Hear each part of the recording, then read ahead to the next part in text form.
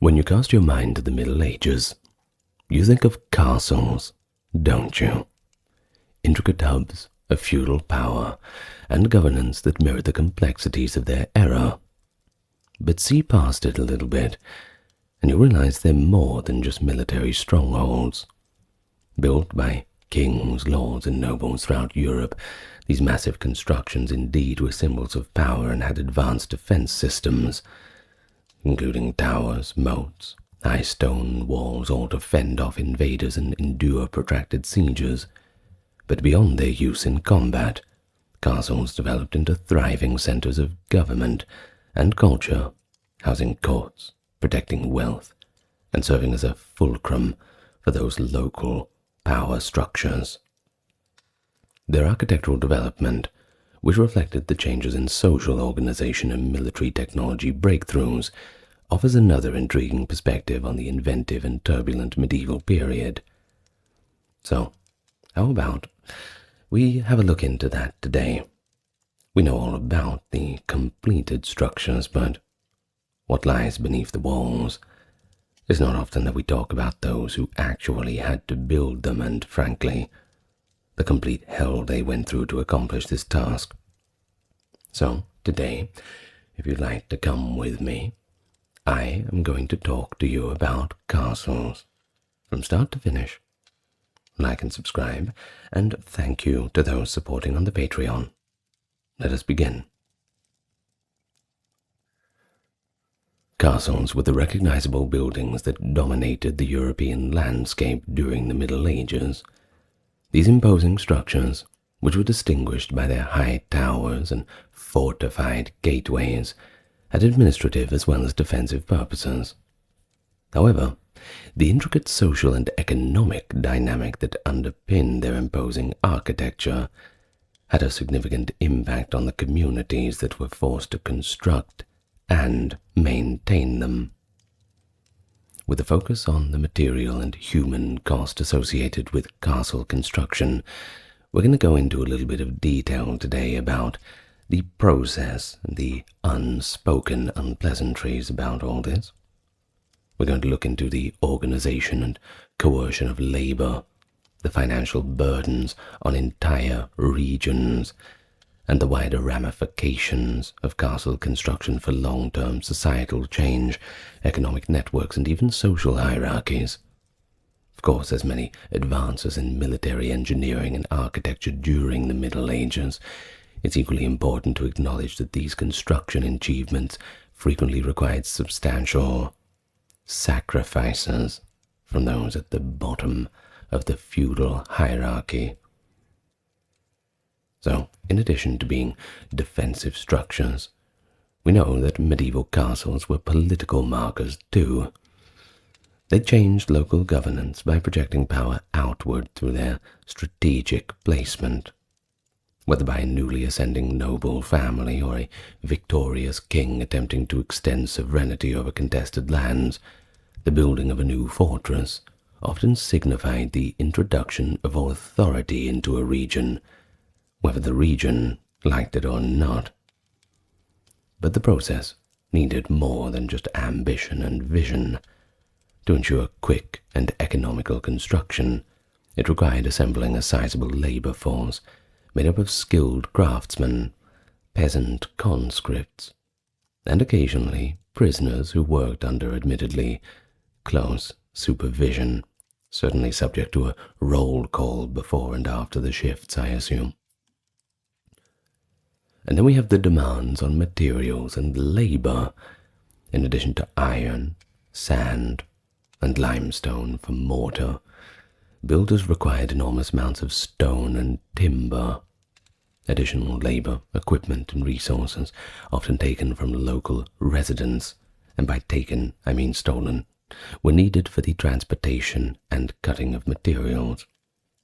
Of course, this commandeering of resources generally tends to take different nature depending on where and when you are. But generally, if the nobles wanted to build a castle, they were getting those materials one way or another. Well, besides the physical confiscation of the stone and the timber and all the rest, lords frequently used new or higher taxes, as well as feudal obligation to direct coercion to seize goods and services, because the endeavours were so timely and time-consuming and costly, rather. Peasants often suffered as a result of these practices, since they were taken away from caring for their own lands and means of subsistence, and were subjected to additional financial demands from their rulers. The inability of rural populations to resist elite construction projects was demonstrated by the extreme cases in which entire communities were uprooted or displaced to make room for the new fortress's spatial requirements. Of course, this all goes into the timeless representation of feudal authority that castles were. They emphasize the social hierarchy that defined medieval Europe by giving the nobility a physical haven, quite literally looking down on everyone. With little opposition, garrison soldiers and managers could impose their lord's will and demand labour and rent from the local population. By deterring challenges to authority, the fortress's imposing presence frequently contributed to the stability, or perhaps from a different angle, the stagnation of the dominant social order. I suppose it depends who you ask. But as time went on, the network of castles throughout Europe also promoted trade and the growth of new towns by offering marketplaces and a certain amount of security. So in this way, building castles kind of served as a double-edged sword of sorts. While it exploited serfs and other weaker social groups, it also opened the door for more intricate economic relationships that would eventually weaken the very feudal structures that allowed for this kind of exploitation. I suppose the clock just ticks away. So, we begin by talking about castles and the structure of feudalism. You really can't have one without the other. Understanding that larger feudal framework in which castles were built is crucial to appreciating the significance they had in society. As for the lord, who had legal title to land, and vassals, or perhaps tenants, who were given use of the land in exchange for loyalty or service, well, they formed the foundation of feudalism as it existed in different parts of Europe. The system gave authority to those who could manage and defend vast swaths of land. Castles became both functional and symbolic hubs of this authority.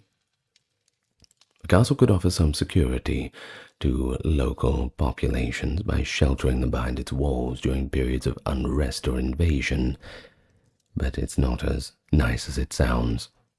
Believe me, that many people, with that little sanitation, you may as well be a little bit safer outside the walls. However, it also functioned as a hub for labor organization, enforcing the law and collecting taxes and rent. As a result, the fortress became this outward representation of the lord's claim to power, representing a social institution as well as defensive tact. Because land ownership and military prowess were so closely associated with power, a lord's legitimacy was symbolized by his ability to build and maintain a strong castle. And that's the kicker of it, maintaining the castle. That's where the costs really come in over a long time. For example, we think about the quick spread of motte and bailey castles following the Norman conquest of England in 1066. It shows how these buildings could quickly help consolidate power. Castles were purposely erected in regions like Wales, Ireland, and even over in the Crusader states, in order to control the local populace and establish supremacy of the conquering classes. Of course, the commoners, they were expected to perform various types of labor and produce for their lord in order to gain access to farmland and protection, all under feudal obligation. Although it's not consistent across regions, and we are speaking in generalities with this video, these impositions gave lords the ability to command sizable workforces whenever they felt that it was necessary. At the snap of a finger, full mobilization, no questions asked. One such need was the building of castles, especially in the area that were under conflict, or where there were imminent military or political dangers. Peasants were forced to comply by the legal and social structure, which was essentially institutionalized exploitation under the pretense of feudal duty. Perhaps a little bit of patriotism as well. You think about it. The whole obey the king, these kinds of things. Well, you wouldn't want to not obey the king, wouldn't you? You get yourself into a bit of trouble. A large portion of medieval Europe followed this pattern in general, even though there were some regional differences in the precise duties expected of peasants and towns. The general pattern is pretty much the same. Castles were both the result and the tool of a system in which power was firmly held by a privileged minority. The possibility of erecting new fortifications, whether legally or illegally, remained an alluring tactic for aristocrats looking to bolster their positions, even after kings issued royal charters prohibiting the unapproved building of castles. In order to establish administrative centers, fortify their borders, and convey an air of invincibility, lords who sought to expand their power over a variety of lands built their own fortresses, of course, on their own expense. But it is a little oversimplified to say that the local population benefited equally from these constructions.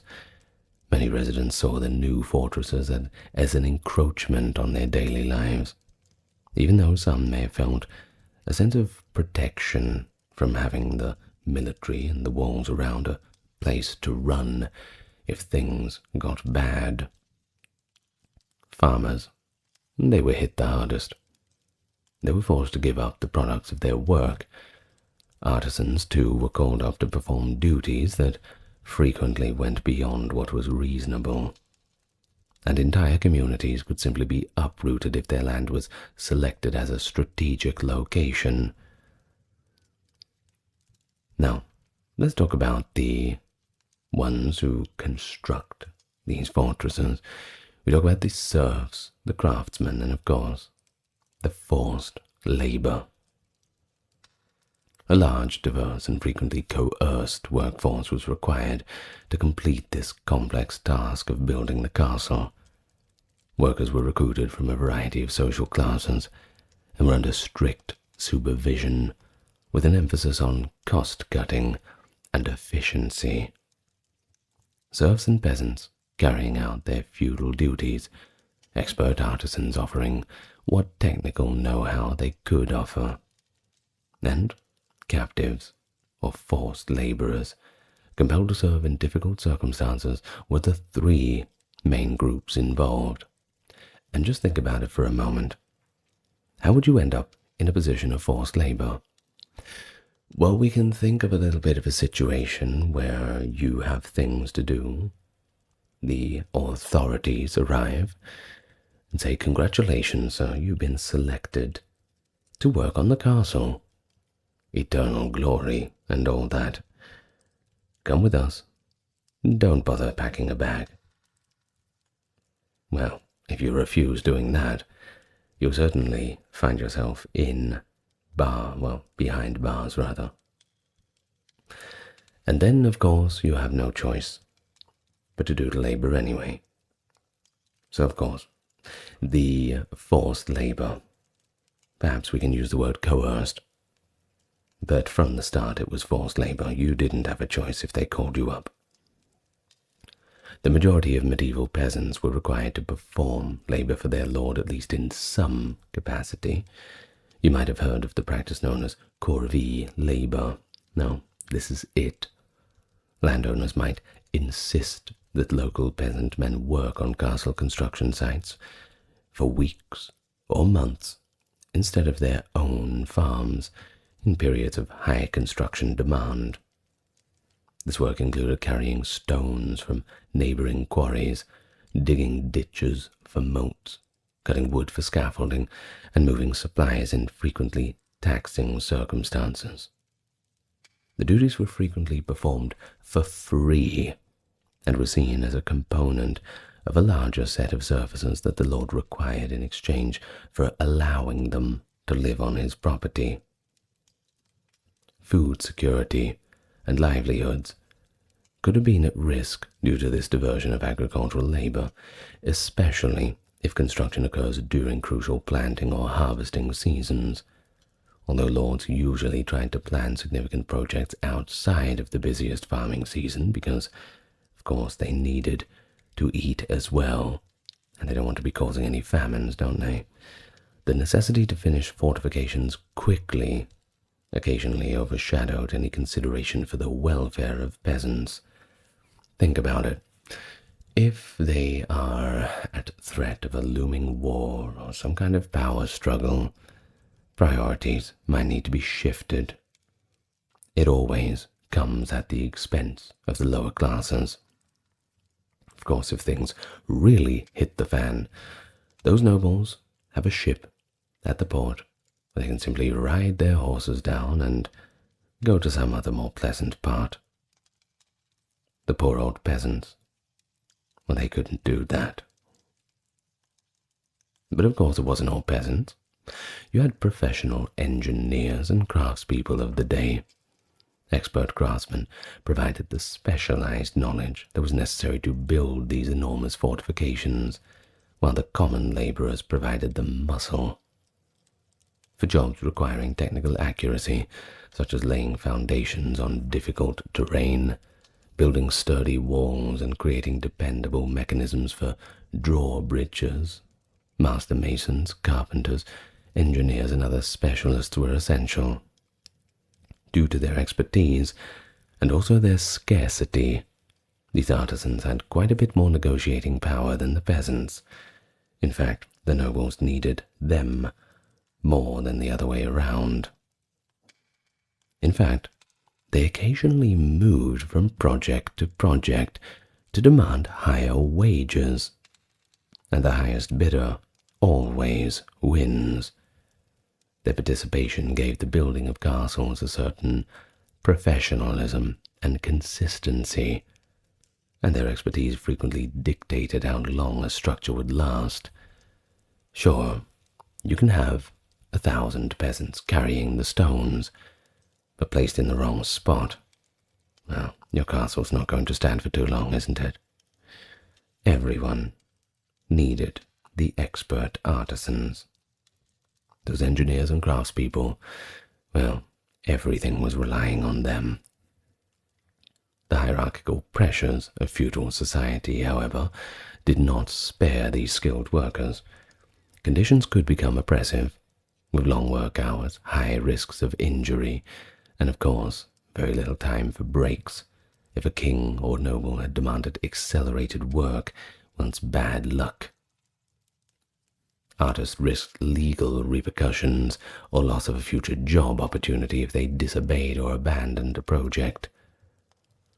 The sheer need for specialized labor could attract people from far-off places too, to areas where massive castle-building campaigns took place.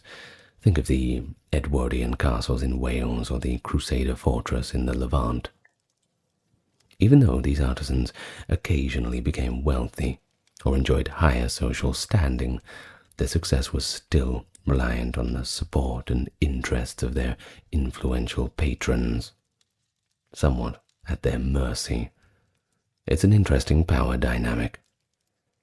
But when we want to talk about real power dynamics, we can't go past the forced work and the prisoners. Those who worked in even more difficult positions made up the final group of workers in medieval construction.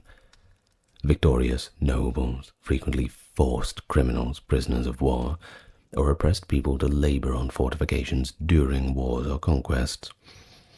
The most difficult and hazardous jobs were typically given to these forced labourers because of the physically taxing nature of building castles and the accidents that come along with it. Their living conditions were also usually appalling, and their mortality rates were high.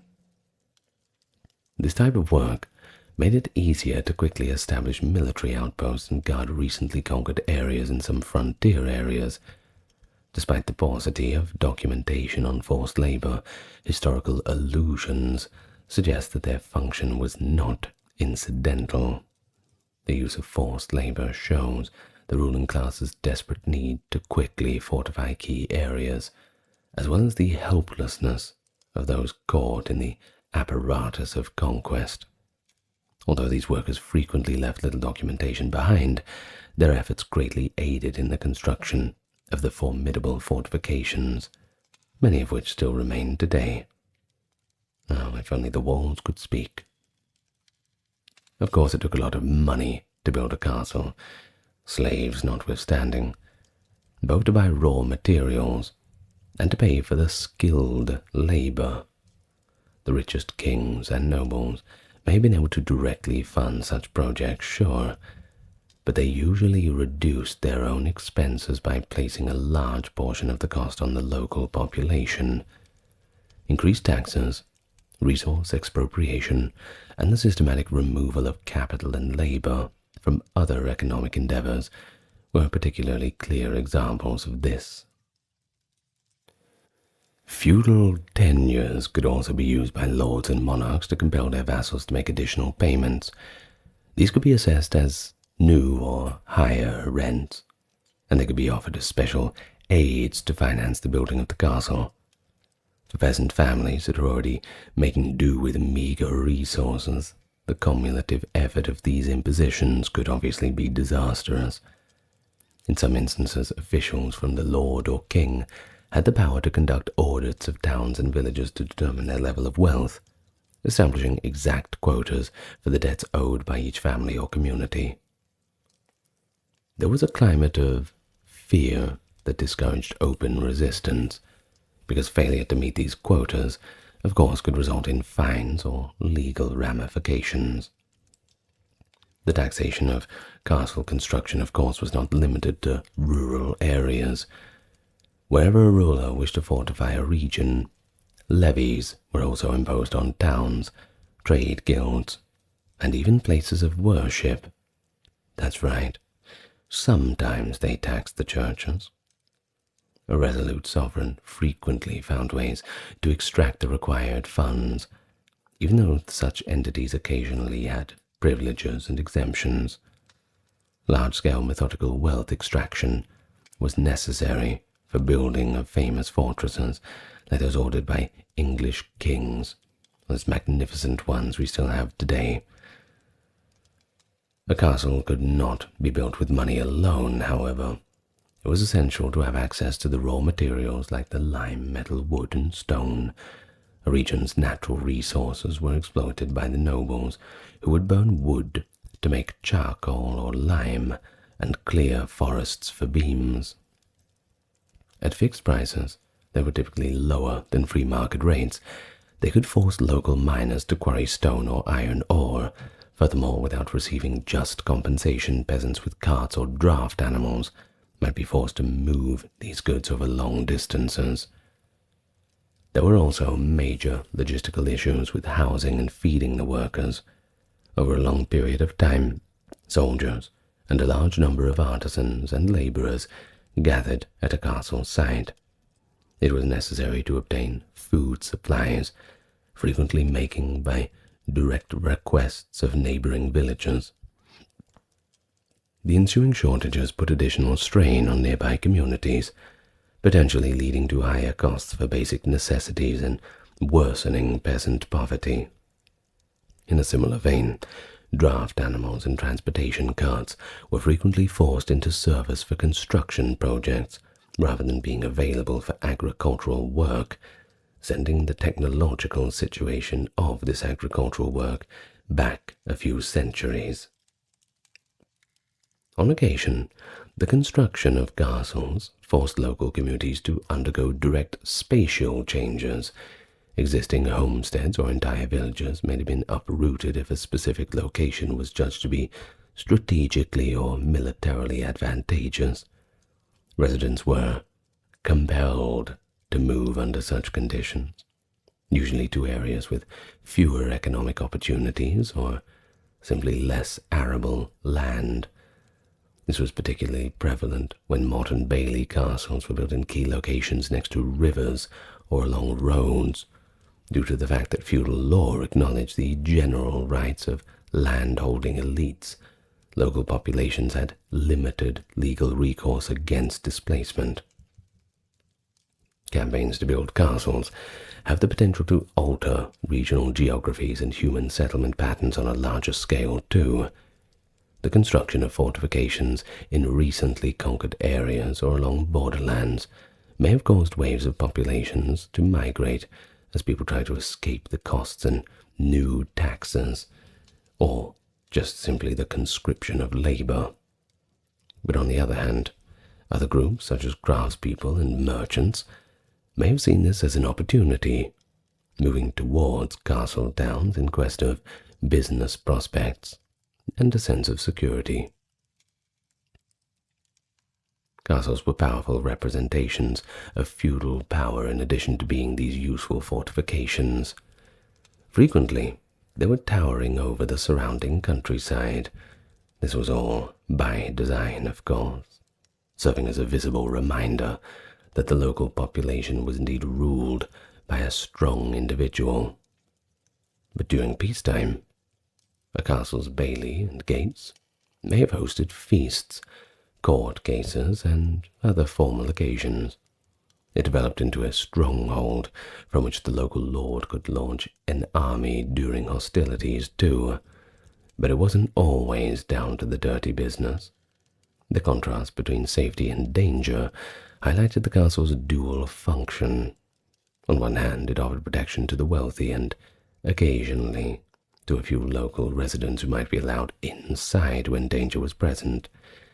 However, it just simply further entrenched this system of power that placed local peasants and lower nobles even in a subservient role. According to its lord's wishes, the castle government upheld justice, kept a garrison, and collected rents and other fees, and good luck getting over the walls to take that back.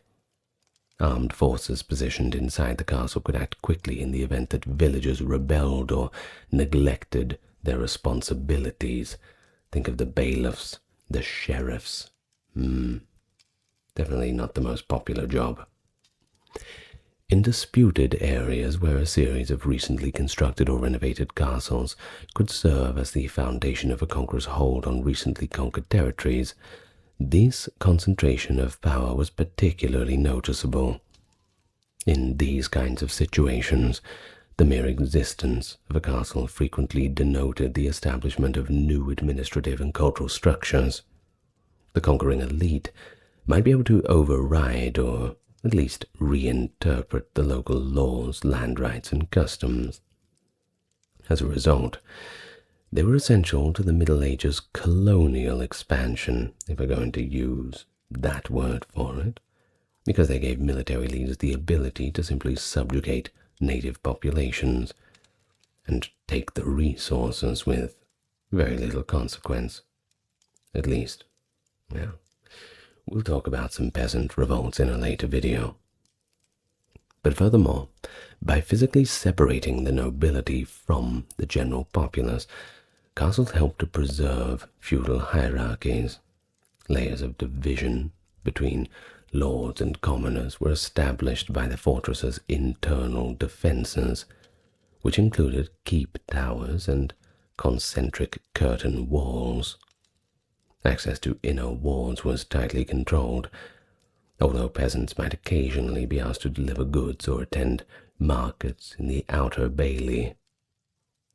Social divisions were strengthened by this spatial segregation, which gave the building an air of exclusivity. The upper wards and keep were occupied by the noble families, esteemed visitors, and reliable retainers who benefited from superior living conditions and prestige. But I will remind you, when we say superior living conditions, this is superior to the living conditions of a medieval peasant. And that's not very good. We're not starting from the most nicest of circumstance, that's for sure. Living in a castle was not like they have in those old Technicolor movies. It was cold, it was stone walls, rats. Not the best place to be. Let us not romanticize it too much. The castle's imposing silhouette served as a continual reminder of the possibility of medieval military force, even though most medieval communities did not experience this violence on a daily basis, particularly in situations where peasants and townspeople lacked the resources to organize or acquire weapons. Such covert coercion left little opportunity for overt rebellion. And added to that, weapons, armor, they were expensive. And blacksmiths generally weren't doing charity runs. So it is very, very difficult. Without any outside help or sophisticated siege technology, it could be extremely difficult to overthrow a well-fortified garrison, even during mass uprisings. Therefore, a castle's architectural power frequently acted as a disincentive to contest feudal authority. The game was simply not worth the candle. Perhaps you could surround the castle, but you better hope that you can get food for you and all your friends, and you better hope that your family back at home isn't starving either. It's just too much to organize.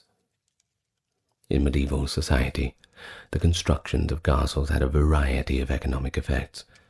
Castles could promote some types of economic development in the long run, but all this immediate effect on the local populace was frequently negative. A castle needed constant supplies of food too, fuel and materials as well, which created a further demand that could support nearby farmers, artisans, and traders. So that's one good thing, if the noble is taking them at a fair price. Furthermore, traders and settlers looking for stable environments in which to conduct business may be drawn to a well-garrisoned fortress due to its relative security. However, the beginning of a new castle project was pretty much not good for anybody. Short-term disruptions to local economies were very common. A large percentage of the labor pool was taken, decreasing agricultural output and increased the risk of shortages or even famine if the building took place during important agricultural cycles. Building sites devoured resources, and it even caused inflation in local markets for necessities. Iron, stone, and lumber particularly became more scarce, and prices frequently increased due to the increase in worker demand for food and beverages. While some merchants might profit from increased sales, many others were forced to submit or look for other opportunities as the lord's demands overshadowed their business. A completed castle might eventually serve as a center of economic expansion. Numerous castles functioned as housing treasuries and offices where local matters were managed. Auxiliary services such as scribes, clerks, and skilled craftspeople were frequently drawn to this administrative role.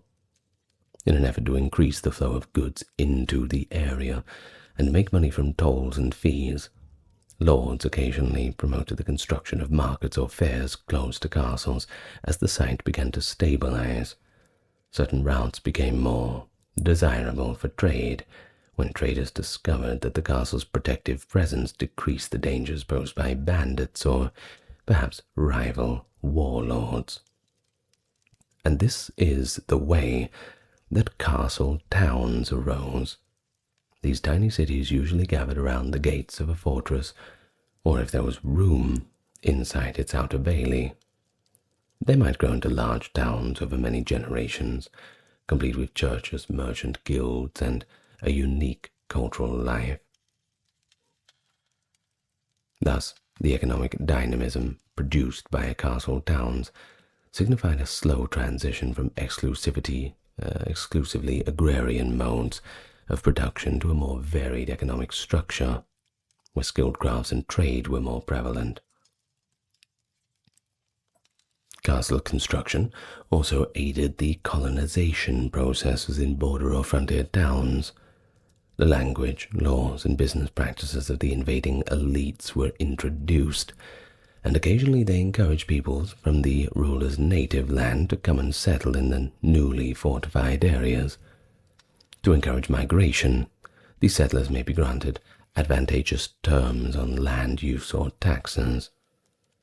These policies increased economic activity in the newly fortified area, but I'm sure I don't have to tell you that they disadvantaged rather the indigenous populations, who may have been forced to work harder or pay more taxes to make up for the fewer taxes that the newcomers are paying, or even just relocate to less fertile areas. After all, the priority always goes to the conqueror. For instance, the example of English-built castles in Wales shows how fortresses could serve as a foundation for social and economic institutions that were transplanted. English settlers who were given particular legal privileges frequently lived in the newly formed boroughs that sprang up around these fortifications. These boroughs' existence over time altered property relations, trade routes, and cultural identities. In the end, what started out as an exploitative enterprise produced more integrated markets, and on occasion, chances for local residents to participate in growing regional or global trade. Due to relative abundance of inexpensive labor, frontier expansions, and feudal conflicts, the period of active castle construction peaked between the 11th and 13th centuries. However, over time, a number of factors caused the number of large-scale castle projects to decline. A number of demographic, economic, and technological shifts that occurred in the late medieval era gradually changed the necessity and the viability of building enormous stone fortifications. The demographic crisis was brought on by illnesses like the Black Death in the middle of the 14th century. That was one significant event. Due to the labor pool being drastically reduced by this, labor costs increased, and feudal obligations were completely disrupted. In many cases, surviving employees could move to a new location or bargain for better terms from other landlords. As a result, it became increasingly challenging to maintain the conventional model of enlisting unpaid labor for large-scale construction projects. It became necessary for lords to pay workers or risk losing them to rival estates or cities. Furthermore, the traditional bonds of duty and service that had previously supported castle construction were undermined by the slow waning of feudalism in many regions of Europe. Wealth was no longer solely derived from agricultural rents, but also from trade and manufacturing as commerce grew, and some areas even became very much urbanized. Through charters, cities and towns gained more autonomy and served as a check on the power structures of feudalism. This change resulted in lords and monarchs having less access to resources, such as forced labor, if we're going to call that a resource, I suppose it is. Well, previously this was all available at the snap of a finger, but the world always changes. But also the military value of castles was significantly reduced by technological advancements. Siege warfare changed when gunpowder artillery became widely used in the late medieval era. Once almost impervious to conventional siege engines, thick stone walls were all of a sudden susceptible to continuous cannon fire. Fortifications had to change as a result, and in the early modern era, star forts and other artillery-resistant designs were created. We see a lot of these star forts in colonial times. India has quite a few of them, actually. Although they did not become extinct overnight, more specialized fortifications designed for gunpowder warfare gradually replaced castles as the most effective form of defense. The desire to build new, opulent castles consequently diminished. Rather, many already existing castles were either completely abandoned if their strategic value declined, or upgraded with angled bastions and artillery platforms of their own. Castles continued to serve as aristocratic homes or administrative hubs in some areas, changing in style to include more comfort and kind of make the military purpose a bit less obvious. Thousands of buildings that later became historical landmarks or even romantic ruins were left behind as the grand era of castle building campaigns that had once dominated the medieval skyline came to an end. Of course, castle construction declined in tandem with a more general shift in medieval society. Merchants and artisans amassed wealth and power that equaled or occasionally exceeded that of older feudal lords. As feudal duties relaxed and urban economies expanded, every local lord no longer needed to keep up a fortress as a political power steadily consolidated in centralized monarchies or emerging nation-states. Although certain magnates persisted in funding hunting lodges or fortress-like palaces, the fundamental factors that had previously enabled the construction of enormous castles, specifically the inexpensive labor, were now undermined. Of course, exploitation became more complex during this shift, reflecting the changing nature of economic relations, but it did not completely disappear. And it has not completely disappeared, by the way. In order to finance standing armies and early modern fortifications, authorities levied taxes on expanding trade and production, rather than enlisting an unpaid peasant labor force to construct ramparts. Thus, centralized states with professional militaries, bureaucracies, and new types of fortresses built for gunpowder warfare replaced the private domain of local lords, protected by high walls, as the center of power. So, today, in 2025, or probably whenever you are listening to this, medieval castles serve as these reminders of a time where social stratification, military competition, and these feudal hierarchies were so prevalent. Their construction was never a straightforward process of just piling stones into towers and fortification. Rather, it required a complex balancing act of labor, materials, and capital, on a scale that was usually only possible by exploiting the lower classes.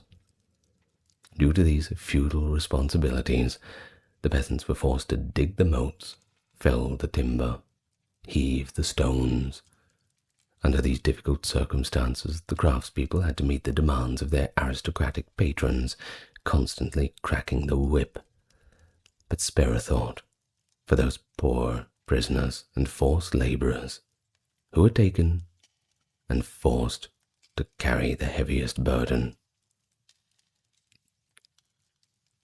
Well, learning about medieval castles, it offers more than a glimpse into the style of a bygone era.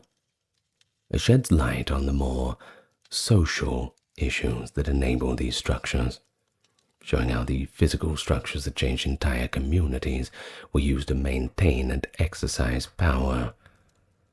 The engineering and artistic skill of these fortifications might astound us to these days, but we've also got to remember that there was a massive social cost paid by the workers who had basically zero control over their lives, zero choice in their destiny.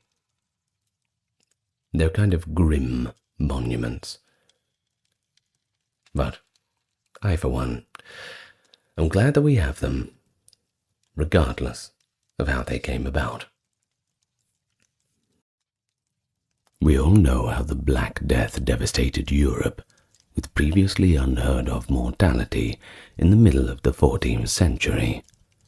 But amidst all this, a new character appeared on the stage of the medical field as fear and destruction increased: the plague doctor. These doctors, or nominal doctors as they were sometimes called, were specifically assigned to treat bubonic plague patients and attempt to stop the spread of the disease. They were out there, on the front lines, fighting a terrifying malady, during a time when the causes of diseases were not well understood, and as for the cures, they were mainly ineffective. Although the iconic costume of a dark-robed figure wearing a bird-like mask only became popular in the later centuries, in the 1340s, at the time of the bubonic plague, the doctors were still a very real thing. They worked in an environment of death and despair, frequently employed by rulers or cities in need of any kind of relief, as desperation sunk in. And today, we're going to talk all about them.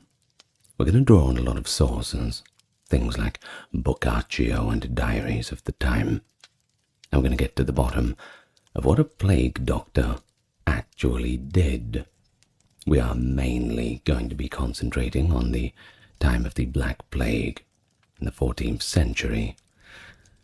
We're going to explore the medical practices, official responsibilities, social roles, and also the public interactions of the plague doctors during this time. But we're not going to go into fantasized or romanticized accounts of them. We are just going to be sticking to these primary sources and some contemporary sources to piece together what was really going on. Finally, we'll look at the development of the role of plague doctors in later outbreaks and show how their reputation and role evolved over time. So if you like this sort of content, like and subscribe, and maybe check out the Patreon. Shall we now begin? First, we're going to talk about medieval medicine in general. Of course, that's a good place to start. Medieval theories and, well, a lack of practical experience still dominated medicine when the Black Death struck Europe in 1347 to 1351. The ancient humoral theory of Hippocrates and Galen of much earlier times, which maintained that imbalances of the four humors, that being blood, phlegm, yellow bile, and black bile, were the things that caused illness, and this was what was taught to physicians. It was the best they had at the time, and being cut off at this time from the rest of the world, at least eastward, it was very hard to get any new information. The Islamic world and the Asian world, particularly China, were developing their medicine at a pretty decent rate. Europe, unfortunately, did not quite have as much of an acceleration, but they certainly will in later times. Now, that being said, very little was known about contagion in that sense, and there was very little, well, there was no germ theory at all.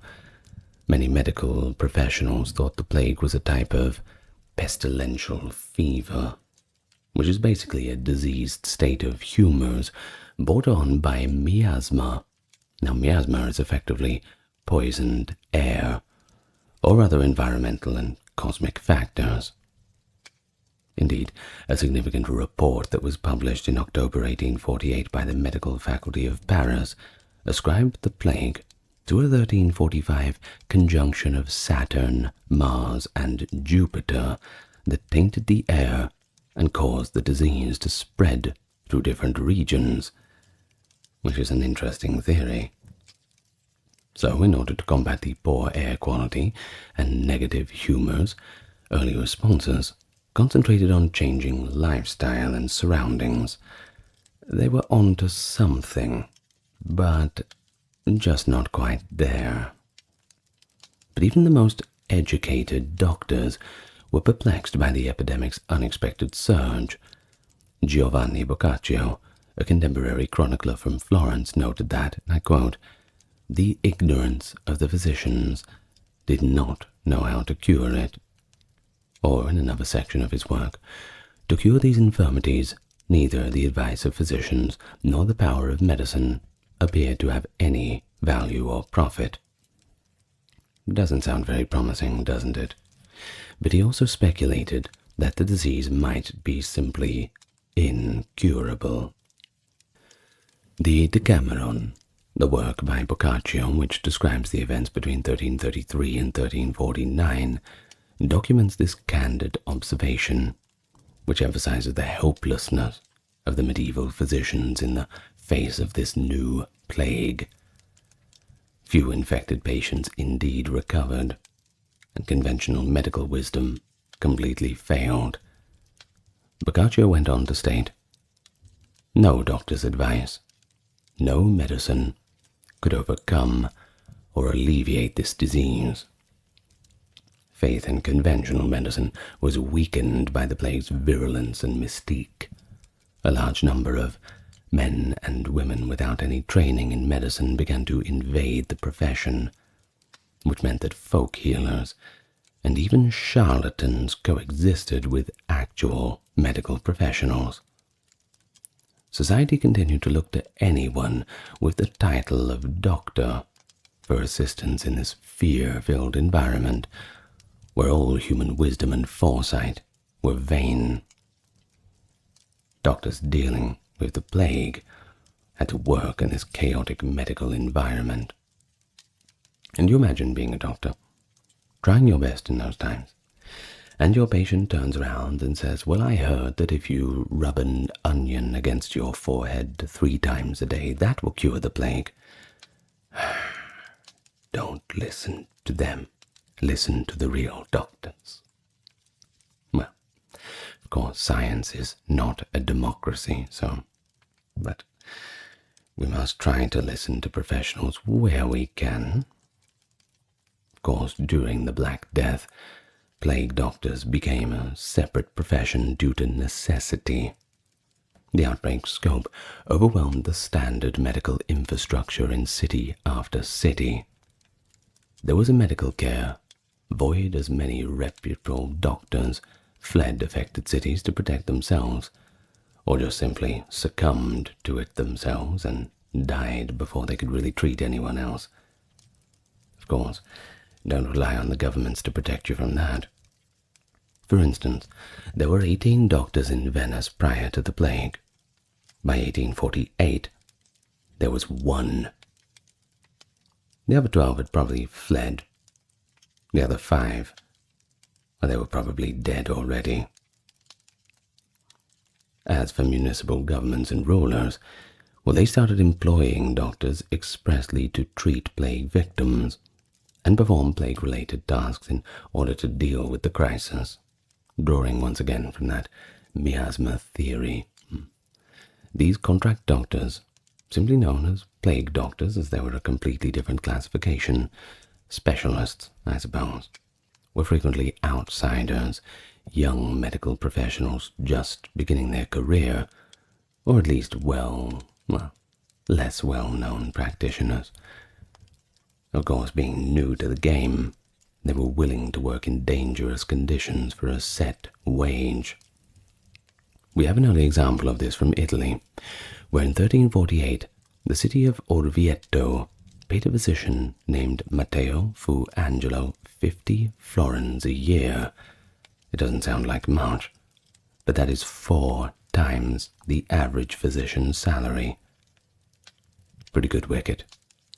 Now, this high salary is akin to hazard pay, I suppose, reflecting the dangerous nature of the work.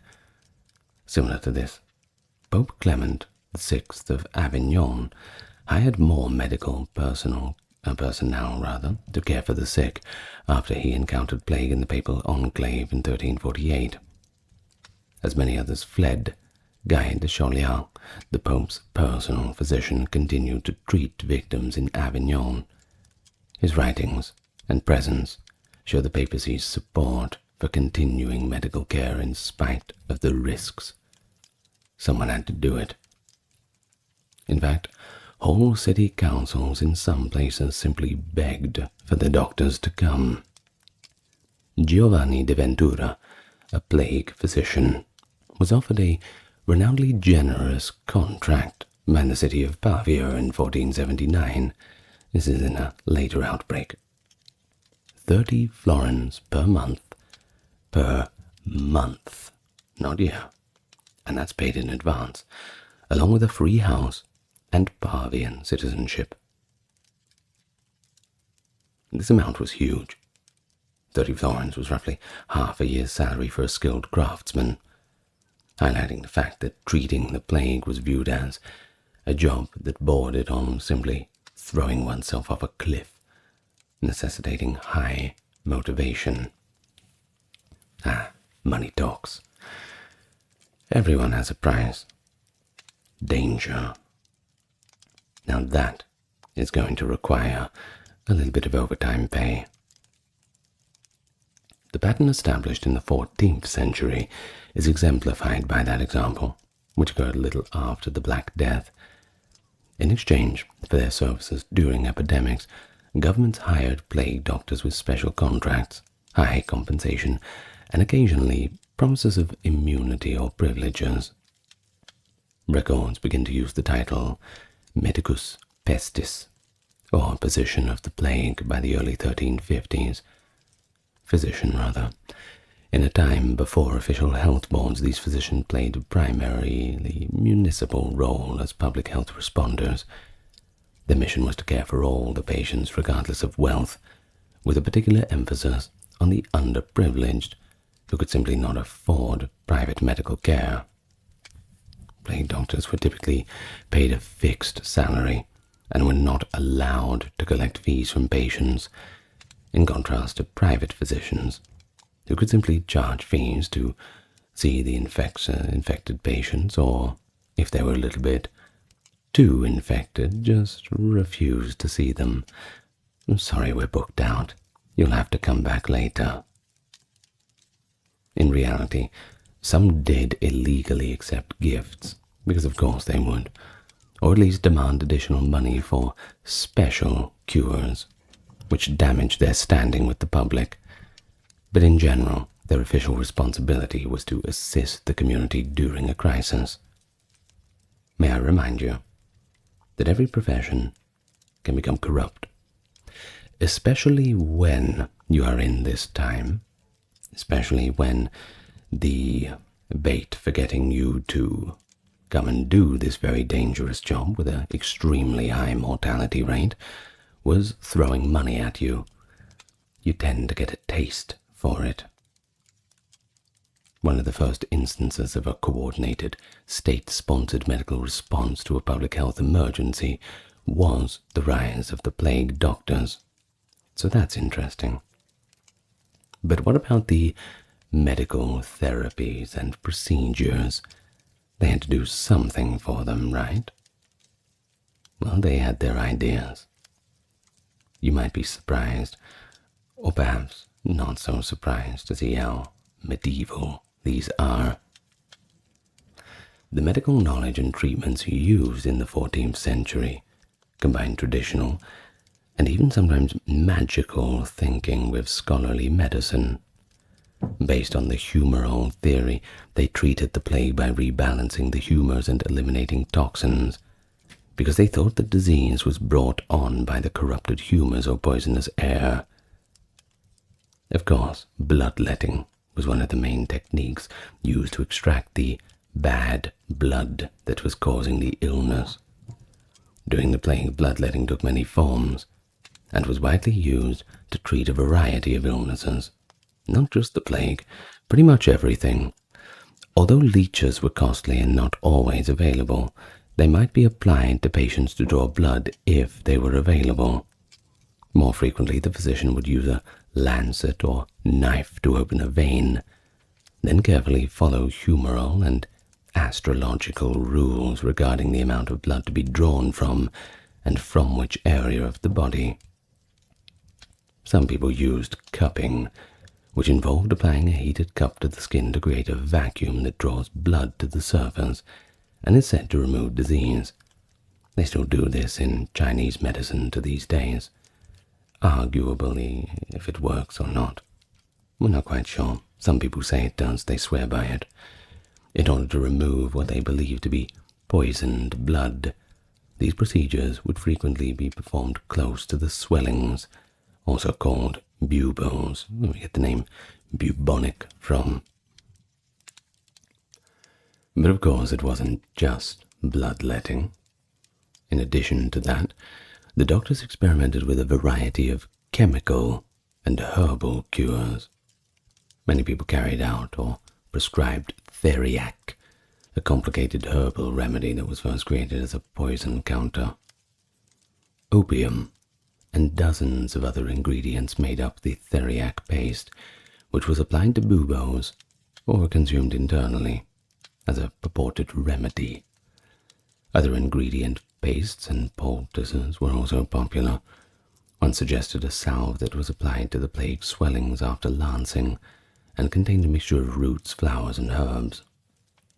In one treatment, which is extremely upsetting, a paste was made from human waste and applied to the boils, using the adage, like draws out like. The rotting matter would draw out the rot of the disease. I don't know who came up with that idea, but I don't think it would pass peer review. Other recipes were strange or, frankly, just as disgusting. Not surprisingly, more infections were probably caused when excrement was applied to open wounds. But since clean urine was believed to have therapeutic benefits, patients would also bathe in or consume diluted urine as a last resort. In the Middle Ages, doctors would even pay for fresh urine as a commodity. Now that's a side hustle. Although these actions seem heinous now, they were part of earnest attempts to combat the enigmatic plague with whatever antidotes were conceivable at the time, and when people were in such a panic they were willing to try anything. Of course, in hindsight, it all seems strange and disgusting to us. But what about our modern medical procedures? Think, about 500 years into our future. What are we doing now that people are going to criticize and call us barbaric for? Additionally, folk remedies that had gained popularity were embraced by plague physicians. The vicary method, which involves strapping a live chicken to the plague bubo, was a notorious example. Certainly paints a scene in one's imagination. This remedy, which is frequently credited to Thomas Vicary, an English physician, called for applying the bare skin of a chicken's backside to the swollen nodes. It was thought that by displaying signs of illness, the chicken would draw out the poison.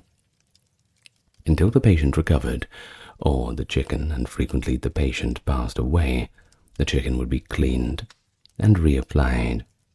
In a similar vein, some healers applied pigeons or snakes to the buboes, arguing that these creatures, particularly the snake, which is a representation of evil, at least in our Western mythos, might draw the plague toxin away from the body.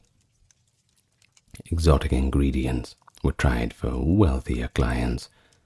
Crushed emeralds were given to patients in the hope that the disease would be cured by the purity of the precious stone.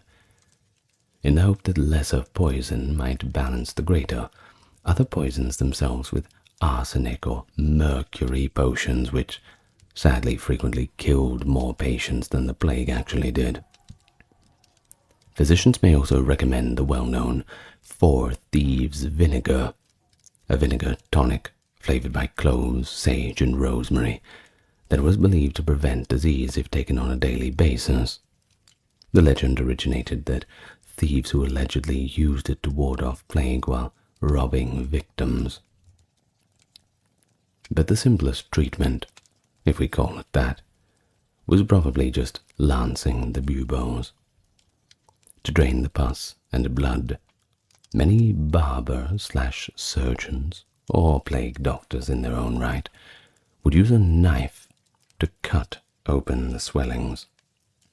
Following a lancing, they frequently applied a drawing salve, such as warm plaster of butter, onion, and garlic, as advised by one Italian plague tract, or cauterized wounds with hot irons. In effort to stop further corruption, Guy de Chauliac, a papal physician in Avignon, described and used this technique. He would wait for the bubo to ripen, lance it, and then cauterize the pus pocket with a hot iron. However, Guy acknowledged that the results were subpar, and that the majority of patients still died. Overall, recovery was more of a surprise than an expectation. Boccaccio noted, very few were ever cured. Almost all died within 3 days of the first symptoms. Therefore, rather than actually curing the disease, plague doctors devoted a large portion of their time to palliative care, or merely observing its progression, trying to learn something. One Spanish physician, Jacques d'Agremont, noted the lack of effective cures and offered prevention advice to colleagues and the general public in one of the first plague treatises he wrote in April 1348. Gentile de Fologno of Bologna, another learned physician, painstakingly recorded plague cases and treatment attempts in multiple books before succumbing to the illness himself in 1348. Their experiments, all over, confirmed a sobering fact, that there was no cure for the Black Death, at least not in medieval medicine. Nevertheless, plague doctors continued to use the resources at their disposal in hopes of at least easing the suffering, or just consoling the dying. After all, they all need something to believe in. Now, of course, we have some safety procedures and medical clothing, their equipment. These physicians are, of course, linked to the famous beaked plague doctor costume, but that entire ensemble dates from the 17th century rather than the 14th. This came around much later. Although they were more ad hoc, plague doctors did take as much precaution as they could during the Black Death era. Physicians in 1348 realized that the plague was somehow contagious, according to Guy de Chauliac. One man caught it from another by looking at him, and it spread so easily that physicians felt useless and ashamed, and it did not dare visit the sick for fear of infection. They don't sound very confident, don't they? Many thought that the contaminated air and toxic fumes released by the ill and their surroundings were the source of the infection. They were kind of on to the right path. Almost. They'll get there eventually. So, in order to combat this, physicians attempted to purify the surrounding air.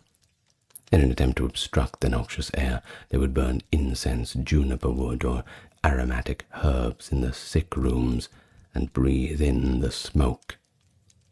When approaching a patient, it was customary to bring bouquets of flowers or sachets of potent herbs, such as wormwood, mint, or rosemary, and hold them to the nose. People, including doctors, clung to fragrant posies to ward off the plague miasma. And that practice is reflected by the nursery rhyme, "Ring-a-ring-a-rosies, a pocket full of posies." You know, ashes, ashes, we all fall down. That came from the plague. Falling down is dying. I'm sure you figured that part out. But some doctors also suggested masking as a form of protection in the 14th century. An early mention dates back to 1373, when a physician by the name of Johannes Jacobi suggested that doctors on plague duty cover their faces in order to filter the air, but he did not specify the look of the mask. To serve as a crude respirator, doctors typically tied a scarf or piece of cloth, often soaked in vinegar or aromatic oils, over their mouth and nose. They were probably dressed in the standard doctor's gown or robe, perhaps with a leather apron or hood, added for a little bit more protection. Wearing layers of clothing could act as a physical barrier to keep fleas and infectious materials away. A waxed cloak, which is a coat treated with wax or suet to repel liquids, is mentioned in some accounts as being worn by doctors. If it had been used, this would have been an early example of personal protective equipment, albeit in its very early stages. But you've got to start somewhere. They also frequently carried a staff or cane and wore leather gloves. Why the cane, though? Well, it had two functions. It indicated the doctor's authority, and also allowed him to examine or guide the patients without coming into direct contact with them. Or perhaps it also helped ward off desperate people who might crowd a little bit too near. There is that too. Nothing beats whacking someone with a good cane. Not speaking from experience. So, all of these small precautions changed significantly over time, thanks in large part to the design created by French physician Charles de Lorme, circa 1619. The now famous beaked leather mask with the glass eye openings and a long coat was adopted by plague doctors by the 17th century. De Lorme detailed the outfit, which included a broad-brimmed hat, leather gloves, boots, a gown coated in scented wax, and a face mask with a half-foot-long beak stuffed with medicinal herbs and perfumes. This costume did not exist during the first wave of the Black Death, as we've said, but the idea of it, creating a head-to-toe barrier, was the pinnacle of medieval ideas about protection from miasma. The beak was supposed to act as a kind of filter, so that as the doctor breathed, the impregnated materials would strain out the pestilential miasma. That's a really good band name, isn't it? Pestilential miasma. That sounds good. Anyway, sorry. Well, spectacles were fitted into the eye holes of the mask to protect the eyes from infectious vapors. Gerhard Autzenbach's 1656 German engraving, which was made by the famous Paulus I satirical print, Dr. Schnabel van Rom, depicts a plague doctor wearing a full beaked regalia, which includes a wooden pointer staff and a wide-brimmed hat. It's perhaps the most famous depiction that we have. But you really do have to remember that although there was no standard uniform in the 14th century, the concept of it was in its infancy. By self-quarantining when not in use, burning or changing their clothes frequently, and using barriers, gloves, covers, and fragrances while treating patients, the plague doctors really did everything they could with the knowledge they had to prevent getting infected. Following Pope Clement VI's famous practice of keeping fires burning in his chamber during the plague to purify the air, some doctors even sat between large fires. Perhaps apocryphally, this fiery quarantine was said to have kept the Pope safe. So many around him perished, though. Despite their limited knowledge of contagion, these measures demonstrate that the plague doctors were acutely aware of personal danger and instinctively practiced an infection control method. But even with precautions, Yersinia pestis, the bacterium that causes the plague, which we now know spreads through flea bites and respiratory droplets and in pneumonic cases, caused many of the doctors to become ill and eventually die. But we can remember them, as their efforts to stay safe were this precursor of the idea of the medical occupation safety, Okay, so that's effectively what they were doing. But what about the social roles and the duties of a plague doctor at this time? Well, during the Black Death, they performed a wide range of social functions in addition to trying to cure people. In addition to being healers, there were also public servants who were frequently expected to carry out quasi-legal and administrative duties. Documenting the spread of the plague was one of their main responsibilities. In order to keep track of body counts and new cases in their community, plague doctors created public records of infections and fatalities.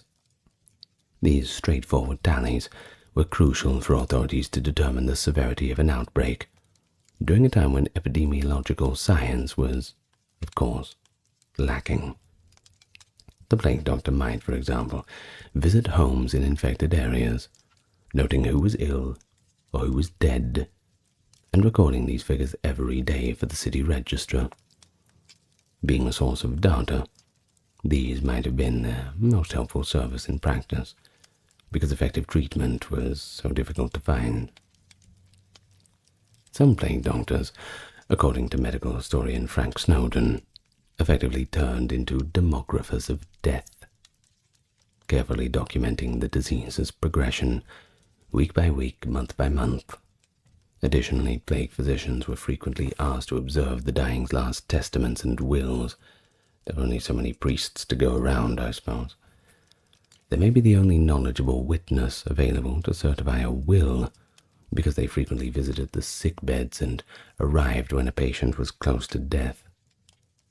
The plague doctor's testimony could be used to confirm that a person in articulo mortis had stated their final wishes, because normal legal procedures in many cities simply broke down during the outbreaks.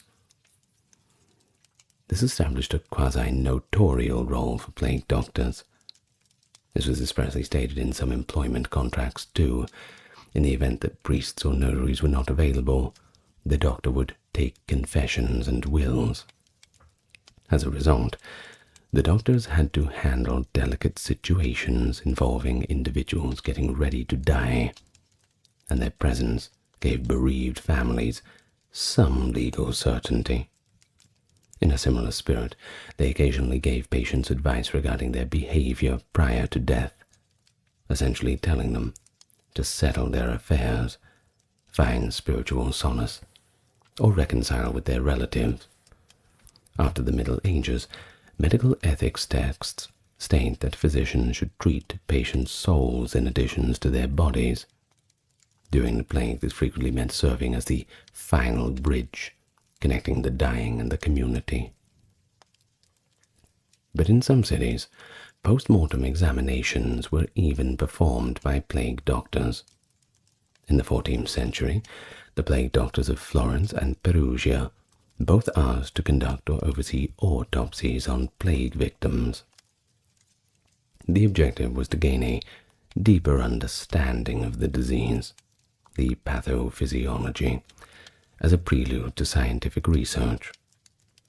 Despite the personal danger of handling infected cadavers, a few trailblazing physicians agreed. Although these autopsies were crude by today's standards, they did produce observations, such as identifying internal lesions or disease tokens, as they called them. In fact, according to one story, a physician who examined bodies in 1349 noticed dark patches on internal organs and came to the conclusion that the corruption had spread through the blood. Although they didn't always result in cures right away, these discoveries improved our understanding of medicine. Some plague physicians, such as George Thompson in London, dissected plague corpses by the 17th century. Thompson is renowned for doing so during the 1665 outbreak, documenting his finding in a treatise called Loimotomia, and masking the stench with incense. These deeds date back to the Middle Ages, when a few courageous physicians went above and beyond the call of duty to investigate the mysteries surrounding the plague. But crucially, plague physicians acted as intermediaries between the infected population and the government. They frequently gave town councils advice on sanitation, quarantine regulations, and how to transport the ill. Some physicians were early proponents of patient isolation because they had direct knowledge of the spread of the plague. Medieval city records from cities like Venice reveal that physicians advocated burning soiled bedding and removing corpses from the streets as practical ways to lessen the miasma. Ibn al-Khatib, a Spanish Muslim physician in Granada, who was not a plague doctor by profession, but was rather a modern medical scholar, even maintained that in 1349 the plague was contagious and recommended quarantine, which was in line with what some astute plague physicians actually suspected. Permanent boards of health were set up in Italian cities following the first wave of plague, in Venice in 1348, and later in Milan, Florence, etc. During subsequent outbreaks, plague doctors often collaborated with these boards to enforce health ordinances. I did a full video about the health ordinances in the town of Pistoia, it was quite funny to see how much it was like the modern times that we had dealt with a few years ago in our own health issues. Therefore, the role of a plague doctor was a combination of public health officer and medical caregiver. While others remained indoors, they were out on the streets, giving orders to mark sick people's homes or to hang white cloths on windows to indicate the sick, as was done during the outbreak in Edinburgh in 1645. To guarantee that the disease were handled properly, they occasionally oversaw the plague carts that carried them from their final resting places. Due to all these responsibilities, plague doctors played a great role in the community's response to the calamity. But personal relationships with patients and the public were extremely difficult for plague doctors. They were feared and needed at the same time. For families who are suffering, the doctor's arrival at the door may offer a slim chance of survival or at least some respite. However, it's also frequently heralded disaster. A neighbor who saw the plague doctor enter a home knew that the residents were probably infected and soon would perish. As a result, the presence of plague doctors on the streets was viewed by many residents as a sign of impending death. The satirical broadside Dr. Schnabel from the 17th century, for instance, portrays the doctor as doing nothing but terrify people and make money from the dead and dying. In fact, there were complaints of dishonest doctors, even in the 14th century, who would demand extra fees for fake miracle cures from desperate patients, capturing this mixed reception in later folklore and art. There were differences in the reliability of plague doctors. While some remained loyal to their duties and showed great compassion, others exploited the chaos for their own benefit. Quackery accusations are also included in accounts of the time.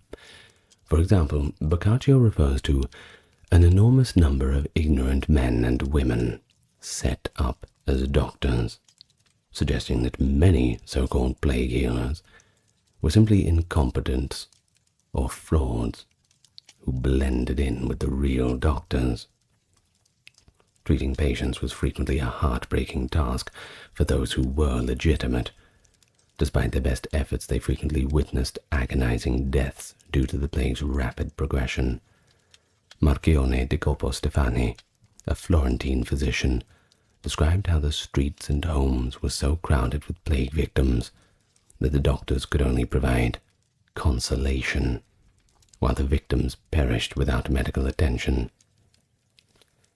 In his account of Avignon in 1348, Guy de Chauliac wrote, "People were buried without priests, died without servants." He observed that during this period of social collapse, physicians did not dare to visit the sick for fear of infection, and when they did visit them, they could do very little and accomplish nothing. This moving statement from the doctor himself demonstrates the emotional toll and sense of hopelessness that these doctors would have experienced. Another quote from the work: "Father would not visit son, nor son his father. Charity was dead." In response, some plague physicians like Guy doubled down on their work.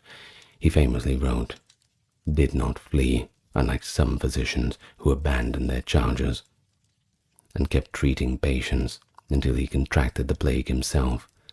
Indeed, Guy de Chauliac contracted the illness, experienced a protracted fever, and developed a large bubo in his groin. After 6 weeks of suffering, he survived. He later attributed his survival only to God's will. Patient interactions could include anything from brief examinations to compassionate bedside care. Direct physical contact was reduced in many instances. Using his cane to lift clothing or check for swelling without coming into contact with the patient's skin, a plague doctor may examine a patient from a safe distance. Since uroscopy was a common diagnostic technique in medical medicine, he might look at the patient's urine flask if he needed to verify symptoms more thoroughly. In fact, there is an illustration from 1574 from Leyden which depicts a doctor holding up a flask of urine among plague patients, suggesting that this practice was still in use, though we don't know how widely. Doctor-patient conversations were probably brief and formulaic. The doctor would inquire about the onset of symptoms, possibly the smell of the patient's breath. Breath odor was thought to be a diagnostic sign, and check the patient's pulse and buboes. In response, the patient or family would be, of course, bombarding the physician with nervous inquiries, asking if they could help, to which the physician may cautiously offer regimen recommendations. Common recommendations included praying for divine mercy, taking warm baths or steam inhalations with herbs if one was well enough, and altering one's diet, avoiding cold, moist food and eating more bread and soup. But most doctors, no matter how logical, frequently suggested prayer as a component of the treatment, perhaps not for a medical case, but just to offer some comfort. In the eyes of the public, plague physicians occasionally became suspects, or even scapegoats. People sometimes feared that doctors themselves spread the disease, because they frequently handled the belongings of the dying, either to burn them or as for research purposes, and moved among the sick. In certain areas, there were rumors that a naive physician treating a plague might unintentionally spread the disease from home to home on his clothing. Due to numerous contracts that stated that plague doctors should not interact with the healthy population unless absolutely necessary, this resulted in cases where doctors were shunned, or even shunned outside of their duties. In essence, the physician was also regarded as contagious in and of himself. Although it was not specifically directed at doctors, it illustrates the type of fear in which a plague doctor operated, where any association with the pestilence aroused dread. In one extreme case, public paranoia about plague spreaders in Milan in 1630 during a later outbreak resulted in the torture and execution of people accused of purposely spreading the plague, i.e., plague carriers. However, there are plenty of stories that highlight the bravery and kindness of some plague physicians. When everyone else who could ran away, many had stayed. Even priests would not go into the affected hovels they entered. Some plague physicians became local heroes as a result, at least to those they helped. Venetian city records, for instance, commemorate the sacrifice of a number of doctors who died in 1348 while caring for the ill. Chronicles in England mention doctors who died while on duty in places like Norwich and Bristol, suggesting that they were well respected for their work. A sort of archetype of the plague doctor as a selfless martyr to duty developed over time. The plague doctor in Albert Camus' novel, The Plague, which is set in the 20th century, is portrayed at the same level of perseverance, demonstrating how prevalent this archetype is in later literature. The very existence of plague doctors represented society's refusal to completely give up in the face of the Black Death, holding on, if only just by a thread. Even though many individual doctors in immediate medieval context failed or faltered, they were gloomy, solemn individuals trudging through deserted streets in an attempt, perhaps a futile one, to restore some semblance of order or healing to those communities torn apart. And now we will have some notable personal narratives. We are quite fortunate to have some first-hand accounts from Black Death doctors that shed light on their experiences and ideas, but among the most well-known is Guy de Chalier. Guy served as Pope Clement VI's personal physician and was in the center of the 1348 plague outbreak in Avignon. We've already talked about him briefly, but we'll go into a little detail. Later in his medical treatise, Inventarium Sive Chirurgia Magna, 1363, he included a section specifically on the plague, and he doesn't hold back when describing his own fear and illness. He gives a clear, clinical account of plague symptoms as follows. It was so contagious, especially that which involves spitting of blood, that one man caught it from another just by living near him, but even by looking at him. Then he sees the collapse of society, where people were buried without priests, and died without servants. Father would not visit son, and charity was dead. Guy's candid admission that physicians did not dare visit the sick for fear of infection is remarkable of itself. Shows that a doctor is aware of his colleagues' limitations, and he also isolated himself and just waited after he got his own disease, which was probably the bubonic form and was caused by the aposteme or bubo in his groin.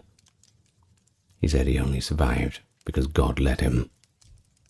Guy de Chalier's account is valuable because it blends personal narrative with medical observation, and he was a model of the devoted plague doctor. Because of his bravery in carrying on his own work, he even returned to duty during another outbreak in 1360. The previously mentioned Faculty of Medicine in Paris report, 1348, is another recent source. Although it isn't a single doctor's private journal, it does reflect the opinions of the learned medical community at the time. In it, they analyze the causes and then offer suggestions for treatments and a schedule. They suggested wholesome remedies, like moderate bleeding, using laxatives to cleanse the body, eating herbs that aid in digestion, and avoiding taking too many baths. Now, why is that? Well, because open pores could allow toxins to enter. In order to purify the air, they also suggested avoiding swampy and odorous areas, sprinkling vinegar and starting fires in homes. Of course, in a safe manner. You don't want more problems on your hand. This document from Paris demonstrates the official medical position and what doctors would have advised at the time. That is just to stay away from excess, bolster your body's humors, and maintain a hygienic and fragrant environment. Some of the advice, of course, such as avoiding spoiled food or dirty areas, had slight advantages, but the majority was still pretty useless. The voice of Jacques d'Agremont of Catalonia, who wrote, regimen of protection against the pestilence in April of 1348 comes from the Iberian Peninsula, that is, Spain, or thereabouts. With the intention of educating lay people, he spoke to the people of Lleida in the local dialect of Catalan. Jacque's treatise stands out for providing methodological explanations of the plague.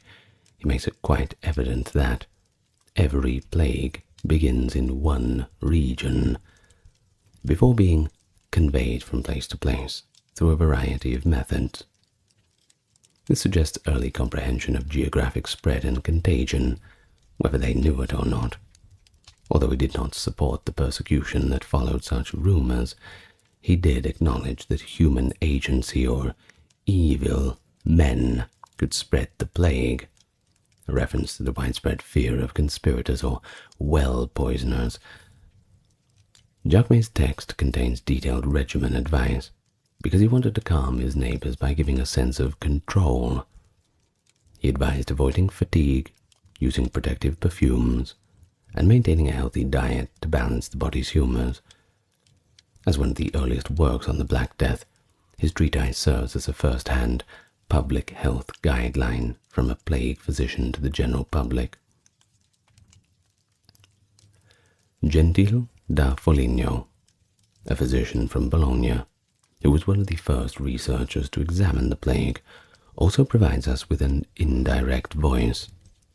In addition to writing multiple consultations, Gentile might have conducted an autopsy on a plague victim according to some accounts.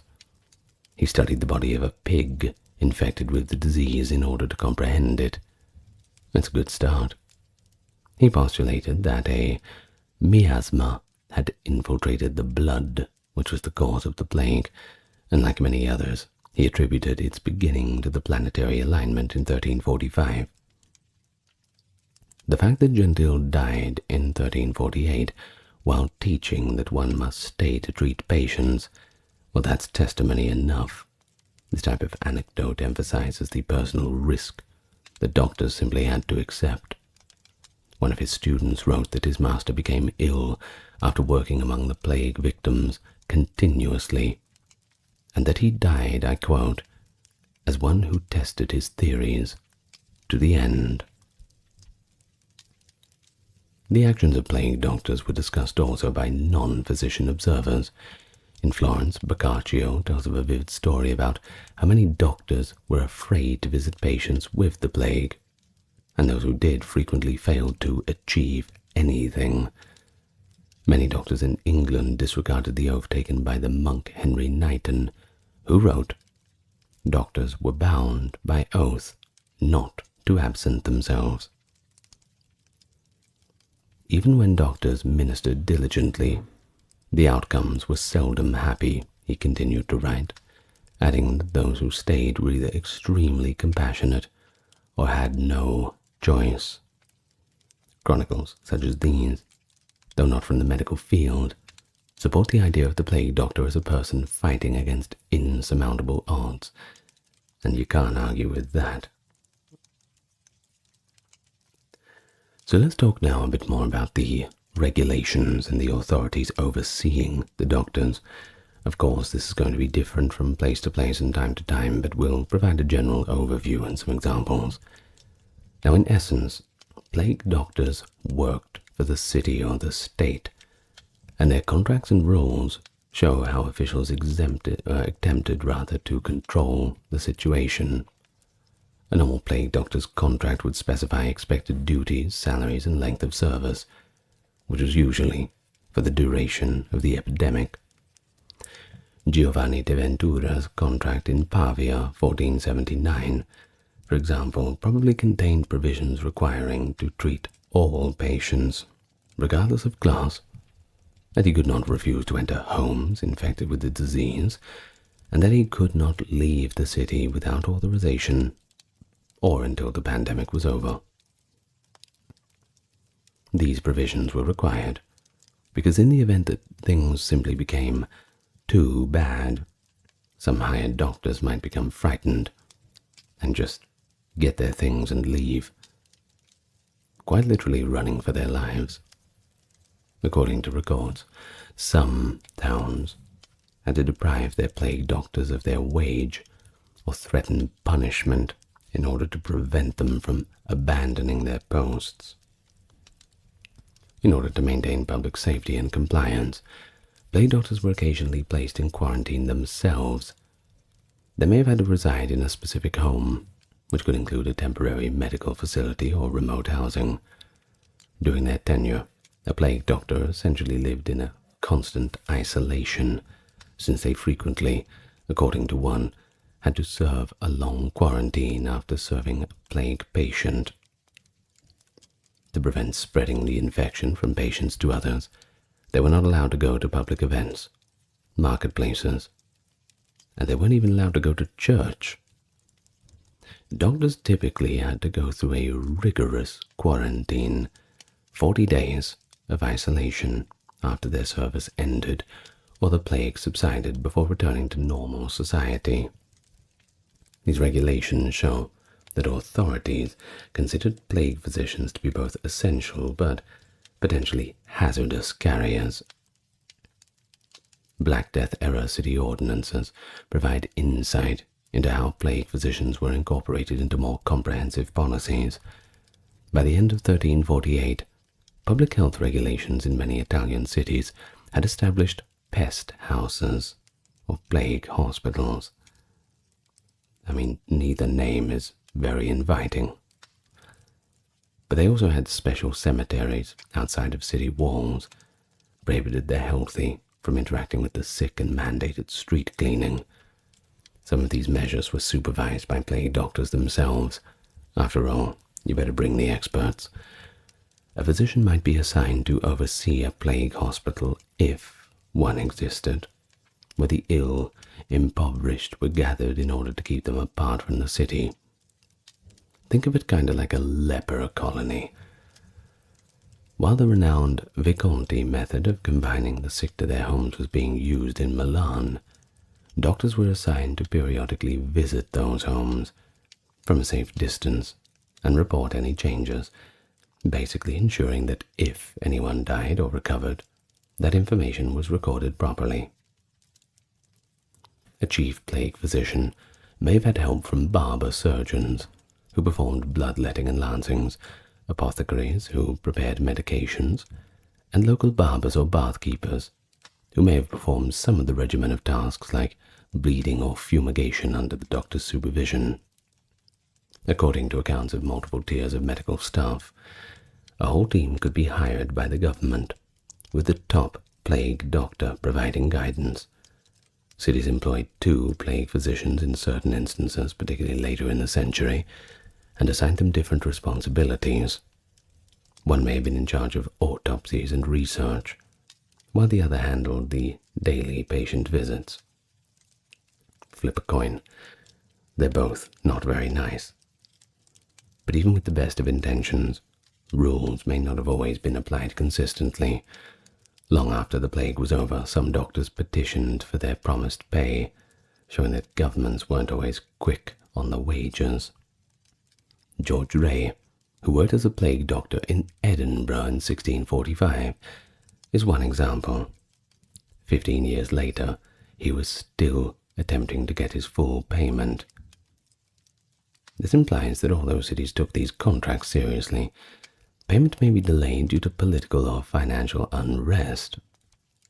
Earlier accounts of the Black Death mention town councils rewarding the widows of plague physicians who lost their lives while on duty with bonuses or pensions. The role of plague doctors in the medieval medical hierarchy was one particularly intriguing feature of their work. University-trained doctors typically worked privately for pay and refused to follow directives from public authorities. However, health enforcement's civic role expanded during plague emergencies. In an unusual move at the time, city governments successfully imposed public control over medical practice by employing plague physicians directly. The idea of public health officers was certainly inspired by this. This made some well-known doctors uncomfortable, and some of them turned down such positions, leaving them to less experienced. According to one historical analysis, this is just one of the reasons why many plague physicians were second-rate doctors, or just young doctors trying to make a name for themselves.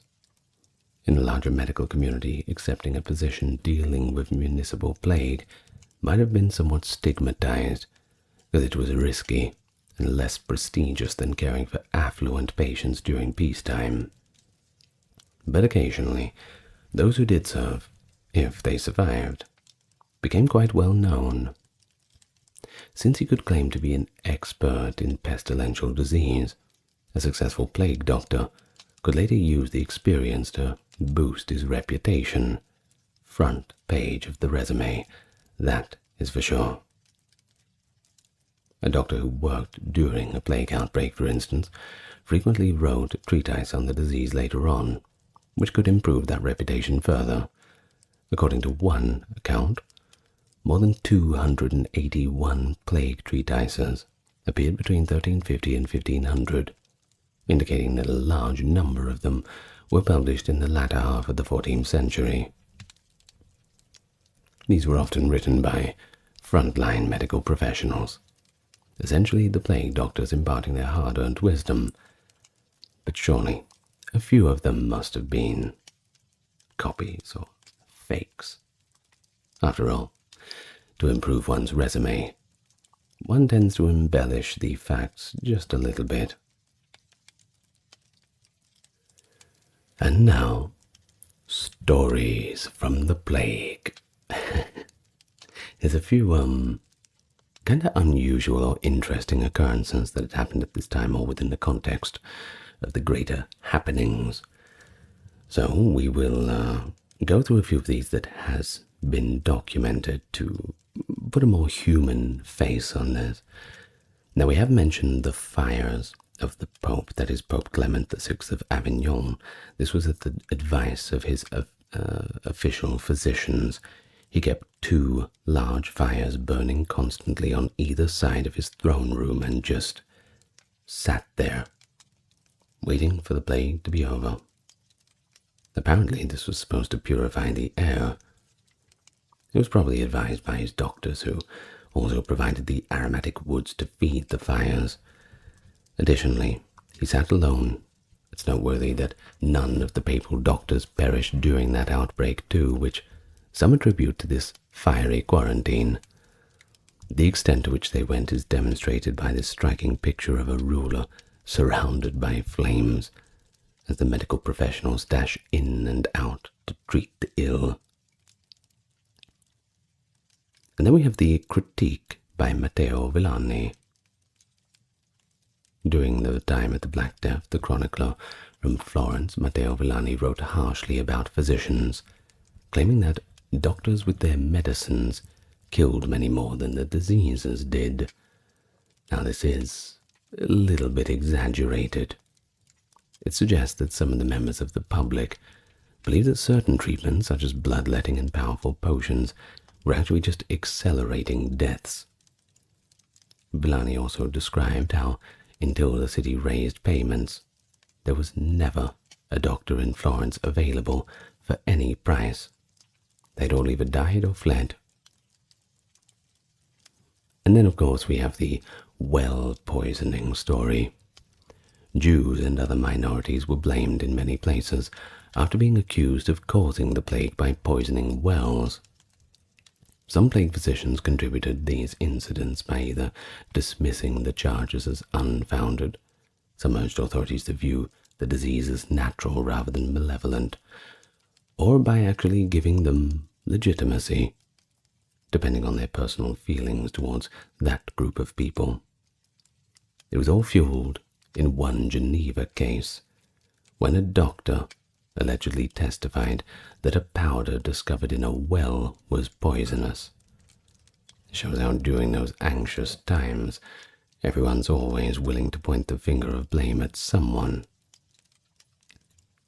But something that you probably didn't see coming is Nostradamus. He did some bit of work on the plague too. Despite being a 16th century man, Nostradamus is frequently brought up in relation to plague physicians because of his creative methods during subsequent outbreaks. You see, he wasn't just a fortune teller, or, well, arguably he was one of them, but he was also a trained physician. He avoided the typical bleeding and purging during the Provence plague in the 1540s. Rather, he concentrated on preventative care and hygiene.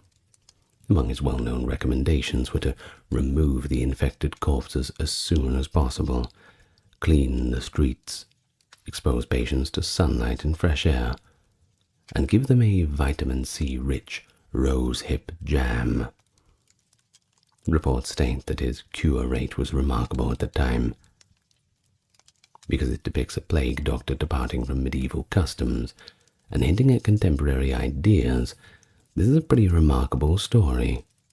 We're talking about isolation, cleanliness, and nutrition, rather than going back to the old Galenic theories.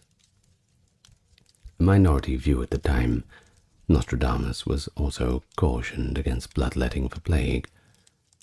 He is famous for other reasons, of course, but his time as a plague doctor shows how some practitioners in later times took note of the mistakes made in 1348 and decided to try something different.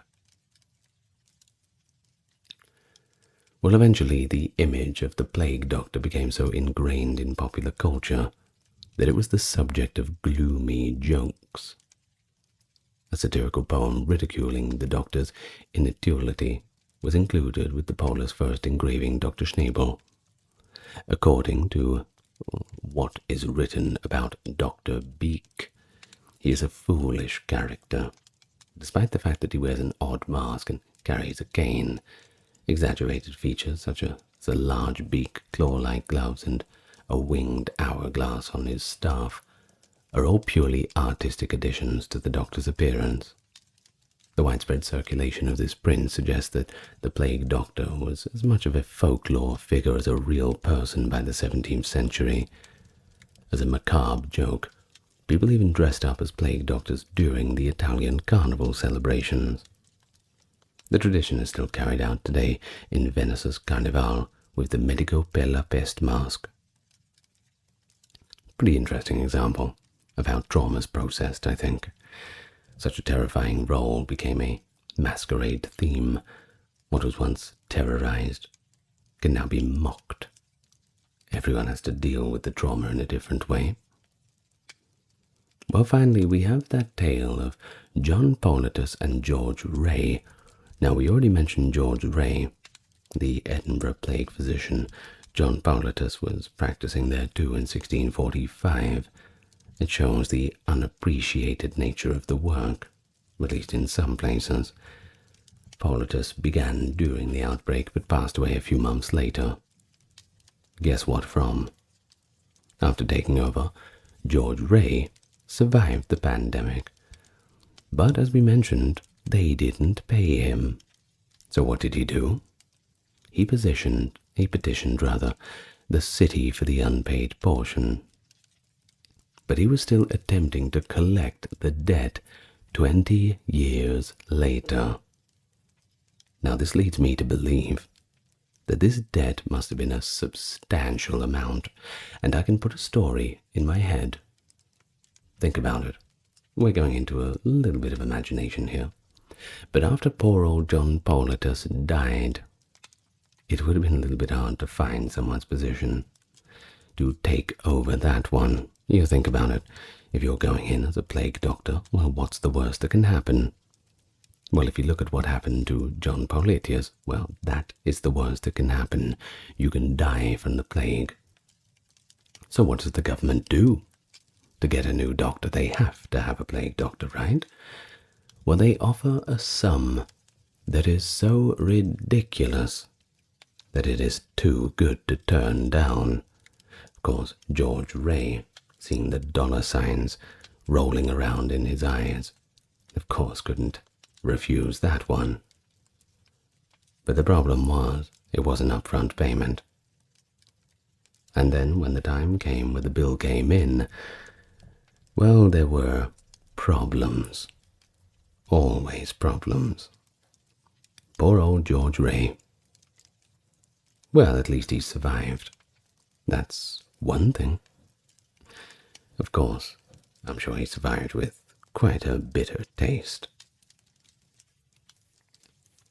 Well, every one of these little stories, it just adds to the story of how plague developed in a more human sense.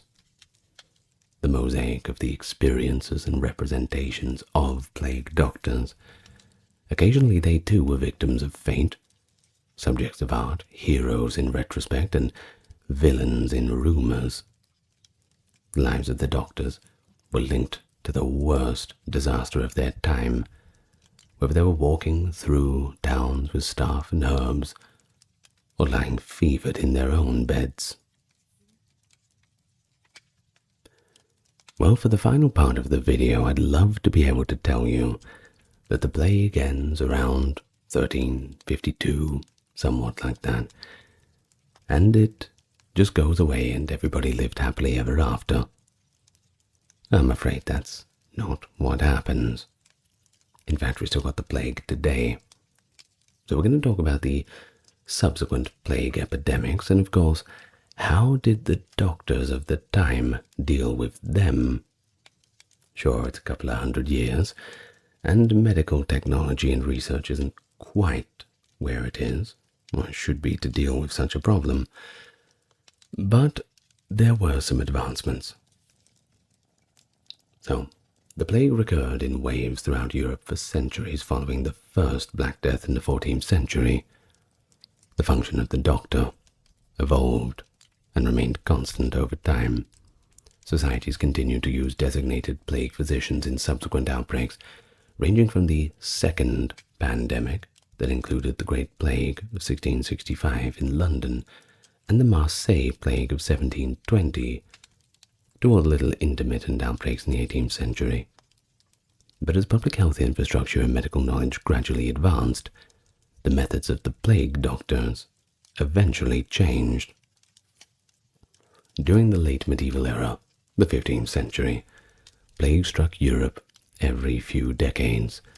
The 1361-62 Children's Plague, and the plague of the 1370s, etc. It was just an unfortunate fact of life. At the time, permanent health boards were in place, in places like Milan and Venice. But in those days, the plans of these boards frequently included plague doctors too. More formalization is evident in the establishment of quarantine stations, or as they called them, lazarettos, in the use of health passes to restrict travel, and the role of plague doctor as part of the large response that may have included inspectors, grave diggers, cleaners, and guards enforcing cordons sanitaires. Strict measures, such as sealing off any household with plague, contributed to Milan's success in 1374. They did very, very well, actually, and later in 1630 in controlling the disease. However, doctors continued to visit and confirm cases, albeit from outside the sealed homes.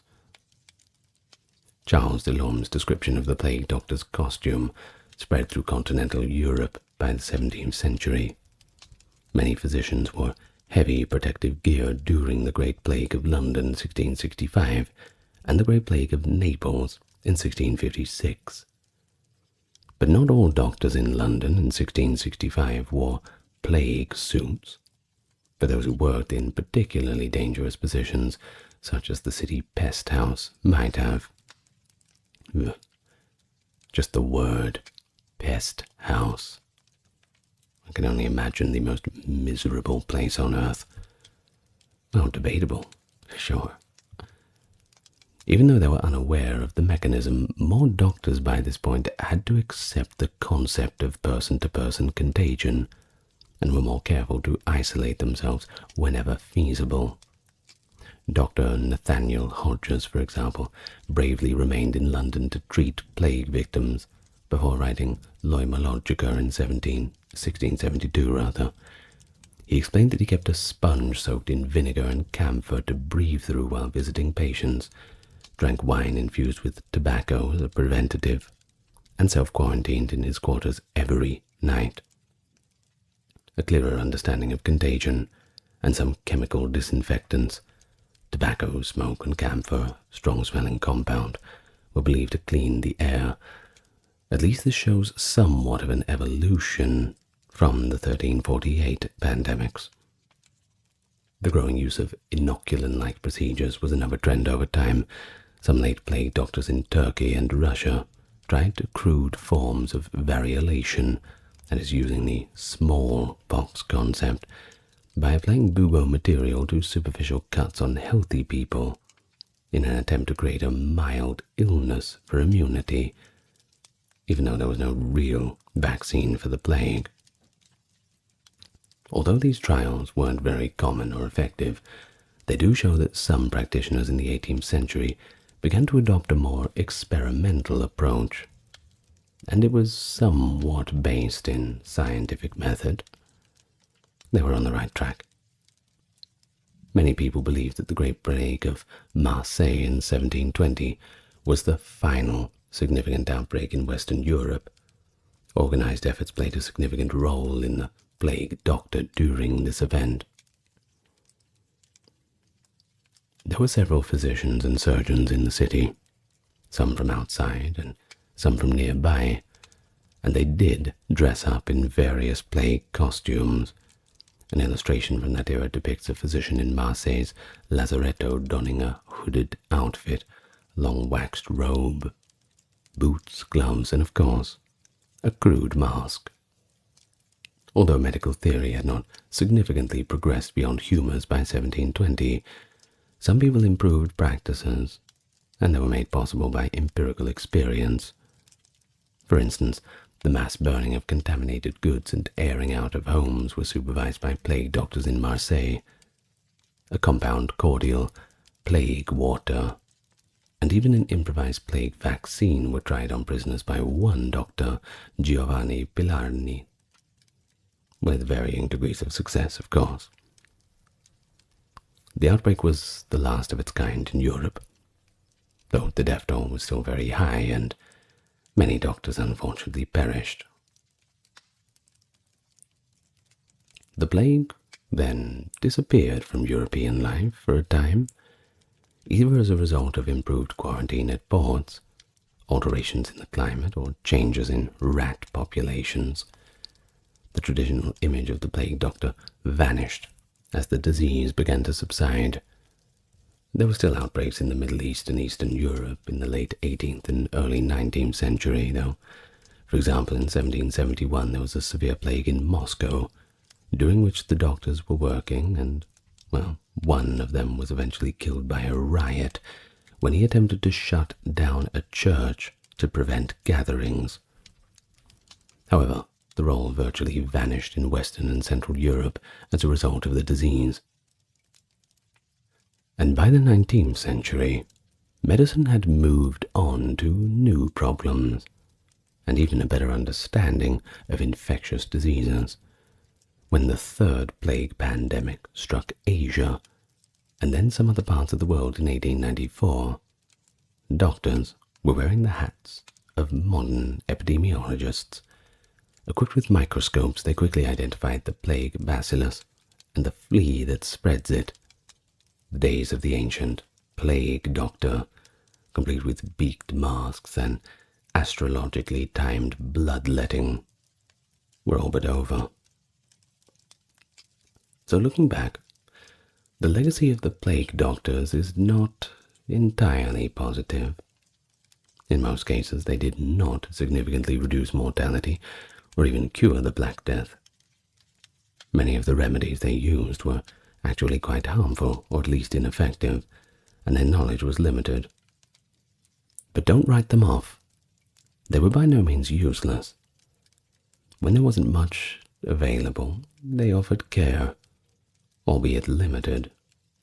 They documented important information, comforted the dying, and urged authorities to address the situation. Some secondary aspects of the disease environment were at least addressed by some of their preventative measures, such as isolating the ill, burning trash, and using perfumes to cover up some offensive odors. In a time when escaping was frequently necessary for self-preservation, their bravery, for those who served with true diligence at least, is quite remarkable. As one chronicler put it, like a pilot in a storm with no harbour, the image of the lone plague doctor wandering the empty streets still endures. What plague physicians witnessed and experienced over time established a groundwork for public health, including the significance of cleanliness and isolation, as well as the eventual notion that disease may have particular cause that can be looked into. Their autopsies and case notes fed into later scientific inquiries. Well, in any case, the tale of what the plague physicians truly accomplished is still gripping. It's evidence of how people try their best to face the unknown, imperfect, scared, occasionally misguided, and occasionally brave people, standing between a terrible disease and a community so desperate for help. Under all this tremendous pressure, they represented the nexus of medieval science, civic responsibility, and compassion. Even though they were unable to save the millions that died, their efforts were not in vain. They left behind records, gained knowledge, and demonstrated that people could care for the sick, even in the most dire circumstances. And isn't that what a doctor's meant to do? It's an early chapter in the lengthy history of public health epidemic response, and the plague doctor, with his strange cures, his bizarre costumes, and, frankly, sometimes questionable behavior, continues to be a potent symbol of the medieval struggle against the Black Death. Led by the famed Owain Glyndŵr, the Glyndwr Rebellion, which began in 1400, was a brave uprising against centuries of English domination in Wales. Declaring himself the prince, Glyndŵr united various Welsh factions in a resolute quest for independence, employing innovative guerrilla tactics and strategic alliances to challenge the might of the English crown. This campaign, marked by audacious raids and significant battles, all of which we'll get to, ignited a powerful sense of national pride and cultural identity that endures in Wales even to this day. In fact, you can ask a Welsh person this very day who the national hero of Wales is, and I can probably almost guarantee you that they will immediately say Owain Glyndŵr without a moment's hesitation. Of course, even though the rebellion was eventually suppressed, it leaves behind this legacy of a symbol of resistance and the enduring spirit of Welsh autonomy and national identity. Here to talk about it today, once again, we meet here on YouTube, or perhaps you're on Patreon listening. Either way, it's good to see you. If you like this sort of stuff, like, comment, subscribe, you know what to do. Well, let's get nice and relaxed. A bit of Welsh history today. We've ignored this one long enough. So let us begin. We have to go back to the final years of the 14th century. Around this time, Richard II was on the throne, and he was quite keen on, well, subjugating the rest of the realm, securing his authority over Wales and diminish the influence of the great lords who perpetually challenged his power. One key aspect of this endeavour involves shifting his primary base of support away from London and the southeastern counties towards Cheshire. That's more in the northwest. Now, from there, Richard could steadily expand his influence into Wales, a land which was governed through a complex arrangement of semi-independent feudal territories, bishoprics, royal holdings, and administrative shires. Complicated situation, lots of moving parts. Doesn't make it any easier to have pure authority over a region. Well, Richard had thought that by ousting those he considered rivals and redistributing their lands to his own trusted allies, he could create new positions and offices that were largely filled by rising Welsh figures eager to serve in the emerging royal administration.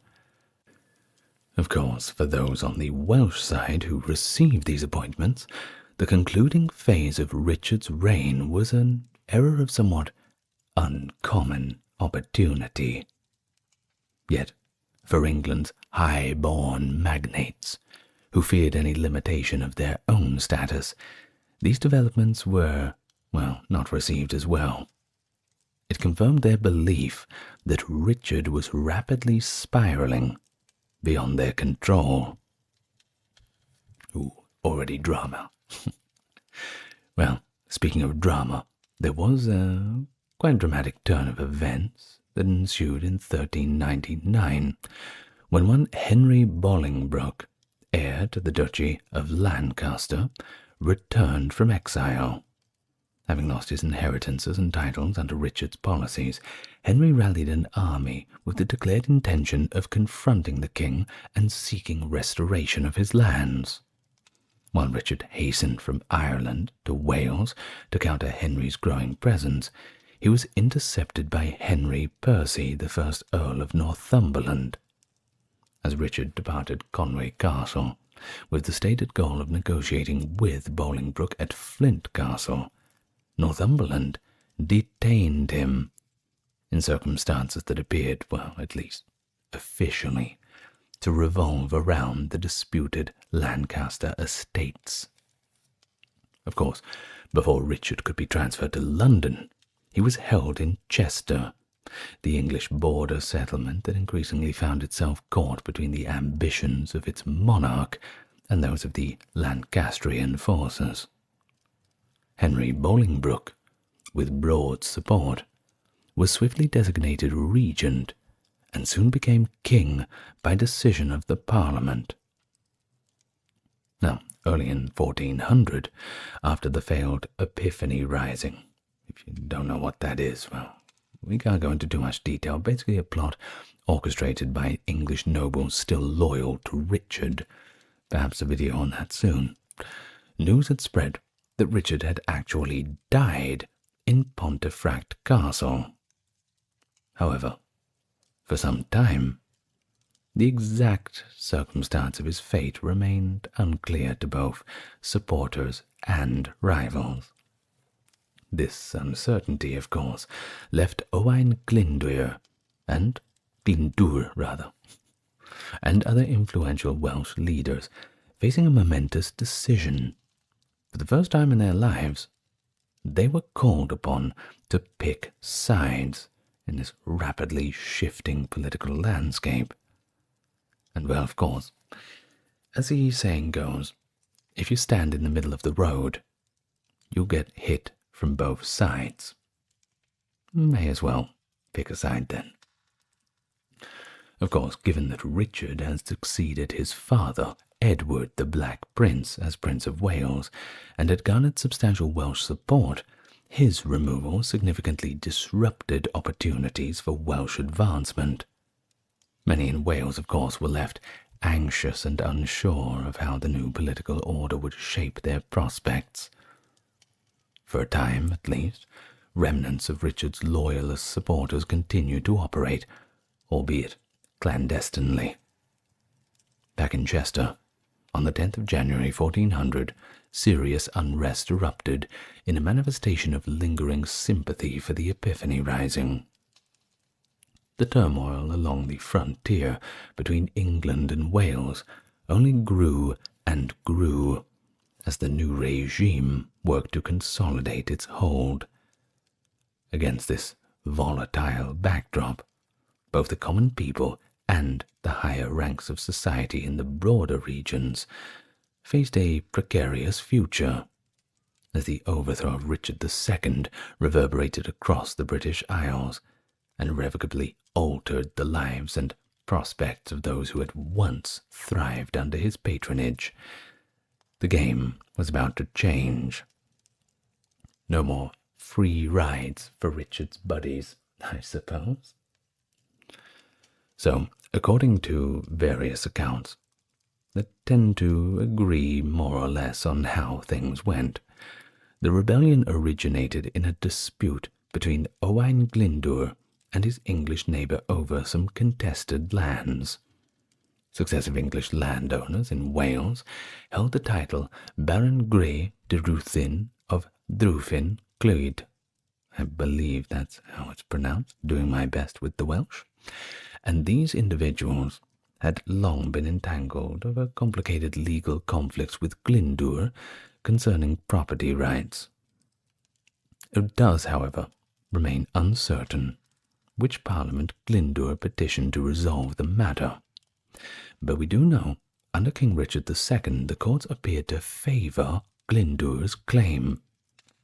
So, after the Lancastrian usurpation, the new king's ally, Reginald Grey, the third Baron Grey de Ruthin, allegedly manipulated his influence to overturn that earlier ruling, possibly causing the court to dismiss Glyndŵr's appeal entirely. Of course, I don't think they gave him a very good reason. Computer says no, sort of thing. You know what it's like. There is an alternative version, by the way, and it holds that in August of 1400, Grey deliberately failed to issue a royal summons to Glyndŵr, summoning him to join the king's campaign in Scotland, that is. As a tenant-in-chief to the English monarch, Glyndŵr was ordinarily required to furnish troops, much as he had done in previous conflicts.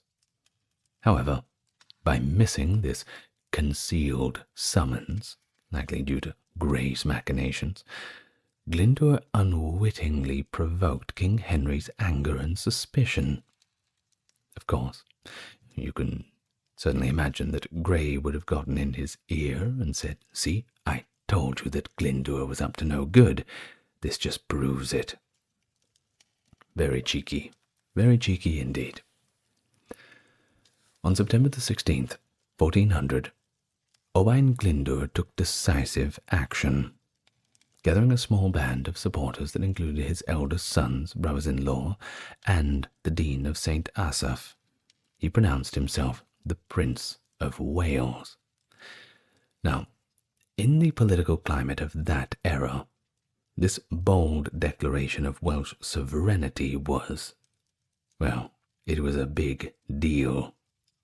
Extraordinary. Almost immediately, Glyndŵr's forces fanned out across northeastern Wales, capturing considerable ground in a very short span of time. On September the 18th, his troops struck at Ruthin Castle. That was, by the way, Reginald Grey's seat of power. They also sacked the nearby town. The campaign soon extended to Denbigh, Rhuddlan, Flint, Hawarden, and Holt. By September 22nd, Glyndŵr's men had undertaken a destructive raid on Owestry, inflicting heavy damage. And the very next day, they continued southwards to ravage Welshpool and launch an attack on Powys Castle.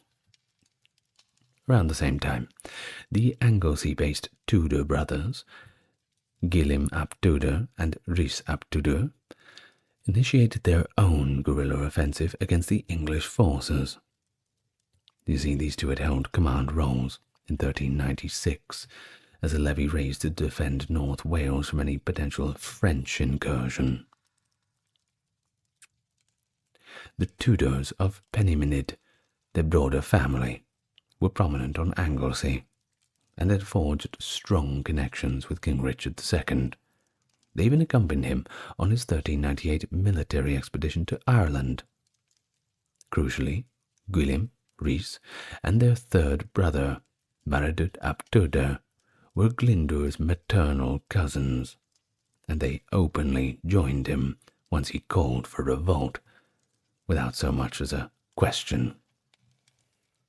So, by late September 1400, King Henry IV, returning from his invasion of Scotland, redirected his forces to confront this escalating Welsh uprising.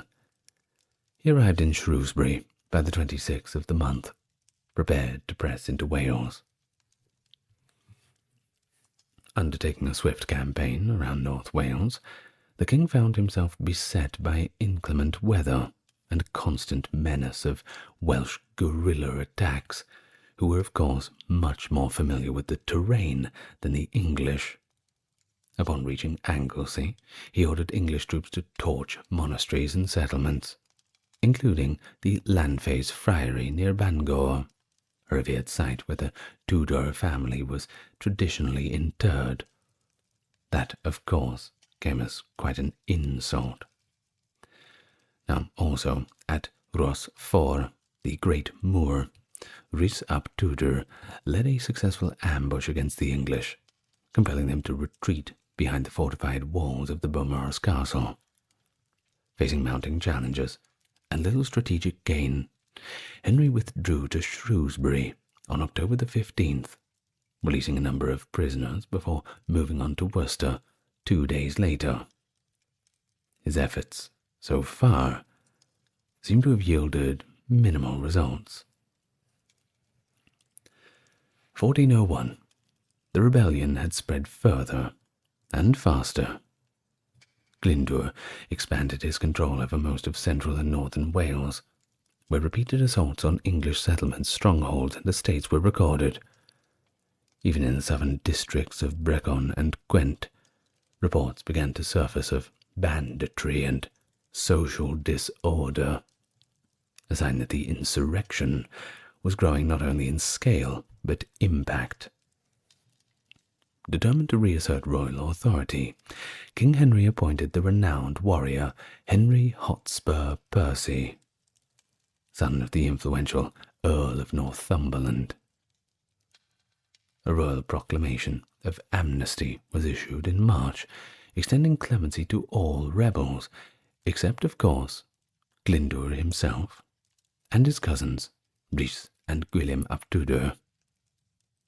This measure reflected the urgency with which the crown viewed the unrest, while also underscoring again the unique threat posed by Glyndŵr and his inner circle of allies.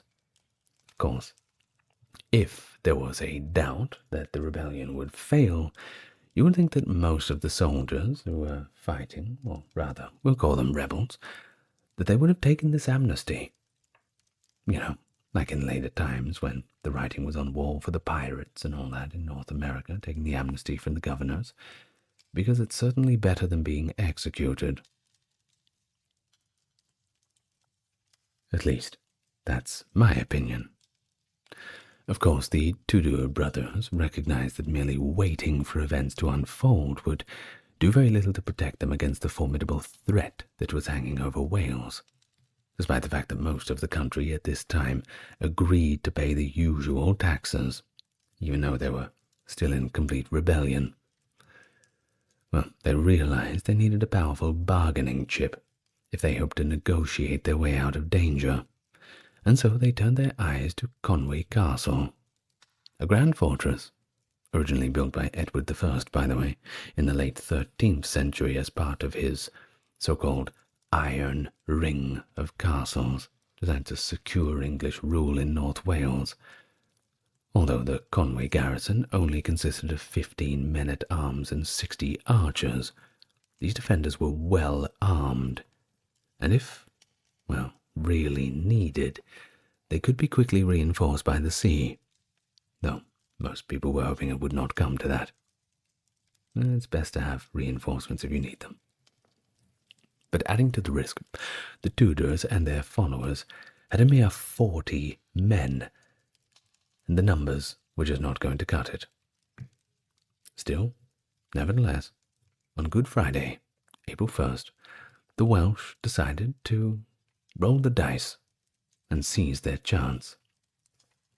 According to Adam of Usk's Chronicon, a Welsh carpenter feigned arriving for his ordinary tasks at the castle gate, while nearly all of the garrison, aside from 5 individuals, were attending religious services in the nearby church. Once inside the gate, the carpenter attacked 2 guards who were on duty, enabling the rebels to simply pour into the fortress. Sounds a little ridiculous, but, well, if that's what happened, I suppose that's what happened.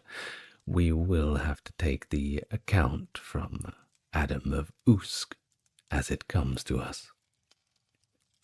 Well, at this point, Henry Percy, that is Henry Hotspur Percy, understood that brute force alone would not suffice to penetrate such a formidable stronghold. When he arrived from Denbigh with 300 archers and 120 men-at-arms, he had little choice but to negotiate. Although a compromise was temporarily reached with pardons promised, King Henry overturned Hotspur's agreement on April 20th, demonstrating the distrust within the royal court toward any local truces. Eventually, Gwilym ap Tudor, seemingly determined to seek a resolution, began petitioning the king directly. On June the 24th, a fresh deal was finally struck, but on a rather harsh condition. The condition was that 9 men who helped seize Conway would be handed over for punishment. I think we all know what that means. Most likely they just draw and quarter them. Something like that. Make an example of them. After all, they don't want any more rebellions popping up now, don't they? Meanwhile, Owain Glyndŵr also achieved his first major victory on open ground at Mynyd Hydgen, near the slopes of Pumlummon. Here, around 1,500 English and Flemish settlers from the southwestern county of Pembrokeshire, which was called Little England beyond Wales at the time, which is quite cute, descended upon Owain's camp in the Hydgen Valley. Despite their numerical disadvantage, his forces numbered only a few hundred. Owain rallied his men and turned the tables on the attackers, reportedly killing some 200 of the opposing force. Alarmed by this development, Henry IV mustered yet another punitive expedition. In October, he led an army directly through the heart of Wales, starting at Shrewsbury at Hereford Castle and moving into Powys en route to Strata Florida Abbey. Known to be sympathetic to Owain, the abbey posed a potential threat, but by the time that Henry reached it, his army faced a constant barrage of Welsh ambushers. Remember I said guerrilla tactics. Always. You don't want to fall behind. They always pick off the ones at the back of the line. Hoping to send a clear message, Henry spared few on arrival. His troops damaged part of the abbey, and they even executed a monk who was suspected, not proven, but suspected, of bearing arms against him. That was obviously not going to go down very well. Still, they could not draw Owain's forces into a pitched battle. The Welsh resorted to swift hit-and-run tactics, every chance they could get to leave Henry's supply lines in disarray, not only chipping away at the food, but also the morale. Well, as for the king, he was forced to abandon the campaign, and they returned to Worcester on October 28, 1401. At the end of the day, they accomplished little. By November the 2nd, the inconclusive Battle of Tuthill was fought as part of Owain's ongoing siege of the Carnarvon Castle, bringing a very tumultuous year to its close. During this time, the English government grew acutely worried about the success of Owain's revolt, and they were worried that it might actually entice dissatisfied supporters of the deposed King Richard II. Persistent rumors even hinted that Richard actually still lived, which of course caused growing alarm, particularly in North Wales among those in Cheshire who had once favoured Richard's rule. Henry Percy was also increasingly frustrated by the king's policies, complained that such severe actions were encouraging more people to join the rebellion, and it takes a bit of bravery to come out and say that in public against the king. He argued that offers of compromise or negotiation might be more effective in curtailing Owain's uprising, rather than just brute force. New ideas, very innovative.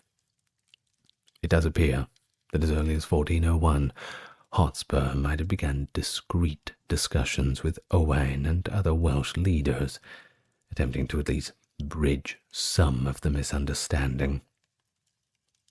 However, King Henry IV's closest Lancastrian allies would not tolerate anything they perceived as wavering, or heaven forbid, weakness. The failed attempts at diplomacy between Hotspur and Glyndŵr ultimately provoked the draconian penal laws against Wales of 1402. These decrees aimed to reassert English authority, and in no uncertain terms. The Welshmen were barred from carrying arms, holding higher offices, purchasing property in England, defending a home in court, possessing a castle. They really couldn't do anything fun. I'm sure that will make them less likely to rebel. Welsh individuals who married English partners, of course, also faced harsh penalties. Any Englishman who wed a Welsh woman risked losing all of his legal rights.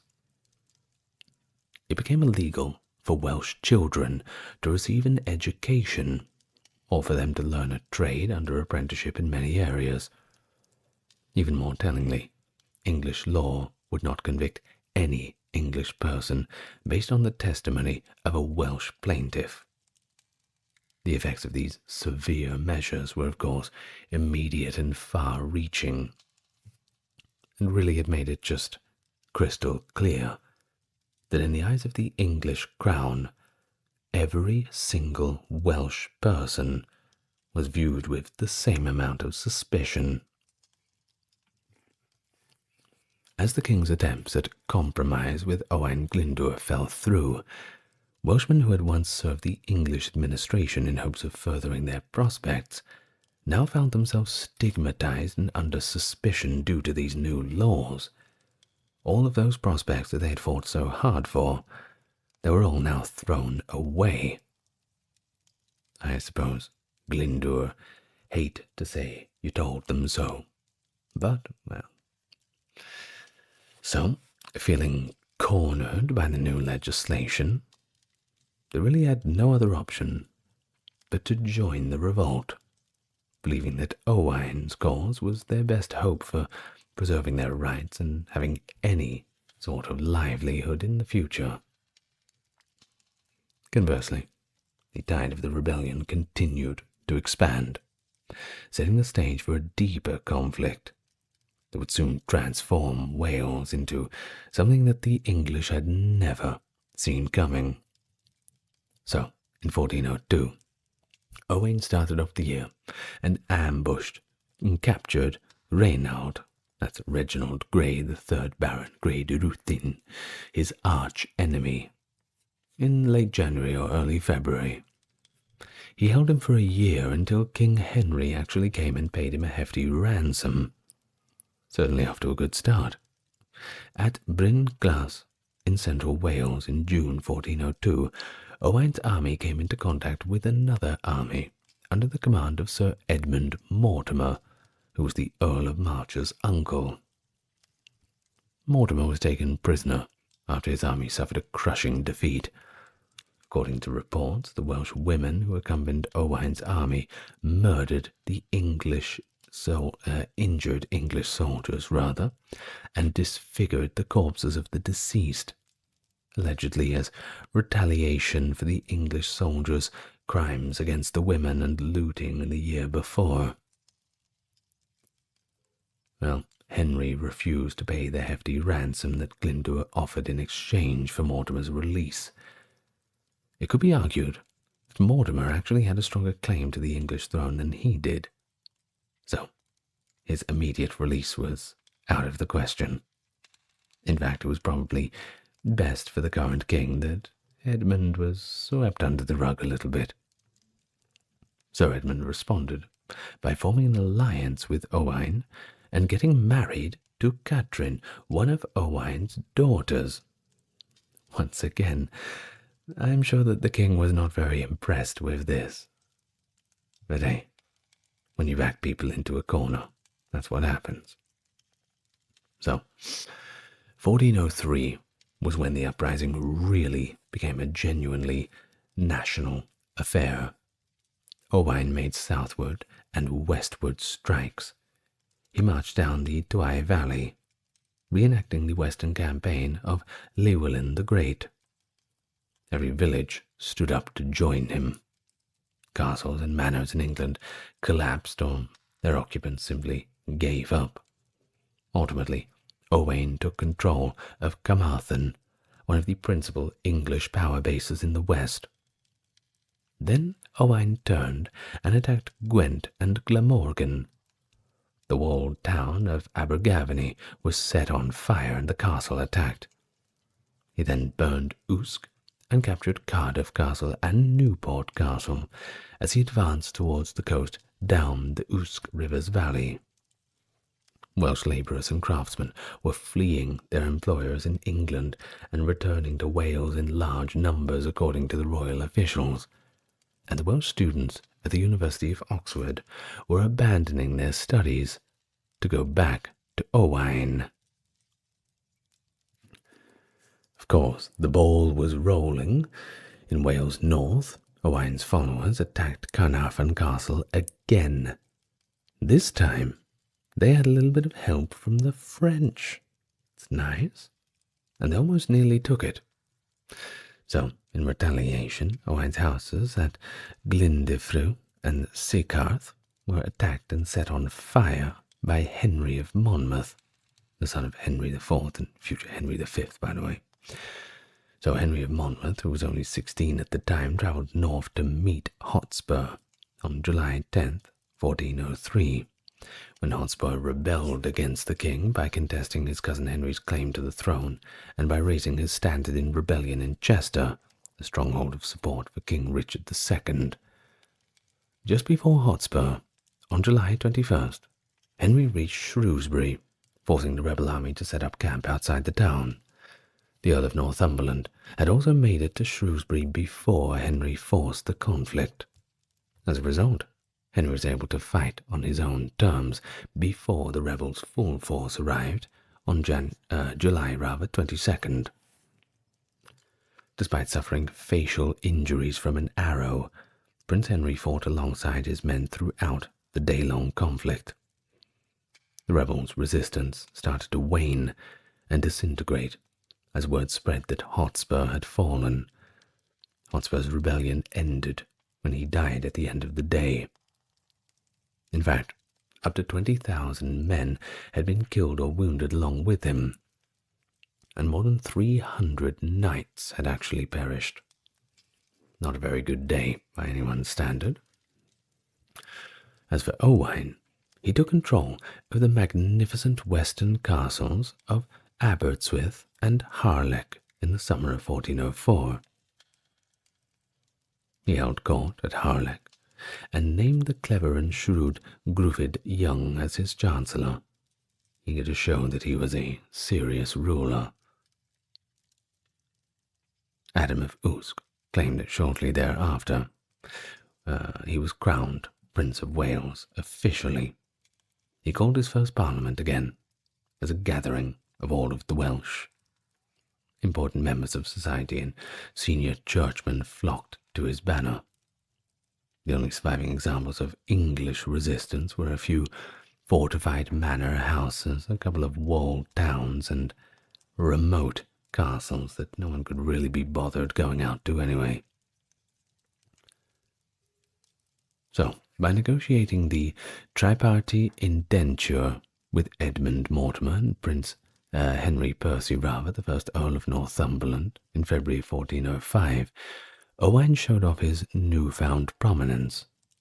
England and Wales would be divided among the three of them, according to the indenture. Wales would include the majority of Cheshire, Shropshire, and Herefordshire, and would stretch as far as the rivers Severn and Mersey. Thomas Percy, the first Earl of Worcester, would rule the north of England, while the Mortimer Lords of March would rule all of southern and western England.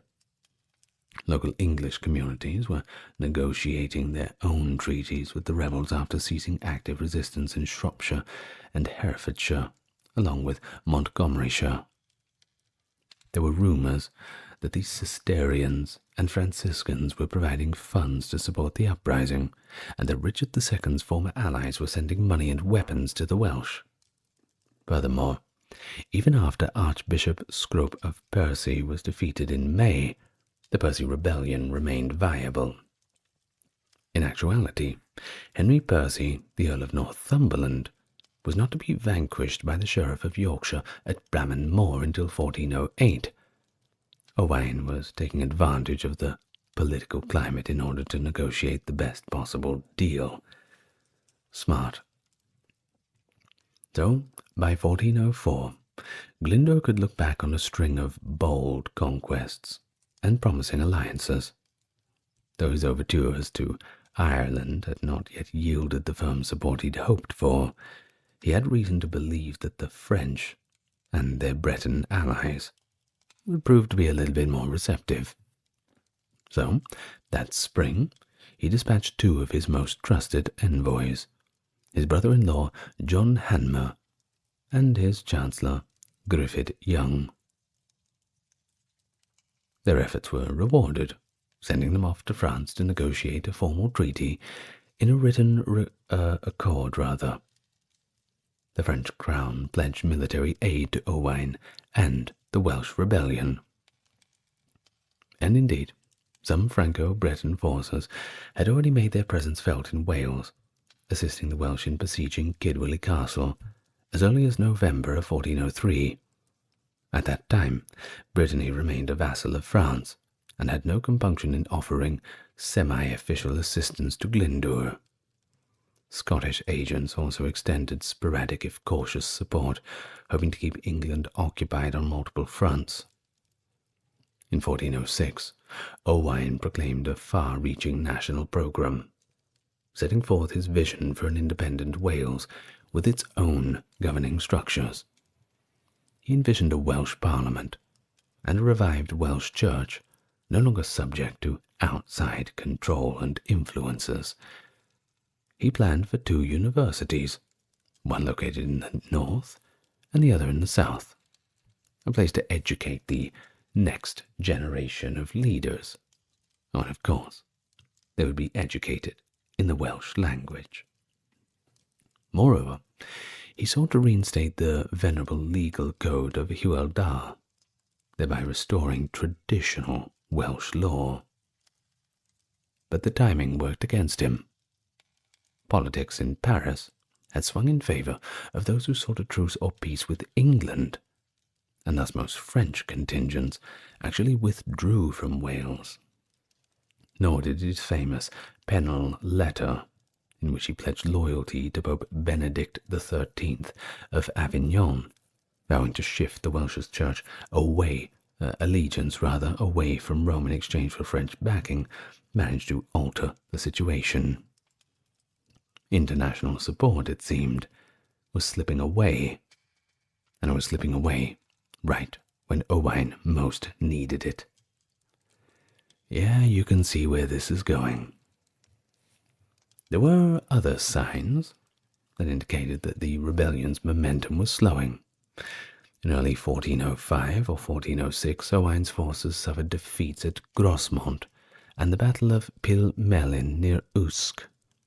The accounts of these engagements are actually pretty confusing. Chroniclers continue to disagree on a precise sequence of events. However, it does appear that Swarthy Rhys, or Rhys-Gethin, and Gruffydd ab Owain Glyndŵr, Owain's eldest son, led substantial Welsh raiding parties they were routed by Prince Henry of Monmouth, that future Henry V, or possibly Sir John Talbot. In one of the encounters, likely at Usk, Owain's brother, Tudur ab Gruffydd, was captured and taken to the Tower of London. Not the best place to be captured and taken to, where he remained for 6 years until his death. Rhys Gethin seemed to have died in the fighting at Grosmont. King Henry IV, eager to deter future uprisings, showed very little mercy. The chronicler Adam of Usk reported that, following the Battle of Pulmelin, Henry had 300 prisoners beheaded in front of Usk Castle. John ap Hywel, abbot of the nearby Llantyran Cistercian monastery, was also slain while tending to the wounded from both sides. And that's just dirty. We don't like that, don't we? You can't kill the medics. The king's ruthlessness was just another way of showing the brutal nature of the conflict. Not a way to win friends, I'm afraid. Well, of course, adding to the rebels' problems, royal forces crossed over from Ireland and landed on Anglesey, strategically a vital island to the Welsh. These troops began pushing the rebels back, and within a year the last organised Welsh resistance on Anglesey was effectively eliminated. Meanwhile, Henry of Monmouth, reverting to a more systematic approach, imposed tight economic blockades rather than sending out endless punitive expeditions as his father once favoured. By restricting all trade and arms shipments into Welsh ports, and steadily using whatever English-held castles remained secure, he began to retake large swaths of the country. By 1407, this approach was visibly paying off. In March, 1,000 men from Flintshire alone came before the Chief Justice to plead for leniency, agreeing to pay a collective fine in their role for supporting Glyndŵr. Soon, other lordships adopted the same course, relinquishing open resistance. The Earl of Arundel's domains in Oswestry and Clun surrendered in July, and one by one, the localities conceded. By midsummer, Owain's stronghold at Aberystwyth Castle was under siege. Among the earliest known uses of the cannon in Britain actually took place during this siege, by the way, as English gunners bombarded the walls with artillery fire. You don't think it was around that early, but it really was. It always surprises me when you hear about these battles in the early 15th century, how quickly they were modernizing. Nothing pushes technology forward like wars. You'd be surprised what the military has. Well, stuff we don't even know about yet. So the garrison at Aberystwyth capitulated in the autumn, and Harlech Castle fell in 1409, leaving Glyndŵr stripped of his major power bases in the west. Desperate to save Harlech, Owain frantically sent messages to France in a final plea for assistance. None materialized, and a concurrent mission undertaken by Gruffydd Young to rally support from Scotland also came to nothing. In the decisive struggle for Harlech Castle, Edmund Mortimer, who had joined Owain's cause and married his daughter Catherine, died in the fighting. King Henry's men captured Owain's wife Margaret, 2 more of his daughters, including Catherine herself, and 3 of his young Mortimer granddaughters. They were all incarcerated in the Tower of London, and they all perished before 1415, effectively bringing a tragic end to Owain's immediate family. Thus, by 1409, the grand vision of Owain Glyndŵr had all but collapsed. The rebellion had failed. The international alliances he once cultivated had largely dissipated. Most of Wales systematically brought to heel through military force, and harsh economic pressure, was back under English control. The few remaining Welsh rebels held on to hope that Owain might still rally his country, yet even as he continued to resist for some years, the tide of fortune had definitely turned against his dream of an independent Welsh nation. I'm not crying, you're crying. By 1410, Owain Glyndŵr was a wanted man. England's most wanted, that's for sure. Yet nobody could really find him. And still, while he remained so elusive, he continued to wage this guerrilla campaign that just refused to die out completely. Recognizing his dwindling options, he organized what may have been one final, albeit desperate, raid into Shropshire. Many of his staunchest commanders joined him, possibly prepared for a do-or-die effort, the final battle. However, whatever he had planned went disastrously awry. A significant number of senior figures still loyal to Owain fell into English hands. Among them was Rhys Dhu, Black Rhys, that is, of Cardigan, a fiercely dedicated supporter of Owain, who was seized and taken to London for execution. A contemporary account offers a pretty grim description of the final ordeal. It goes a little bit like this. Laid on a hurdle and so drawn forth to Tyburn through the city, and was there hanged and let down again, his head smitten off, and his body quartered and sent to 4 towns, and his head set on London Bridge. Yeah, not the best way to go. Others captured in the raid, including Philip Scudamore and Rhys ap Tudor, were beheaded, and severed heads put on display at Shrewsbury and Chester as a chilling warning to potential rebels. Well, though such defeats took a heavy toll on the revolt, Owain was by no means inactive in this waning phase. In 1412, he ambushed Crooked David, as Dafydd Gam, a fervent Welsh supporter of King Henry near Brecon, which is probably how he got the name Crooked David. Owain ransomed Gam before releasing him, an act that would prove to be the last significant flashpoint of the uprising. English sources recorded that this marked the final time Owain was definitely seen alive by his enemies. Meanwhile, continuing suspicions that he might somehow revive the rebellion led to extra garrisons being dispatched in 1414 to castles throughout northern and southern Wales, especially once rumours began circulating that Sir John Oldcastle, the Lollard leader from Herefordshire, was in secret communication with Owain.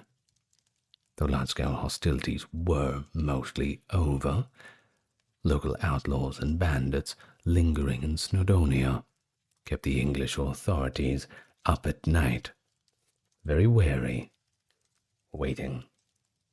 Best to keep one hand on the sword, just in case. So, by the mid-1410s, the politics had completely shifted. When King Henry IV died in 1413, of course I'm sure Owain had a good day that day, the new ruler, King Henry V, adopted a somewhat more conciliatory stance towards Wales. Royal pardons were extended to key Welsh rebels and other opponents of his father's regime. As a notable symbolic gesture, Henry also had the body of the deposed King Richard II, a long figure of Welsh allegiance, entombed in Westminster Abbey, signalling a desire to draw a line under past conflicts. In 1415, as Henry readied himself for the grand campaign in France, he actually offered Owain Glyndŵr a pardon. Now, records show that Owain's son, Maredudd ab Owain Glyndŵr, had already entered negotiations with Henry V, but no agreement had actually been reached. Maredudd himself was also offered a pardon in 1416, which he refused, possibly because he believed his father to be alive and was unwilling to forsake the hope of restoring him. When Maredudd finally did accept a pardon in 1421, it was taken as a tacit acknowledgment that Owain had died. Yet traces of loyalty still remained. The Welsh bard Lawdden implies that some determined partisans were still active after that date under the leadership of Philip ap Rhys, Owain's son-in-law. Now, although Owain kept the freedom of movement for several more years, by 1415 Wales was effectively back under firm English control. The rebellion's principal leaders were either killed, imprisoned, or driven into crippling debt by massive financial penalties. The conflict scars were visible in every corner of Wales, and even across the border in England. Entire communities laid in ruins, livelihoods completely shattered. And then, of course, how can you ignore the giant pile of bodies right there? The cost of human life was enormous. Wales was already economically disadvantaged, even before the rebellion, and it suffered further under the strain of embargoes, collective fines, and opportunistic pillaging. Period chronicles and travellers' accounts paint quite a grim picture of gutted castles like Montgomery and deserted abbeys like Strata Florida, where the monks had either fled or died. Town squares in places such as Owerstry grew over with grass, owing to a near total collapse of trade. Enormous tracts of once productive farmland stood empty and abandoned, their occupants scattered or dead. Even as late as 1492, royal officials in lowland Glamorgan continued to attribute shortfalls in taxes and revenue to the ravages inflicted during Owain's rebellion. Many once prominent Welsh families, of course, faced ruin too. John Hanmer, who had been closely allied with Glyndŵr, wrote as early as 1411 that he was unable to pay the punitive fines assessed against him, having nearly lost everything. The powerful Tudors, who had maintained sway over Anglesey and parts of northwest Wales throughout the late 14th century, likewise saw their fortunes diminish. It was not until Maredudd, the third Tudor brother, left for London, that the family found an unexpected path forward in royal circles, thus laying the foundations for the dynasty that would eventually rule all of England. Other Welsh nobles chose to reconcile with the new regime, albeit on their own terms. Henry Dune, who had once besieged Kidwelly Castle in conjunction with the French and Breton allies, worked out a bit of a sneaky deal to pay a fine. Yet, intriguingly, he never actually handed over the money. That's a clever way of doing it. He did continue, however, to shelter fugitive rebels, impose fines on those who had opposed him, and maintained an imposing retinue around the country, even conspiring to murder a royal justice. Despite these transgressions, by 1415, his grandson was fighting alongside Henry V at the Battle of Agincourt, demonstrating the sometimes bewildering realignments that occurred in the aftermath of revolts such as these. But of course, not all recognized so readily, reconciled rather. Henry Gwyn, White Henry, heir to the lordship of Llanstefan, chose to permanent exile himself, and later died fighting for Charles VI of France at Agincourt, opposing his former Welsh comrades, who now served in the English forces. Griffith Young also fled the country. By 1415, he was in Paris, soon to become the first Bishop of Ross in Scotland and later the titular Bishop of Hippo in North Africa. Of course, Owain's Great Revolt would prove to be the last significant bid for Welsh independence, at least as of 2025.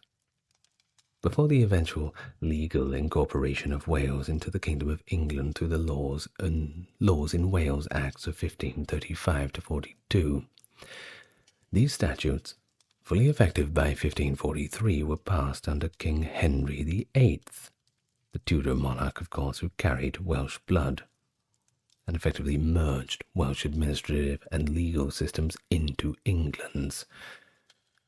Thus, though Glyndwr's uprising smouldered on for many years, it ultimately set the stage for a transformed Wales, one that would be governed even more closely from London than it had been in the past. Rising to prominence in Florence in the 15th century, the potent banking dynasty known as the Medici family helped to define the Renaissance and the political environment of Italy. Celebrated for their sharp financial sense, they accumulated enormous riches, not only from banking but from trade.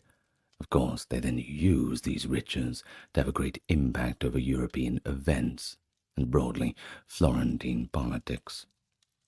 Their patronage of the arts and sciences turned Florence into a dynamic cultural hub, supporting the work of masters including Leonardo da Vinci, Michelangelo, and Botticelli, and of course helped to shape contemporary Western art and ideas. Thus, without the Medicis and their heavy pockets, we may not have had the artworks from Da Vinci and Michelangelo that we can enjoy today. Thus, this is the Medici legacy. It lives as a symbol of transforming power of wealth, creativity, and leadership in shaping history, as shrewd political maneuvering is balanced with visionary cultural investment. And that's what we're going to learn about today.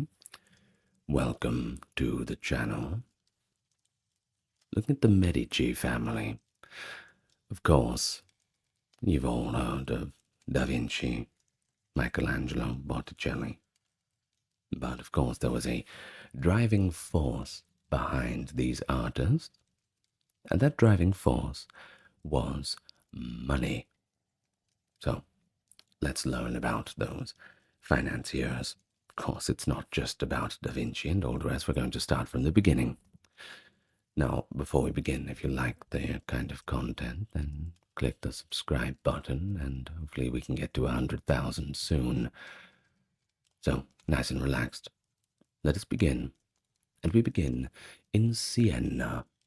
Now, for most of the 13th century, as I said, we are going back a little bit, Siena was essentially the main banking hub for Italy, enjoying preeminent status thanks to influential banking dynasties such as the Bonsignoris.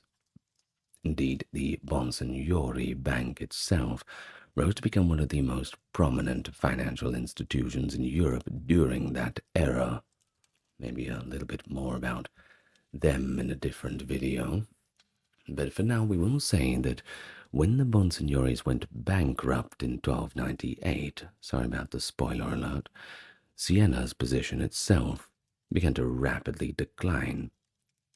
In fact, Florence had emerged as the new financial center. It would seem that the Bonsignoris were effectively carrying Siena's whole economy on their shoulders. No Bonsignoris, no economy. As for Florence, initially they were dominated by the House of Albizzi, a powerful family that held sway until the late 14th century. Around the same time, the city enacted the Ordinances of Justice in 1293, which effectively served as Florence's constitution throughout the Italian Renaissance, setting legal parameters and shaping civic life in general. And as the prosperity grew, a flourishing merchant class began to build their own townhouses, gradually surrounding and complementing the city's grand palazzi. But by the early 13th century, the Medici family had already appeared in the historical record. Of course, not as we know them, but there was a document from 1230 that referenced their origins in the Mugello region of northern Florence, an agrarian area characterized by its beautiful rolling hills and pretty reliable fertility of the farmland. The precise derivation of their surname, however, does remain uncertain, but if you've caught on, and if you're one of those people who's always trying to find the Latin and Greek in those surnames and those different sounding words, then you would have noticed that Medici sounds a little bit like medicine, right? Well, it literally translates to doctors, being the plural of medico. Well, nonetheless, 1397 is often regarded as the defining moment in the Medici family saga, marking the year that Giovanni di Vici de' Medici founded the Medici Bank in Florence. This bank would eventually grow into the largest financial institution in Europe, and of course, nothing makes a family more important than having all of that money. Think about it. In our modern day, we have the... I better not say too many names. Well, perhaps we can think about the Rothschild dynasty and all the rest. Giuliani's in New York. Apparently they go back quite a bit too. Well, we know the names. But back to Florence. Throughout the 15th century, Giovanni de' Medici de' Medici, his son Cosimo de' Giovanni de' Medici, and his great-grandson Lorenzo de' Medici found themselves locked in a pretty fierce rivalry. You remember the Albizzi family? Well, they were still dominant, but the Medicis wanted to change that. Of course, the Albizzi family was quite convinced that this town was only big enough for one monopoly. They didn't feel like teaming up. Although their competing interests spanned business, banking, and political spheres, it was the Medici's remarkable commercial network that really set them apart, because you see, they held extensive stakes in numerous enterprises, and not just in Florence. They were spreading their wings. At one stage, Albizzi succeeded in exiling Cosimo in 1433. That was the son of Giovanni de' Medici de' Medici, Cosimo de' Giovanni de' Medici. However, the climate in the city had turned quickly. The election of a pro-Medici signoria in 1434, led by Odo Aldoviti, Luca Pitti, and Tommaso Soderini, facilitated Cosimo's triumphant return. Well, from then on, the writing was kind of on the wall for the Albizzi family. Their time had come to an end. The Medici's power and influence began to eclipse all others, and endured for the better part of 3 centuries. Although Florence technically maintained its republican structures up to 1537, a date traditionally regarded as the conclusion of the city's high Renaissance, the Medici family and their associates exercised practical control over the levers of governance, except during brief interludes between 1494 and 1527. Significantly, men like Cosimo and Lorenzo never held a high number of formal titles, but they remained the undisputed architects of policy, patronage, and taste. Their ascendancy was further reinforced by their tight-knit relations with other elite Florentine families, of course not as elite as them, but hey. Through marriages, alliances, and business partnerships, more importantly, the Medici effectively became the linchpin in Florence's social hierarchy. In some cases, important families such as the Bardi, Altoviti, Ridolfi, Cavalcanti, and Tornabuoni depended on Medici links to access or negotiate with other key households. Of course, that mirrors how banks often rely on larger networks for prosperity. It has been suggested that this interconnected social web was one of the principal reasons for the Medici's meteoric climb. By placing themselves at the center of Florence's aristocratic and financial world, they paved that way for that lasting legacy. By the early 14th century, the Medici family had gained some recognition in the wool trade, dealing especially with merchants in France and Spain. Nevertheless, compared to more illustrious Florentine clans, such as the Albizzi and Strozzi at the time, the Medici were still relatively minor in the early part of that century. Some did hold modest political or guild positions. For example, the one Salvestro de' Medici, who spoke for the wool workers' guild during the Chiompi Revolt, was 1378, 1383. But besides that, the family as a whole had yet to achieve that prominence that later generations would enjoy.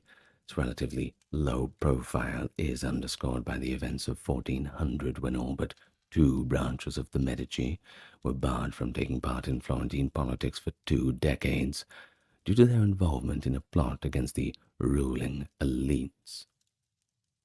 Now, on to Giovanni de' Medici, who was living from around 1360 to 1429, the son of Averardo de' Medici, proved to be pretty important in reversing his family's fortunes.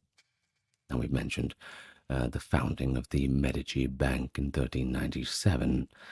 By doing this, Giovanni became one of the wealthiest men in Florence, greatly expanding the Medici's economic footprint. Though he never took public office, Giovanni's advocacy for a fairer, proportional tax system earned him widespread local support. Of course, these were novel ideas at the time.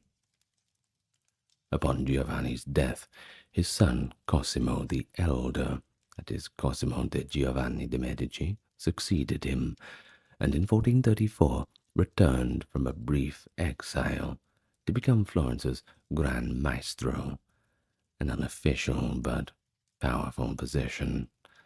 Celebrated as Pater Patriae, that is, Father of the Nation, Cosimo presided over a period during which the Medici influence grew to overshadow the other dynasties. A discovery in 1461 further bolstered the Medici's commercial reach. Large deposits of alum, critical in the cloth dyeing industry, were found at Tolfa. Up to this point, European alum had been sourced almost exclusively from regions controlled by the Ottomans, and of course, they were not going to give any discounts, especially around this time. Pope Pius II awarded the Medici a monopoly over these new mines, thereby giving them the command of Europe's alum production, and once again securing yet another vital revenue stream. Over the course of the 15th century, Florence was effectively governed by 3 generations of Medici, and that would be Cosimo, his son Piero, and grandson Lorenzo. Though Florence nominally remained a republic, the Medici and their allies deftly maintained control of its institutions. Cosimo's son, Piero de' Medici, nicknamed Piero the Gouty for the illness that would claim his life. Not the best nickname, but you get what you're given. He only ruled briefly, and he spent much of his time, of course, incapacitated with this gout, hence the name. Consequently, Medici dominance in civic affairs stalled somewhat until the arrival of his successor, Lorenzo de' Medici, famously known as Lorenzo the Magnificent. He was living from 1449 to 1492. As for Lorenzo, he was a little less gout-ridden and quite a bit more magnificent. Of course, look at the names. He excelled at governance, of course, and managing the complex politics of the city as independent-minded as Florence. Of course, they were not going to be pushed around. Yet, while he was renowned for his patronage of the arts and considerable diplomatic skill, he pretty much neglected the family's banking empire, and he neglected it to such a point that it eventually triggered its decline. In his later years, Lorenzo carefully planned his children's futures to cement the family legacy. He arranged a high-profile marriage between his daughter, Maddalena, and a son of Pope Innocent VIII, thus linking the Medici to the powerful Roman families like the Cibo and Aldoviti. He also guided his brash son Piero II toward a political career, while sending Giovanni, who was the later Pope Leo X, by the way, into the church at an early age. Despite these efforts, Lorenzo's death in 1492 revealed the vulnerability of Medici authority. Piero's inability to respond effectively to the French invasion of Italy led to the family's expulsion in 1494 and a brief return of Republican rule, which was an episode that showed how tightly the fate of the Medici was bound to the fortunes of Florence itself. Now, a little bit earlier, in 1478, the Pazzi conspiracy targeted Lorenzo de' Medici and his younger brother, Giuliano, during Easter services, with the conspirators aiming to topple the family's dominance in Florence. The plot involved not only the rival banking families, the Pazzi and Salviati, who sought to weaken Medici influence, but also extended to the Archbishop of Pisa, certain members of the clergy, excluding the priest officiating the service, and to a degree, and a rather debatable degree, Pope Sixtus IV. Since the Pope and the Medici had clashed repeatedly, the conspirators sought Sixtus's blessing to remove the Medici from power. However, he refused to give explicit approval, at least in public. He permitted the scheme to proceed, and later offered clemency for any church-related crimes committed during the course of the attack. During the attempted assassination, Giuliano was killed, and Lorenzo suffered wounds, but ultimately survived. In the aftermath, Lorenzo took in Giuliano's illegitimate son, Giulio de' Medici, who would eventually ascend to the papacy as Pope Clement VII. You see how there's a trend of very rich families ascending to positions within the papacy. It's funny how that works, isn't it?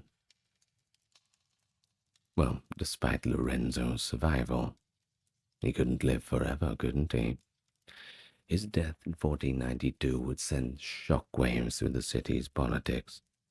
His son Piero II succeeded him, but Piero's acquiescence to all the demands of King Charles VIII of France, well, they were not well received in France. Well, not well received in Italy, rather, probably quite well received in France, but it led to widespread public outrage back on the home front. Within 2 years, the Medici were forced into exile from 1494 to 1512, and Florence briefly reinstated the old ways of governing. The senior branch of the Medici, which descended from Cosimo the Elder, managed to retain power, interrupted only twice, from 1492 and 1512, and again from 1527 to 1530 until 1537. At that point, Alessandro de' Medici, the first Duke of Florence and last direct heir of the senior line, was assassinated. The junior line of the family, traced from Giovanni de' Medici's youngest son, Lorenzo the Elder, then rose to prominence, beginning with Lorenzo's great-grandson, Cosimo the Great. From the late 14th century onward, the Medici's growing eminence rested on the strong foundations in banking and manufacturing.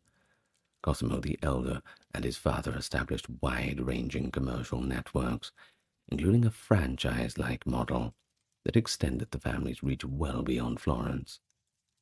This economic base, combined with extensive patronage of the arts and culture, steadily solidified the Medici's influence, At its height, especially during the 16th century, the Medici even wielded sway over the papacy, thanks to two family members who became Pope, of course, that would be Leo V and Clement VII, and this briefly gave them control of Rome, Florence, and the Papal States. Despite the monumental challenges of their time, such as Martin Luther's Protestant Reformation and the sack of Rome in 1527, these pontiffs still commissioned grand artistic works, among them, of course, being Michelangelo's Last Judgment and the Transfiguration by Raphael. I've done videos on Michelangelo and Raphael, if you're interested in that. The Raphael one is interesting, the dynamic of jealousy between the other artists and all the rest. Quite interesting. Now let's talk about Leo X's tenure as Pope, that is 1513 to 1521. Well, it was marked by lavish spending, not of his own money, but of the Vatican's money. And of course, it's severely weakened their financial position. Meanwhile, his relatives were overseeing Florence, Giuliano de' Medici, Duke of Nemours, Lorenzo de' Medici, Duke of Urbino, and Giulio de' Medici, who would become Pope Clement VII, maintaining Medici power within the city. Following Leo's death, the family's rule in Florence faced renewed threats. But the Medici's legacy of cultural and political influence established over generations, well, that was still hard to shake. As for Pope Clement VII's pontificate, well, that proved to be a tumultuous period, being 1523 to 1534, beset by a series of political crises that had been, admittedly, long in the making. Tensions between Emperor Charles V and the Pope, as well as conflicts within the wider Italian peninsula, eventually culminated in the notorious sack of Rome in 1527. Of course, it's not the first time Rome was sacked. Let's just say it's been through a lot. The catastrophic event was carried out by imperial troops, many of whom were unpaid soldiers or mercenaries who ran amok in the city. And you know what that means? Looting and all the other unpleasantries. The fallout of the sack profoundly affected the Medici, opening a path for rival houses, including the Salviati, Altoviti, and the Strozzi, to assume greater prominence as bankers of the Roman Curia. Of course, everybody wanted to be on top, and you can't always be in the top position, can't you? Things have to come to an end, but the story's not quite over yet, so don't write the Medici off at this point. So during the early reign of Clement, Florence itself was ostensibly ruled by two young Medici heirs, being Ippolito de' Medici, later a cardinal and vice-chancellor of the Holy Roman Church, not bad, and Alessandro de' Medici, later the first Duke of Florence, not bad either. Formerly they governed under the oversight of guardians appointed by Clement. However, with Rome in crisis in 1527, the Medici's grip on Florence began to be a little bit precarious. In a strategic turnaround after the sack, Pope Clement VII allied himself with Emperor Charles V, the very force behind Rome's devastation. What are you doing, Clement? I suppose you're wondering why he did that. Well, he was saving his own arse, for lack of better words, securing his family's fortunes. Now in 1530, Clement arranged a marriage between Alessandro de' Medici, long rumored to be his own illegitimate son, and Margaret of Austria, the daughter of Charles V. The emperor in turn created Alessandro, Duke of Florence, effectively inaugurating nearly 2 centuries of Medici ducal and later Grand Ducal rule over the city. I'm sure you can imagine how people in Rome and Florence would have taken all of this, especially in Rome. Stab in the back, that's for sure. But hey, what would you expect from the banking family? The entire game is to secure the bag. I suppose this video is not a video about heroes or knights or anything else. It's a video about bankers, so don't expect too much virtue within the next 1 hour you listen to this. Well, at the same time, Clement VII carefully orchestrated a high-profile marriage for his first cousin, twice removed, Catherine de' Medici. He wed her to the second son of King Francis I of France, who would become King Henry II, thereby forging ties between the Medici and the French royal family. Catherine's eventual children included Claude of Valois and Elizabeth of Valois, who married into the House of Lorraine and the royal family of Spain, respectively. Thus the Medici bloodline threaded itself now through some of Europe's most illustrious dynasties.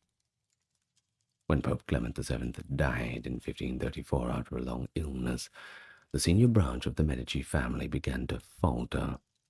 Ippolito, Cardinal de' Medici, died under unclear circumstances in 1535.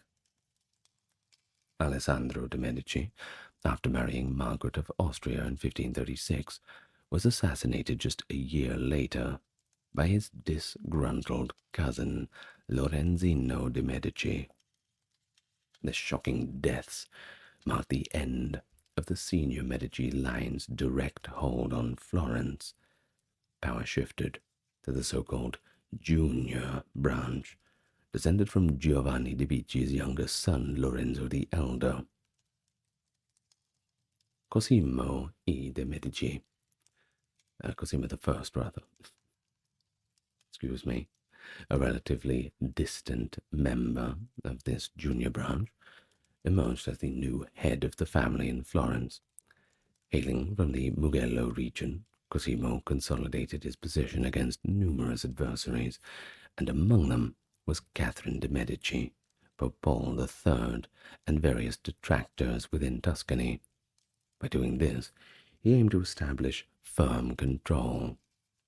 Thus he subdued the historically hostile Republic of Siena, expanding Medici territory and paving the way for the Grand Duchy of Tuscany. On the island of Elba, he purchased a segment of land from the Republic of Genoa, enabling him to found a small Tuscan navy and fortify maritime defenses. But he died in 1574, leaving behind his eldest surviving son, Francesco, whose lack of male heirs meant that the Grand Duchy would eventually pass to Cosimo's younger brother, Ferdinando, in 1587. Ferdinando, of course, wasted no time in shaping Tuscany's policies and further solidifying Medici authority. In Livorno, he bolstered trade and established policies that fostered a thriving port. He oversaw road building in southern Tuscany, initiated marsh draining projects to increase arable land, and systematically planted mulberry trees to support the silk industry. Breaking from close Habsburg ties, Ferdinando strengthened connections with France by marrying his niece, Marie de' Medici, to King Henry IV of France. Yet in deference to Spanish power, he arranged his heir Cosimo's marriage to Maria Maddalena of Austria. Eager to extend Tuscan influence even beyond to Europe, Ferdinando funded a naval expedition to the New World in hopes of establishing a Tuscan colony, though the venture did not yield any lasting settlement. What a pity. Well, despite these unfulfilled colonial ambitions, the Medici at this time were firmly entrenched in the pinnacle of Tuscany's life, an outcome shaped largely in measure by the actions and alliances forged during the tumultuous papacy of Clement VII. But at the dawn of the 17th century, Florence's population numbered only around 75,000, a number that lagged significantly behind Italy's other major urban centers such as Rome, Milan, Palermo, Venice, and Naples. This remained the case despite the Medici's Grand Duke's concerted efforts to promote trade and industry. The source of the Medici's family's expanding wealth can be partly traced to this indistinct boundaries between their personal holdings and the resources of the Grand Duchy itself. As the Grand Dukes of Tuscany, the Medici were entitled to exclusive control over state revenues from mining and salt production, tying their finance and success even more to the wider Tuscan economy. Both Francesco and Ferdinando de' Medici are believed to have amassed more riches than their ancestor Cosimo de' Medici, the first Medici de facto ruler of Florence, thanks to this informal merging of Medici assets and the Tuscan state property. But although Ferdinando had given up his cardinal's red hat, and he was no longer active in the College of Cardinals, he still carried considerable weight in the papal conclaves that followed. His preferred candidate, Alessandro de' Medici, ascended to the papal throne as Pope Leo VI in 1605. Pope Leo XI, rather, excuse me. Though Leo did die that same year, so some pope he was. His successor, Pope Paul V, also leaned favorably towards the Medici interests, yet this pro-papal policy was not without its complications.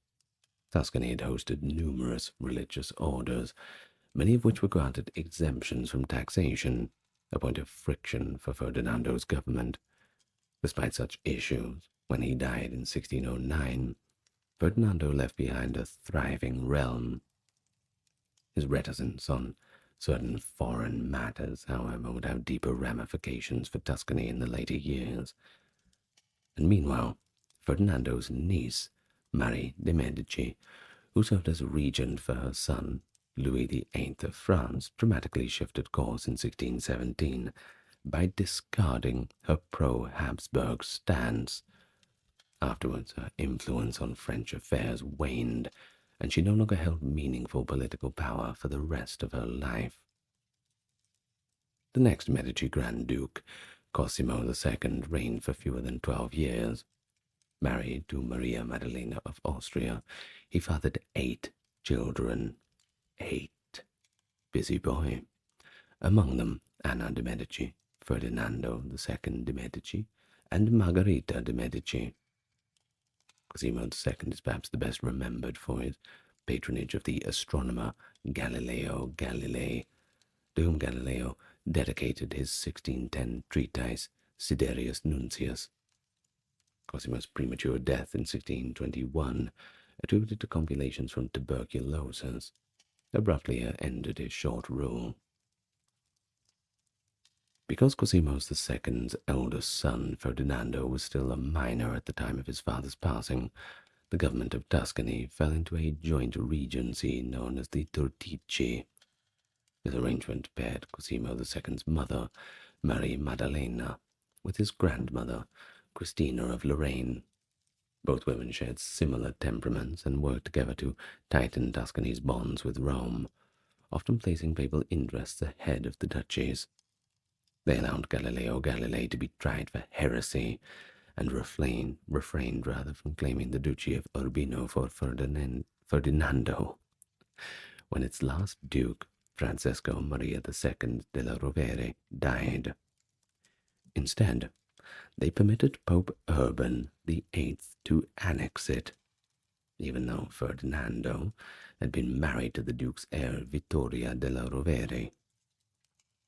The regents also issued a ban in 1626 that forbade Tuscans from seeking an education outside of the Grand Duchy, though it was later repealed and then ultimately reinstated under Cosimo III. Ascribed to the Turtici regency's restrictive policies, Tuscany then began a gradual decline. When Ferdinando II finally assumed full authority, he embraced a fascination with contemporary scientific advancements. He filled the Palazzo Pitti with telescopes, barometers, thermometers, and hygrometers, reflecting his zeal for innovation. Meanwhile, his younger brother, Leopoldo de' Medici, founded the Accademia del Cimento in 1657, an institution designed to bring together scholars from across Tuscany for collaborative research. Sounds like a nice place, actually. I can imagine that. Could you imagine just that room that Ferdinando had made filled with all of the top and strange inventions of the 17th century, that great time of scientific inquiry? One could only imagine what that room would look like. No touching. Don't let the kids in there. Ooh. Well, this endeavor, of course, for all this research in the Academia and all of those lovely things, well, it symbolized the family's enduring interest in the sciences. After all, they were the ones founding Galileo, right? Now, in 1643, Tuscany defeated Pope Urban VIII's army and took part in the Wars of Castro, the last time the Medici and Tuscany proper was engaged in combat. Because the war effort was so expensive and the treasury was so empty, the state was unable to pay interest on government bonds after the Castro mercenaries were paid, which led to a 0.75% reduction in interest rates. Due to the state economy at the time, well, bartering became more common in rural marketplaces. On May the 23rd, 1670, Ferdinando passed away from apoplexy and dropsy. He was buried in the Medici necropolis, the Basilica of San Lorenzo. There were over 700,000 people living in the Grand Duchy at the time of his death, and Pisa's buildings were on the point of collapsing, the streets lined with unkempt weeds. It's a shame. Terrible shame. Cosimo III de' Medici, the Grand Duke of Tuscany, and Francesco Maria de' Medici, Duke of Rovere and Montefeltro, were the two children of Ferdinando and Vittoria della Rovere. When Vittoria died in 1694, her younger son inherited the duchies of Rovere and Montefeltro, which were her allodial possessions. Henry V of France and Marie de' Medici's granddaughter, Marguerite Louis de Hollande, was the wife of Cosimo III. Electress Palatine, Anna Maria Luisa de' Medici, and Jean Gaston de' Medici, the last Medicean Grand Duke of Tuscany, were the three children of this extremely unhappy marriage. In 1691, Anna Maria Luisa's husband, Johann Wilhelm, Elector Palatine, was able to requisition the dignity of the Royal Highness for the Grand Duke of his family, even though they had no claim to any kingdom. During the Battle of Vienna, Cosimo sent munitions to the Holy Roman Emperor, his nominal feudal overlord, and regularly paid him outrageous dues. The Grand Ducal Treasury was all but bankrupt in 1705, and the Medici family had no male heirs. Florence's population fell by half compared to the 17th century, and the Grand Duchy's overall population fell by an estimated 40%. Although Cosimo made a valiant effort to negotiate the settlement with European powers, Tuscany's legal situation was extremely complex. The region that had once been the Republic of Siena was technically a Spanish fief, while the old Republic of Florence's territory was believed to be under imperial suzerainty. Cosimo considered re-establishing the Florentine Republic after the death of his first son, either after Anna Maria Luisa passed away or, if he lived before her, on his own. His government strongly supported the restoration of the Republic, even though it meant ceding Siena to the Holy Roman Empire. Cosimo's plan was mostly disregarded in Europe. Only Great Britain and the Dutch Republic supported it, and when Cosimo died in 1723, the plan finally came to an end. Don Carlos of Spain, the eldest child of Elizabeth Farnese and Philip V of Spain, was chosen as the Tuscan heir on April 4, 1718 by Great Britain, France, and the Dutch Republic, later Austria. By 1722, Cosimo had been reduced to a spectator at the conferences for the future of Tuscany, and the electress was no longer even recognized as an heiress. 6 days before he passed away on October 25, 1723, Grand Duke Cosimo issued a final decree urging Tuscany to maintain its independence. It stated that Anna Maria Luisa would take Jan Castone's place unhindered, and the Grand Duke retained the authority to select his successor. These parts of his declaration, however, were entirely disregarded, and he passed away just a few days later.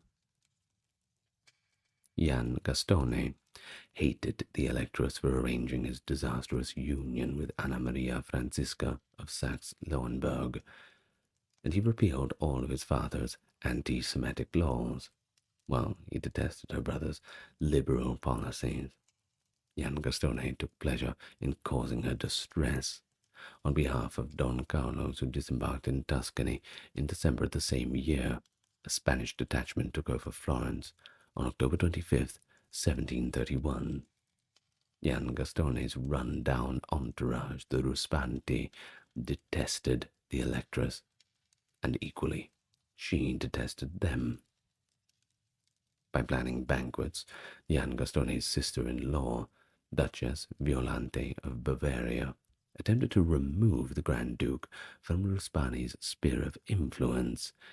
His behavior at the banquets was reportedly not exactly royal, frequently belching and regaled those in the audience with offensive jokes, and apparently towards the end of the night would repeatedly vomit into his napkin. I hope it was a thick napkin. Well, he spent the remainder of his life confined to his bed, suffering a sprained ankle in 1731. Violante occasionally cleaned the bed, apparently, which reeked of bodily waste. Not a good way to go. Not a good way to go at all. Francis III of Lorraine succeeded Don Carlos after the latter was expelled from Tuscany in 1736 as a result of the War of Polish Succession. When the Spanish troops left Tuscany in January 1737, the Austrians took their place. On July the 9th, 1637, Jan Gascone passed away in the company of his sister and prelates. The Prince de Craon offered Anna Maria Luisa a nominal regency until the Grand Duke could travel to Tuscany, but she turned him down. She did, however, manage to inherit all of the Medici's family assets after her brother passed away, so certainly not a wasted trip for her.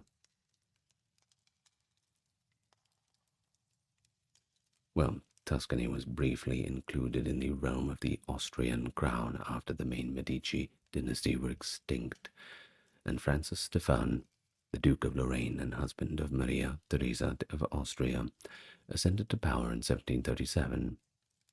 If not for the intervention of Europe's major powers, which transferred sovereignty of Florence elsewhere, the line of Princess Ottaiano, a surviving branch of the House of Medici, who were able to inherit the Grand Duchy of Tuscany when the last male of the senior branch died in 1737. Well, if not for that, they could have continued to rule as Medici sovereigns. As a result, the region became a part of the Habsburg-Lorraine dynasty after the Grand Duchy ended. Being Francisco I de' Medici's great-great-great-grandson, Francis I, the first Grand Duke of the new dynasty, carried on the Medici dynasty's hold on the Tuscan throne through the female line. At the Congress of Vienna, the Habsburgs were reinstated after being overthrown in 1801 in favor of the House of Bourbon-Parma, who had been overthrown in 1807. In 1861, the United Kingdom of Italy made Tuscany a province. The province of Ottaiano, the Medici Tornaquinci, and the Verona Medici Counts of Caprara and Gavado are among the surviving branches of the House of Medici, nevertheless. Now, that's all good and well, isn't it? But before we go, let's talk about what the Medici were really known for. That is, of course, what we discussed in the introduction, their sponsorship of art and architecture, particularly that of the early and high Renaissance. In fact, a majority of the significant Florentine artwork produced during the Medici's reign was their creation, since artists typically only started working on their projects after receiving commissions, so this assistance was of course essential. Masaccio received assistance from Giovanni de' Medici, the family's first art patron, who also hired Filippo Brunelleschi to rebuild Florence's Basilica of San Lorenzo in 1419. Fra Angelico and Donatello were two of Cosimo the Elder's most renowned artistic collaborators. And of course, Michelangelo Buonarroti was the most important Medici family protege in later years. He created art for several family members, starting with the Lorenzo the Magnificent, who reportedly loved the young Michelangelo and asked him to study the family's antique sculpture collection.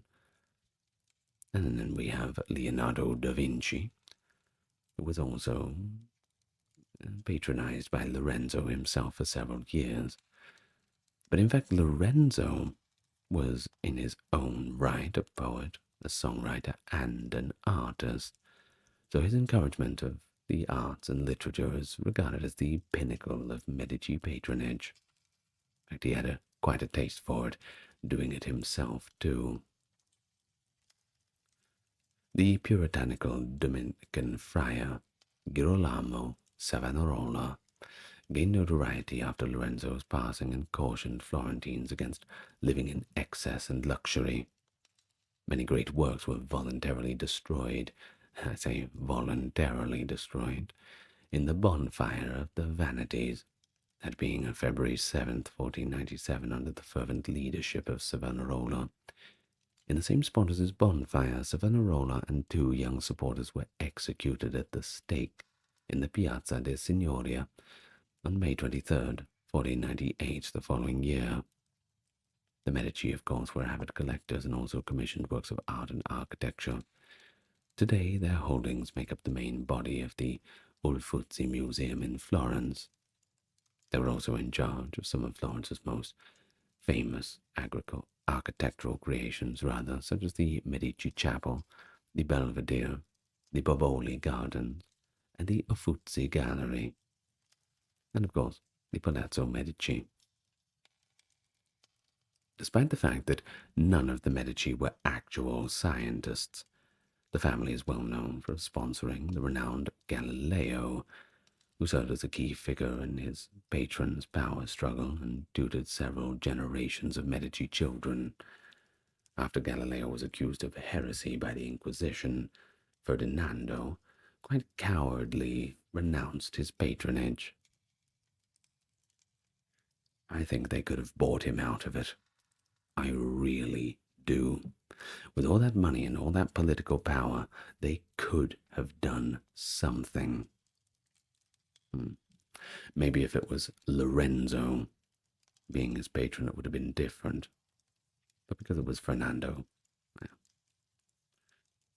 The scientist did, however, have a safe haven for many years, thanks to the Medici family, but of course it all just became too much in the end, so maybe they did try for a while. It's hard to say if you weren't there. Anyway, although Galileo's names are not the ones currently in use, he named Jupiter's 4 largest moons after the 4 Medici children that he tutored. So that's the last bit of trivia for you. The Republic of Venice. It was officially founded in the early Middle Ages, and had lasted all the way until 1797. It is a remarkable example of maritime skill, political savvy, and cultural flourishing.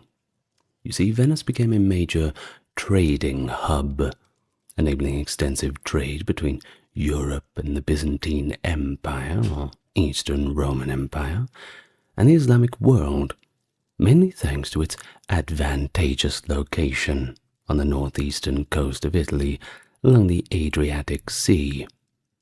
Its longevity and resilience against many enemies, well, to name a few, the Ottoman Empire and of course the other Italian city-states, were made possible by its unique oligarchic system, which was centered on the Doge and the Great Council. The Republic's strong navy and strategic control of important sea lanes, which supported its economic supremacy, further increased its wealth and power.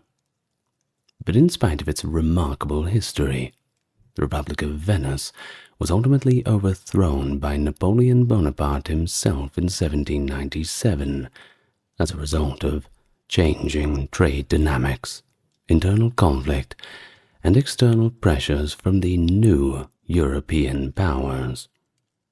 Regardless, Venice's architectural beauty, artistic contributions, and complex political systems all bear witness to this enduring legacy, and it continues to influence contemporary governance and cultural appreciation.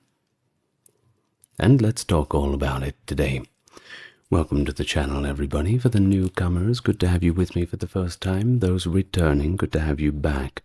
Especially the gentleman, I assume, who keeps commenting, "Do a history of Venice," over and over again in many of these videos. I do appreciate your comments, so I have eventually gotten around to it. I'm not sure if by the time this video is released you're still commenting, but if you are, this is for you. And so, let's start, not from the traditional founding, but a little bit before. Of course, Venice wasn't just some empty plain before its traditional founding. In fact, the early history of the Republic of Venice is traditionally dated to the dedication of the city's first church, and that was supposedly on March 25th, AD 421. But there is a bit of a problem with that. There's no contemporary documents that survive to confirm this exact founding date, but legend holds that officials from Padua established a trading post in what is now Venice to secure their commercial interests. On that very same day, a church, later identified as St. Giacomo de Rialto, was founded. So there could be a little bit of dramatic license with this, but it doesn't seem to be politically motivated at all. So there's no need to really make strong arguments against it. Let's just take it in our stride. However, there is historical and archaeological evidence that suggests that the church was actually constructed much later.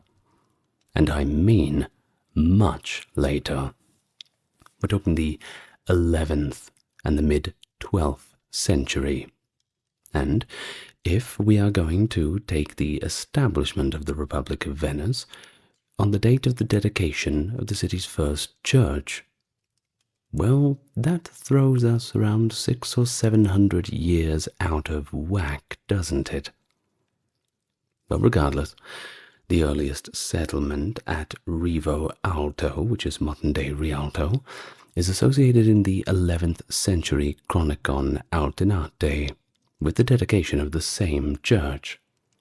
So, of course, we have the legendary story, much like we have in Rome with Romulus and Remus. Well, Venice has a slightly less exciting one. But everybody wants to make their city seem a bit older than it actually is. Either way, according to long-held tradition, the first Venetians ever were refugees fleeing from successive waves of barbarian invasions. We're talking Huns, Lombards, Visigoths, all the bad guys if you ask the Romans.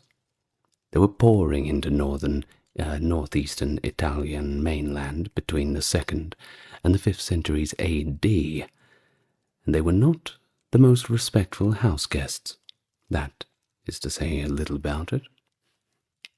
They came from nearby Roman towns, these refugees, such as Padua, Aquileia, Treviso, Altinum, and many more. Many of those would form the original Venetian patrician lineages, trace their descent from the old Roman families. And then, of course, we go back a little bit further. The devastation wrought by the Quadi and Marcomanni in AD 166 to 168, and especially Attila and his Huns in 452, pushed the inhabitants of the mainland into the lagoon's safer and more defensible islands.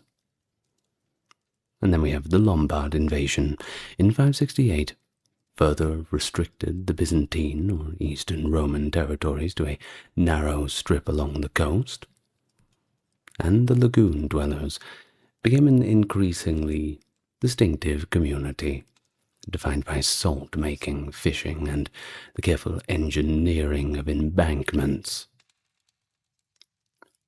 And so, by the 7th century, as Byzantine power in northern Italy waned and Lombard pressure mounted, the lagoon settlements united to defend themselves, and they formed the Duchy of Venetia. Now this duchy encompassed the region stretching from the lagoon of Grado and Carol to the east of modern Venice, and included the patriarchal seats of Aquileia and Grado. It remained nominally under Byzantine authority, however. But it was its isolation that began to give it this growing autonomy. I mean, it was a bit of a pain to get to. I'm sure you can imagine.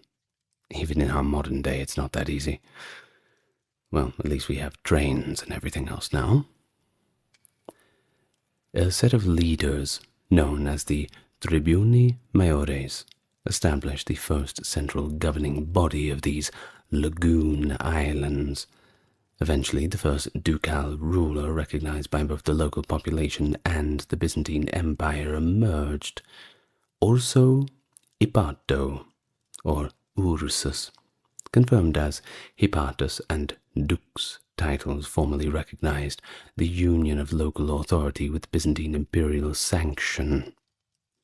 According to an 11th century tradition by John the Deacon, there was an even earlier duke, Paolo Lucio Anafesto, who was chosen in AD 697. But this tradition is not very well substantiated. Now, early doges, including those legendary figures, likely based their power in Heraclea, an older settlement among the lagoon region. In essence, Venice's origins were not marked by this single founding act or a clearly documented event. You see, rather they unfolded rather gradually as these scattered lagoon communities, first shaped by Roman and Byzantine traditions, then by the necessity of defending themselves against Lombards and other barbarians, began to forge this shared identity that was different from Roman, different from Greek. It was really something quite new. In Venice's earliest centuries, settlements in the lagoon did not yet focus on the Rialto Islands that would later form the city's core. Instead, some of the earliest known inhabited areas included Olivolo, at the lagoon's eastern end, that is, today's San Pietro in Castello, and it was a little bit closer to the sandbars. Archaeological evidence indicates Olivolo was inhabited by the 5th century, and its political importance is confirmed by the 6th and 7th century, mainly in Byzantine seals. It may have had a fortress as early as the 6th century, and by the late 8th century, Olivolo had become home to a bishopric, established under Doge Maurizio Galbaio, 764 to 787, and also a cathedral at San Pietro, completed in 841.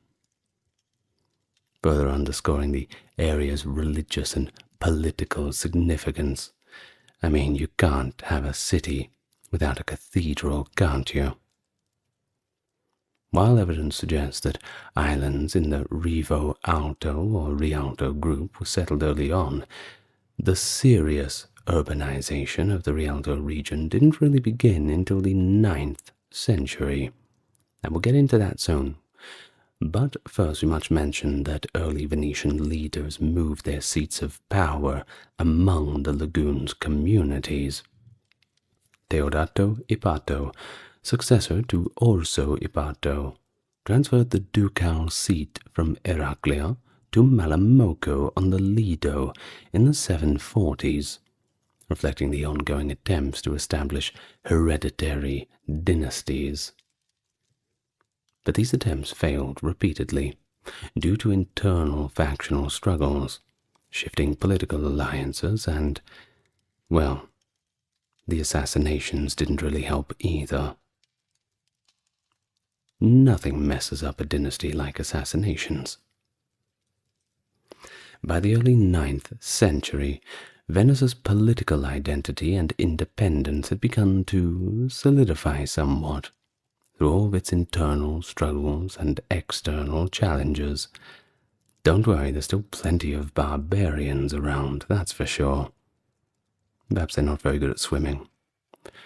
Initially, factional alignments, pro-Byzantine, pro-Frankish. We're talking about the French side of things. This is moving into the time of Charlemagne, of course.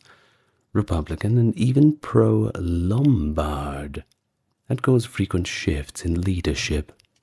Attempts by the early doges to found lasting dynasties invariably failed due to the complexity of these ever-shifting rivalries.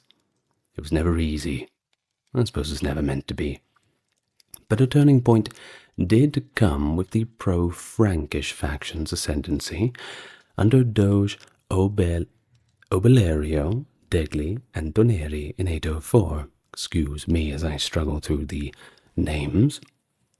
Venice temporarily entered the Carolingian orbit as Obelerio welcomed the protection of Pepin, the son of Charlemagne. But there was a problem. The decision seems to have backfired somewhat, in the form of Pepin laying siege to Venice.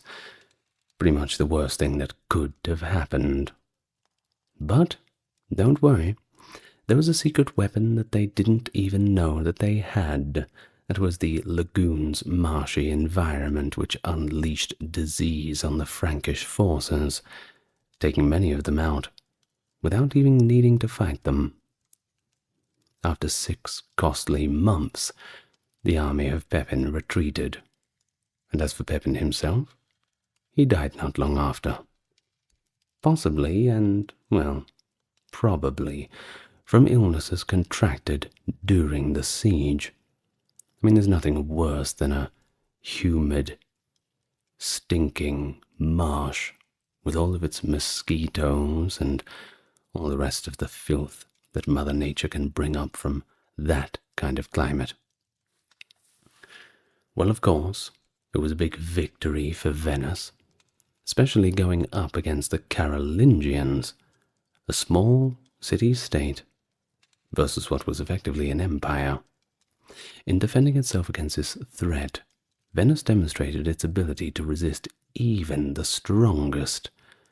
An agreement between the Byzantine Emperor Nicephorus and Charlemagne recognized Venice as part of the Byzantine sphere, and finally affirmed its trade rights. While Venice remained nominally subject to the Eastern Empire, both emperors implicitly acknowledged its de facto independence.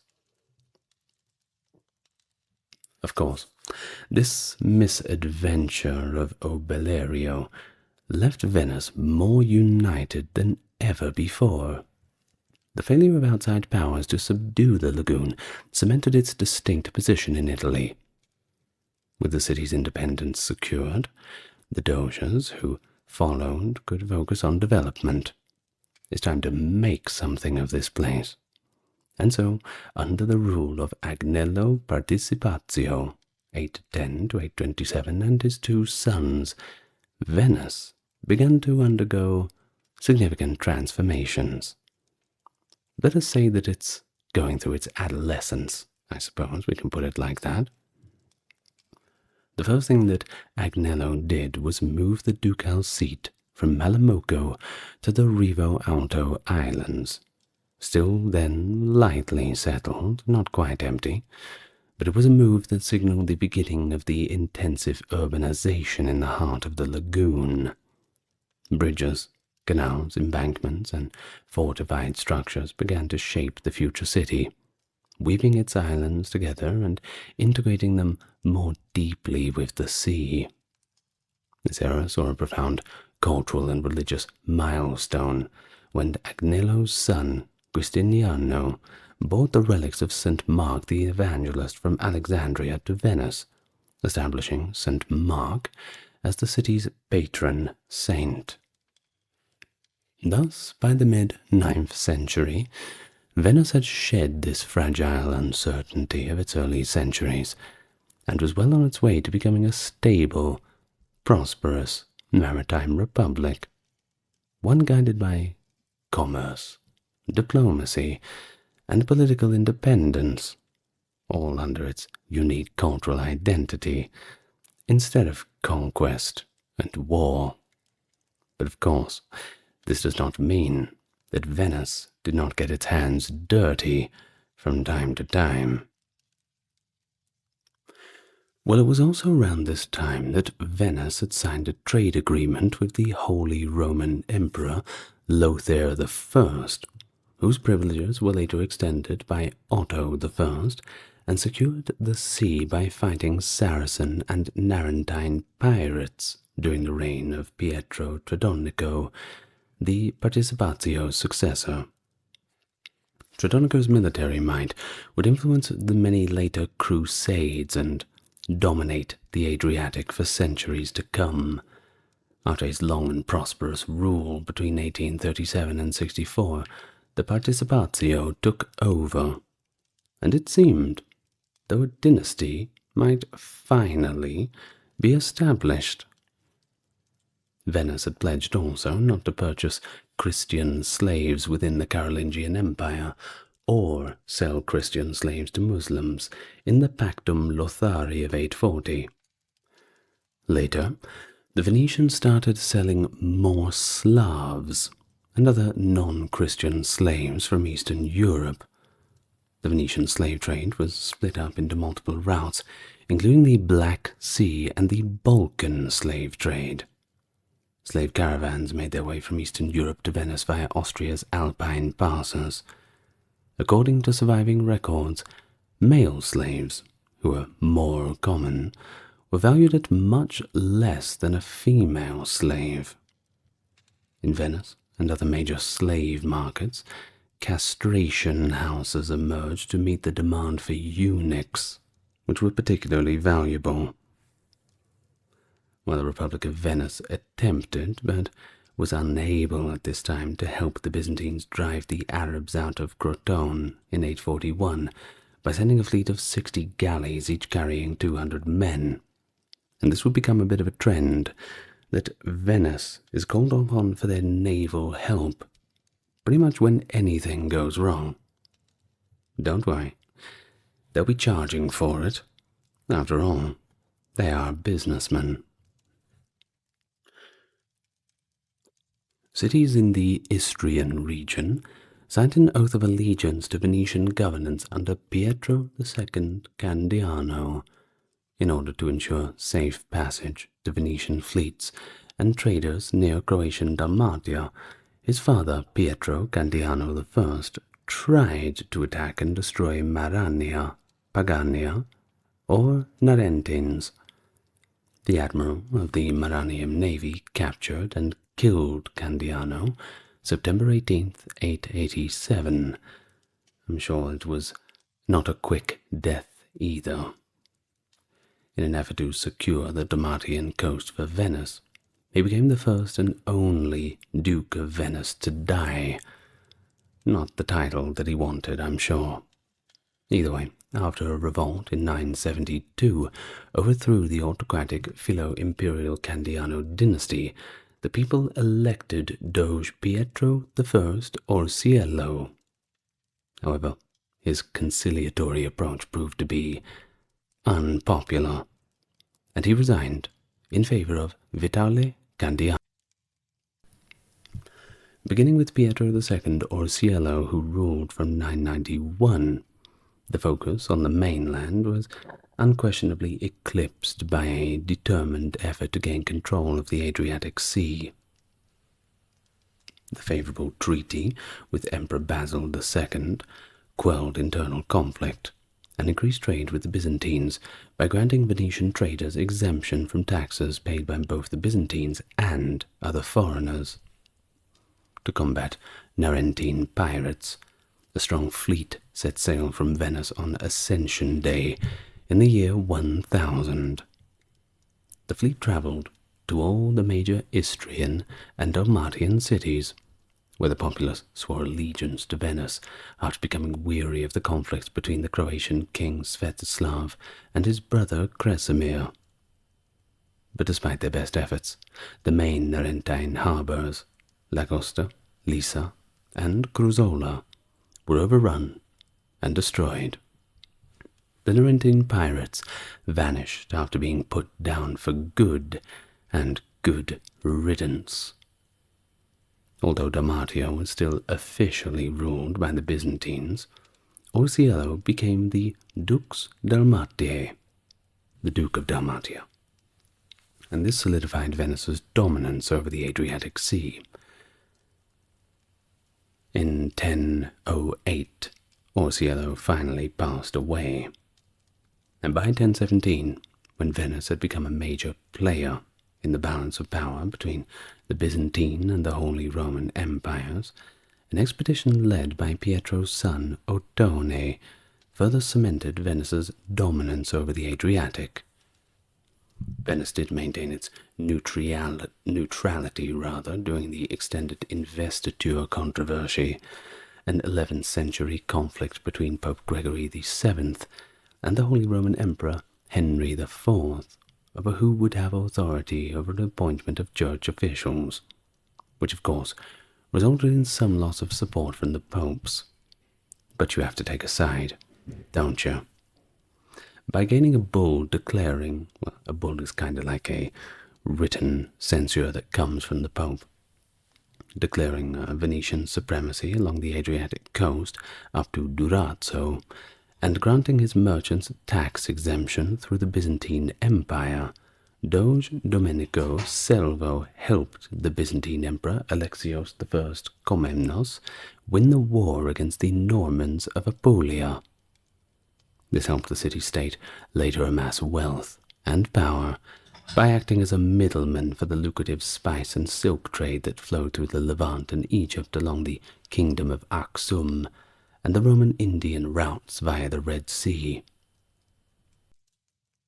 And with that, the city achieved complete independence, even though the war was not really a military victory of sorts.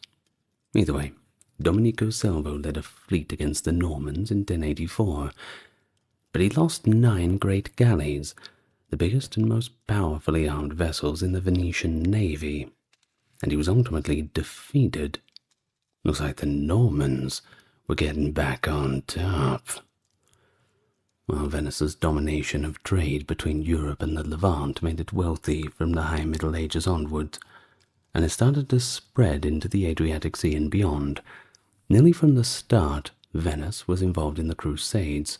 Following the First Crusade, 200 Venetian ships helped capture Syria's coastal cities, and in 1123, the Pactum Warmundi gave them virtual autonomy in the Kingdom of Jerusalem. Well, as long as they had the Kingdom of Jerusalem in their hands, I suppose. Ordelafo Faliero personally led 100-ship Venetian fleet in 1110 to help Baldwin I of Jerusalem seize Sidon.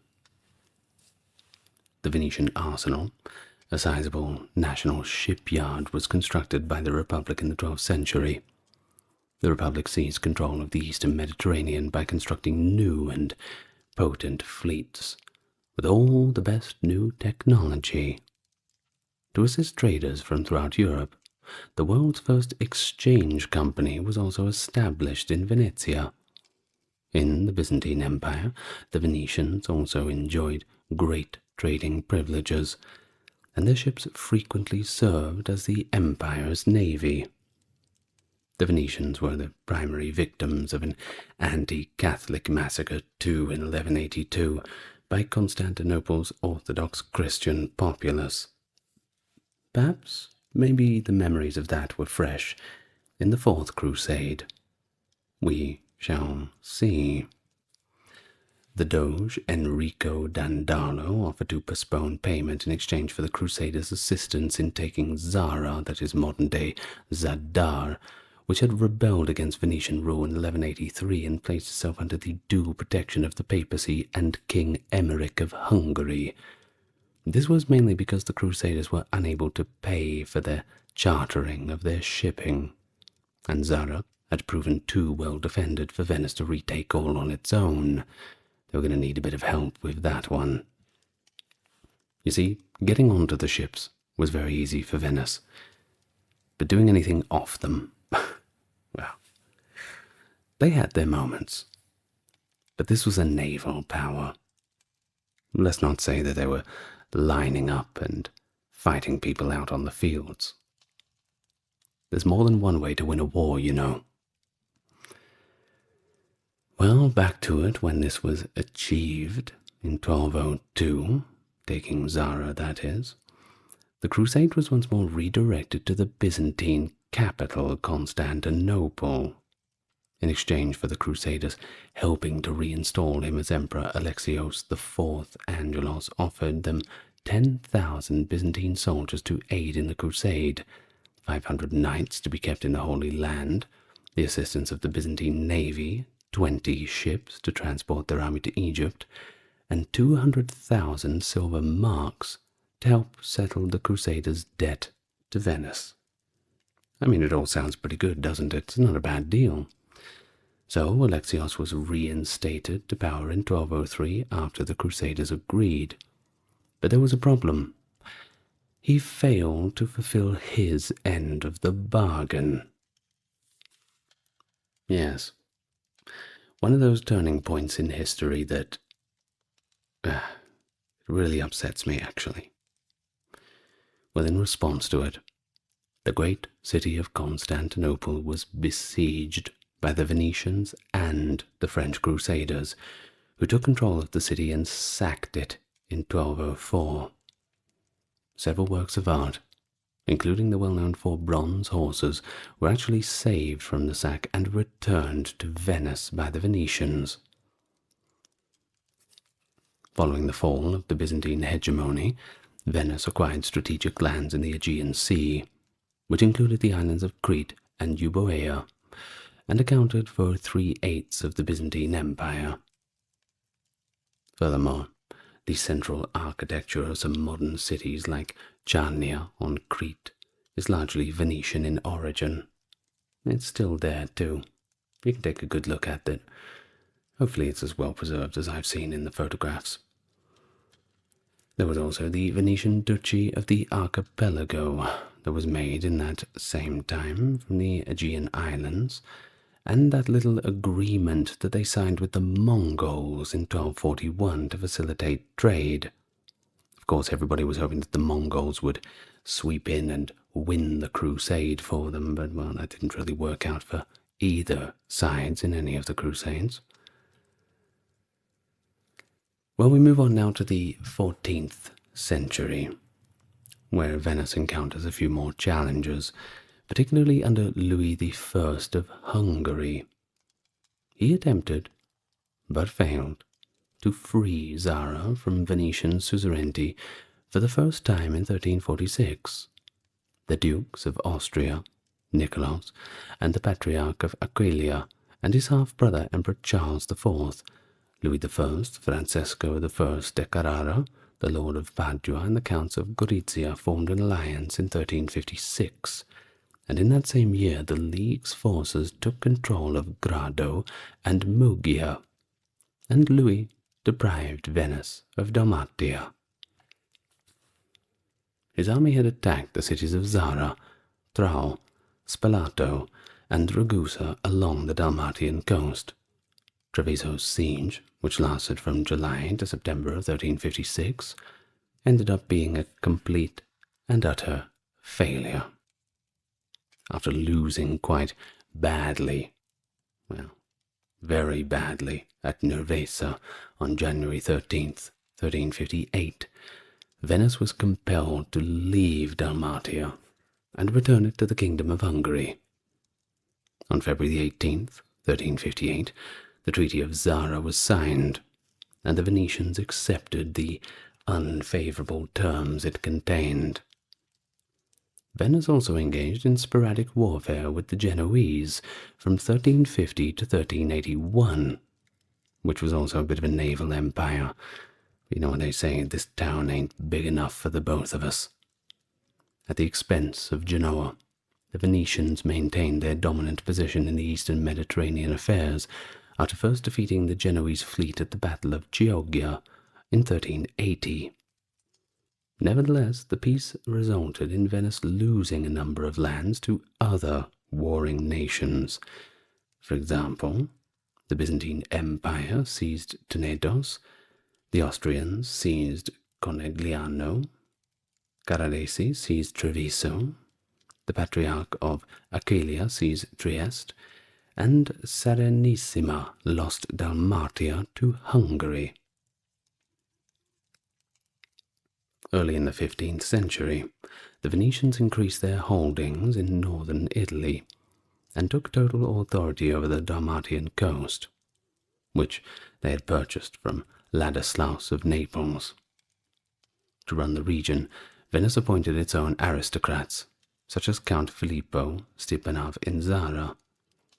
The Duke of Milan, Gian Galeazzo Visconti, threatened to expand, so the Venetians took action against him.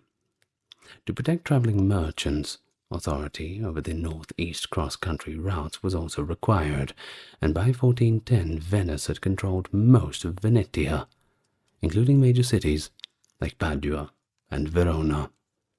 And they also had a navy of about 3,500 ships and about 35,000 men. Not bloody bad, I will say. Now, this little situation in Dalmatia was solved by a truce in 1408 with Sigismund of Hungary. Venice had actually conquered the Patriarchate of Aquileia as soon as this truce expired, then capturing Durazzo, Spalato, Trau, and other Dalmatian cities.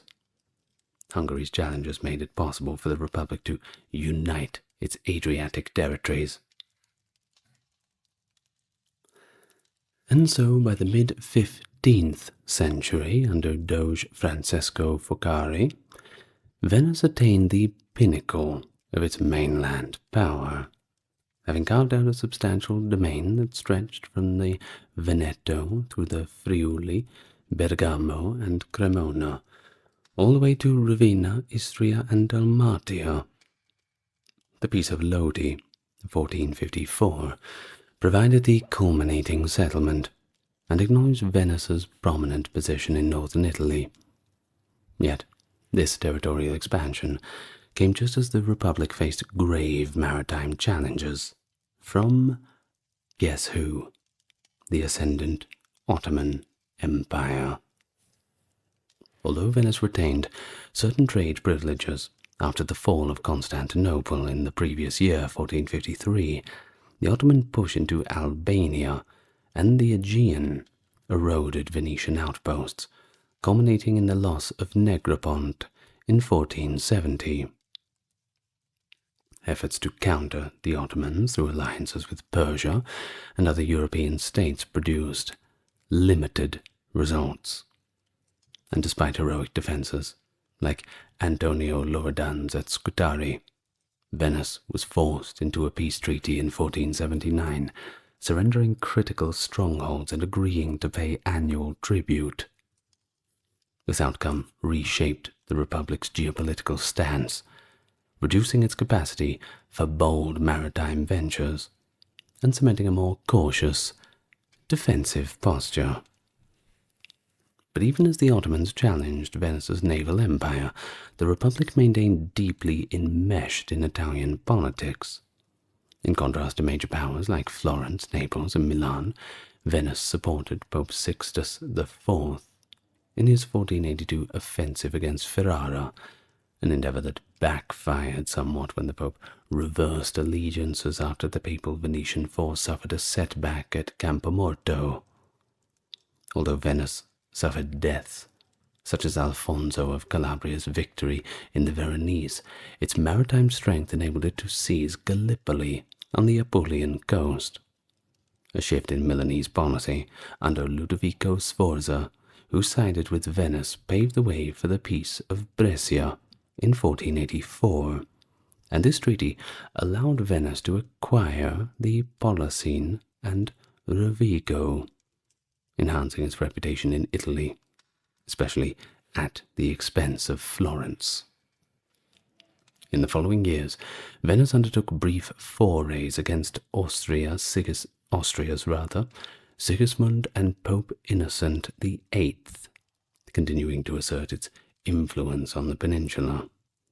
Its troops also joined the Italian League at the Battle of Fornovo in 1495 against King Charles VIII of France. An alliance with Spain, or more particularly with the Spanish region of Aragon, formed amid the reconquest of the Kingdom of Naples and secured Venetian control of the Ionian Islands, key Apulian ports, and other strategic positions controlling the lower Adriatic.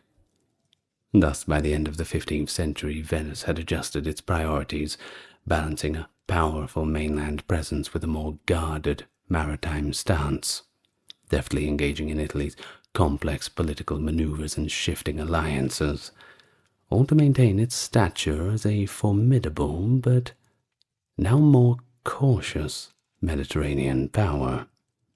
Long gone were the gutsy days of old.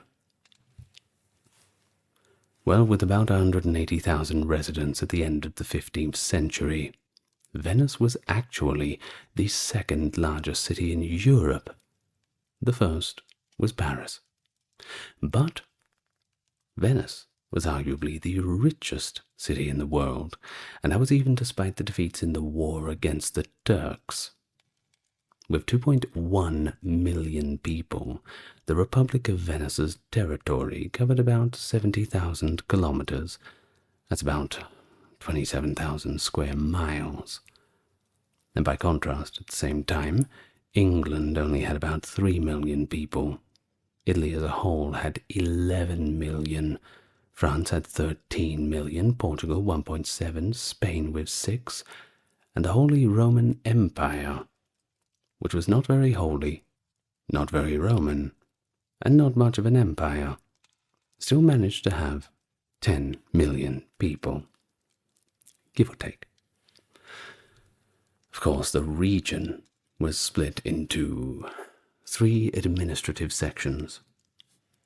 First, we have the domain of the Doge, and I can't stop thinking of that little Shiba dog when I say that word. Now, the Doge's domain was called the Dogado, which includes the city's islets and the original land surrounding the lagoon. Then we have Istria, Dalmatia, the Albanian coast, the Apulian ports, the Venetian Ionian coast, Crete, Cyprus, as well as fortifications and trading posts scattered through the southeast European region and the Middle East, are all part of the Strato de Mar, that being the state of the sea.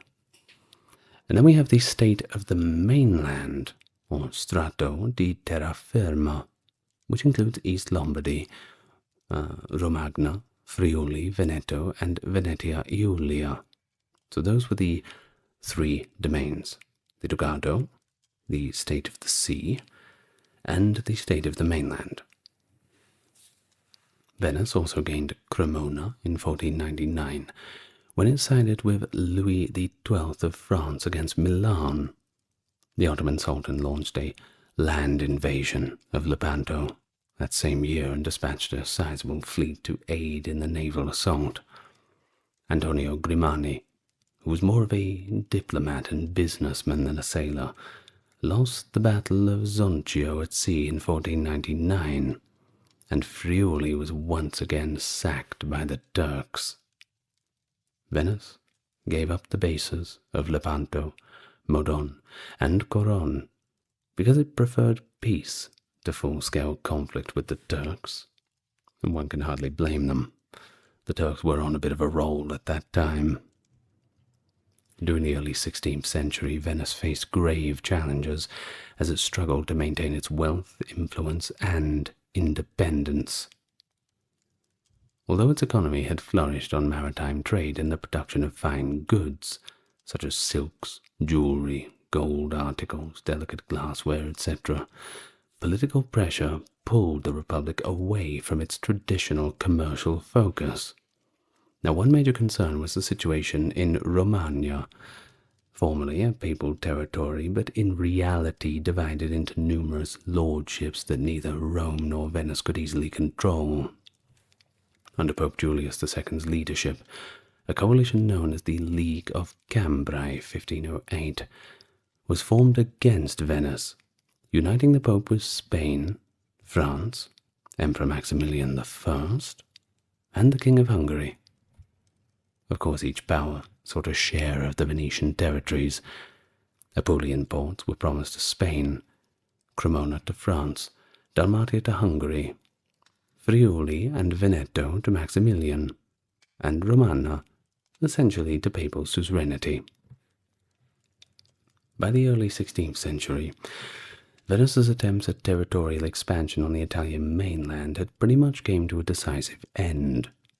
The dramatic defeat in 1509 at Anadello and the subsequent 7 years of wars forced Venice to release its ambitions and focus on preserving what little it had left. Though a combination of successions, like ceding Apulian ports to Spain, and judicious diplomacy, the Republic managed to recover its mainland territories up to the Ada River. Yet the events of 1509 effectively signaled a transition from outward-looking aggression to a determined and more inward-focused stability. You see, this new stance went hand in hand with reflections on Venice's constitution and governance. Intellectuals like Gasparo Contarini praised the city's balanced political system, uniting elements of monarchy, democracy, and oligarchy in a way that seemed to impress a lot of the foreign observers. But there were some who weren't on that same team. Local observers, such as Marino Sanudo, noted increasing internal corruption and fierce competition among the impoverished noble families. Thus, while Venice's political arrangements were much admired, there was her masked growing tensions and inequalities within the patrician class. On the political stage, on a global scale, the end of French-Spanish rivalries in Italy left Venice caught between two commanding forces, that being Spanish Habsburg dominance on land and the Ottoman Empire's surging naval power. Venice adopted a cautiously neutral approach, collaborating minimally with Spain to avoid strengthening Madrid's hand too much, but it couldn't wholly disengage from the regional conflicts. It was too close to home. Decisions had to be made. During 1537 to 1540, their war against the Ottomans continued. Venice allied with Charles V and Spain. The defeat of the Allied fleets at the Battle of Preveza, 1538, a crushing blow administered under the Ottoman skilled naval leadership, guaranteed the new Ottoman naval supremacy. By 1540, Venice was forced to relinquish the control of the Duchy of Naxos. reflecting the Republic's shrinking maritime ambitions and its shift to a more defensive posture. And so, against this backdrop of changing fortunes, and perhaps lost fortunes too, Venice still managed to remain independent and resourceful. But they faced an altered reality. You see, this era of confident expansion and uncontested maritime dominance had faded. Instead, the Republic aimed to maintain a more careful balance, navigating the Spanish-dominated Italian peninsula and an eastern Mediterranean ruled by Ottoman fleets. The period also brought changes to Venice's own maritime practices. You see, until 1545, the Republic's galleys relied on free, paid oarsmen, initially Venetians themselves, but over time supplemented by Dalmatians, Cretans, and Greeks. Labor shortages and growing logistical difficulties led Venice, like other maritime powers, to turn to conscription and forced rowers chained to the oars. The first Venetian to command such a galley was Cristoforo de Canal. By 1563, Venice's population had dropped to about 168,000, showing a broader demographic and economic strain as the Republic sought to safeguard its sovereignty amid formidable challenges. And during this prolonged struggle against the Ottomans in the later 16th century, the Republic formed the Holy League of 1570, together with Spain and the papacy, to face a renewed Turkish threat. Commanded by Don John of Austria, with Venice under Sebastiano Venier, the League's fleet of over 200 galleys matched the Ottoman armada in strength. Finally, they had a chance to fight back. Though the Christians won a renowned victory at the Battle of Lepanto in 1571, the triumph had faced a few strategic dividends. Well, not very many for Venice at least.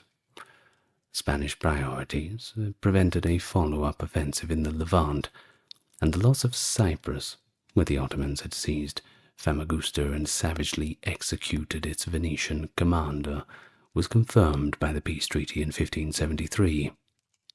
As the Republic came to term with these setbacks, Venice's population declined from around 175,000 in 1575 to roughly 124,000 in 1581. That's only in the space of 6 years. Now that is catastrophic. So in 1605, Venice's efforts to limit the Church's temporal influence sparked a direct confrontation with the papacy. 2 clergymen were arrested for minor offences, and Venice passed a law restricting the Church's ownership of land. And the Church was not going to like that, weren't they? So Pope Paul, of course, regarded these as infringements of canon law, and thus placed Venice under interdict. However, under Doge Leonardo Dona, the city refused to yield, ignoring the ecclesiastical sanctions and continuing religious life as normal, just basically ignoring the Pope completely. Once again, he wasn't going to like that. Paolo Sarpi, a theologian and advisor to the government, strongly defended the Republic's stance, and after a year of stalemate, the French managed to mediate a compromise. Venice got to maintain its principle that no citizen was exempt from state law, while the Pope lifted the interdict. Still, it didn't make them look very good in the eyes of the papacy. Agreements notwithstanding, memories are harder to sign off on paper.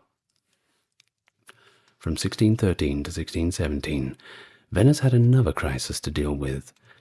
This time, it focused on the Adriatic and its long-standing claim to dominion over the Gulf. the Austrian Habsburgs had settled Uzkoks, Christian refugees turned maritime raiders along the coast. Their piracy threatened Venetian trade and risked souring relations with the Ottoman Empire. When Venice acted against the Uzkoks, she found herself confronting the Austrian Archduke, who protected them. Venice financed operations against Austria's possessions and leaned on Savoy to divert Spanish forces. Finally, the peace settlement of 1617 forced the Habsburgs to relocate the Uzkoks inland, but the broader eastern frontier disputes remained inconclusive. Well, in that same year, the Spanish Viceroy of Naples sent a naval squadron into the Adriatic to challenge Venice's maritime supremacy, perhaps independently or with the express support from Madrid.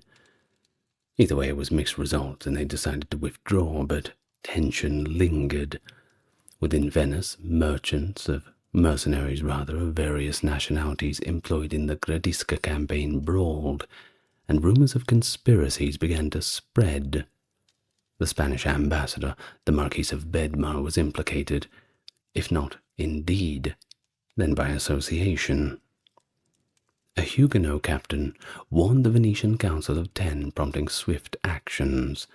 3 bravos, which is a word for hired killers or conspirators, were hanged, and the Senate demanded the immediate recall of the Spanish ambassador, averting a potential coup or sedition plot. In these events, ranging from maritime wars and grand alliances to diplomatic standoffs and personal intrigues, Venice continued to display its tenacity and subtlety. The city's power on the seas faced persistent tests, both from the Ottomans and from European rivals like Spain. The Republic's careful navigation of these crises, including defying the papacy and exposing conspiracies, shows their commitment to preserving its sovereignty and a unique political tradition in an increasingly contested world. But by the late 16th and into the 17th centuries, the fortunes of Venice continued to fluctuate. The Republic, having survived the upheavals following the League of Cambrai and the wars of the early 1500s, still faced the ongoing tensions, most prominently with Spain and the Ottoman Empire. Internally, the execution and posthumous rehabilitation of Antonio Foscarini in 1622 revealed how deep and dangerous the Venetian-Spanish rivalries had become. In the early decades of the 17th century, Venice reasserted itself in Italian affairs for the first time in a century. The succession in Mantua and Montferrat after Duke Ferdinando I Gonzaga's death shifted the balance of power in northern Italy again. Venice took France's side against the Spanish-aligned powers, hoping to prevent Spanish hegemony from hardening any further. But this gamble backfired. Better luck next time, kid. Venice's attempts to aid besieged Mantua failed, and the brutality of the city's sack underscored the Republic's weakened position on the Italian mainland. The comeback had failed. And then, of course, there was a devastating plague in 1630 that claimed a third of Venice's population. Now that ought to hit them pretty hard. It strained the Republic's resources, and though Venice erected the magnificent church of Santa Maria della Salute in gratitude for the plague's end, the demographic and economic toll was, well, that problem was not going to be solved by building a giant church, now wasn't it? Meanwhile, Venetian naval supremacy faced renewed challenges. Corsairs from the Barbary states, allied loosely with the Ottomans, raided the Adriatic in 1638, provoking a Venetian counterstrike. The Ottomans, offended by Venetian attacks near their strongholds, arrested the Venetian bailo in Constantinople. diplomacy managed to prevent immediate war, but it proved only to be a temporary reprieve. In 1645, the Ottomans attacked Crete, Venice's great overseas possession, ushering in the long and grueling Cretan War. How long? Well, it lasted between 1645 and 1669. That's too long. Venice's Adriatic defences generally held, thanks to superior sea power, but Crete's strategic port of Canda, also known as Heraklion, came under relentless Ottoman siege. Venetian strategy focused on blockading the Dardanelles to interrupt the Ottoman supply lines. Despite some notable successes, such as victories in 1655 and 56, Venice could not decisively cut off the Ottomans' lifeline. With European allies providing only limited and, frankly, inconsistent help, and attempts to relieve Candia failing, Venice finally had no choice but to capitulate in 1669. It surrendered nearly the entire island, except for a few minor bases. The loss of Crete ended Venice's days as a great Levantine power, although it did keep the Dalmatian territories taken during the war and retained Tinos and Cergo in the Aegean, but, well, once they lost Crete, it was pretty much most of the nails in the coffin. But don't worry, there's a few more final nails in the coffin.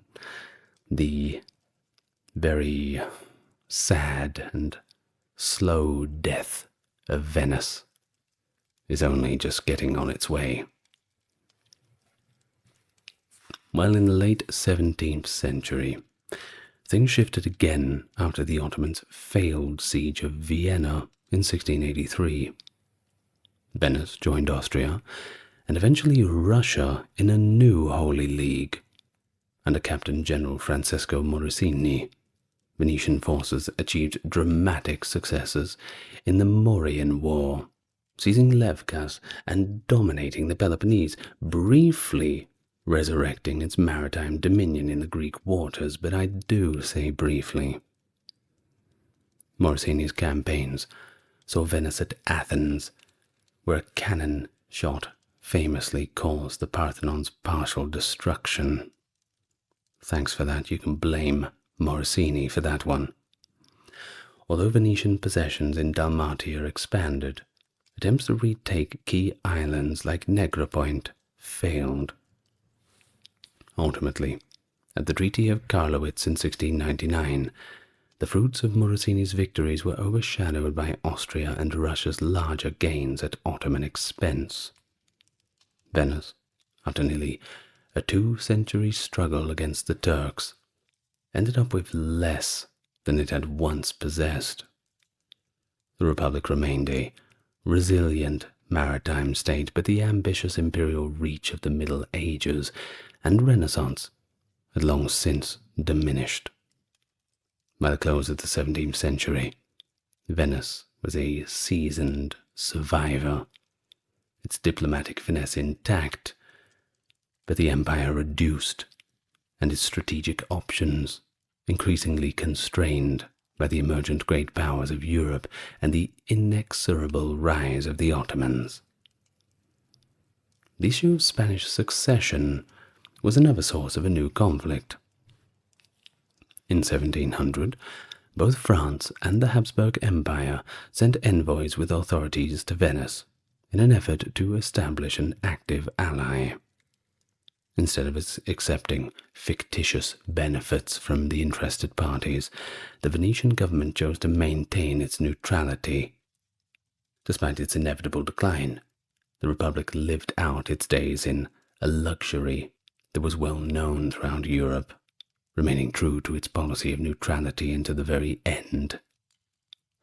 The kingdom of the Morea on the Peloponnese, Venice's principal overseas possession, was without any of those supplies which are so desirable even in countries where aid is near at hand, which are not liable to attack from the sea, when the Turks declared war on them and the Republic in December of 1714, people started to panic.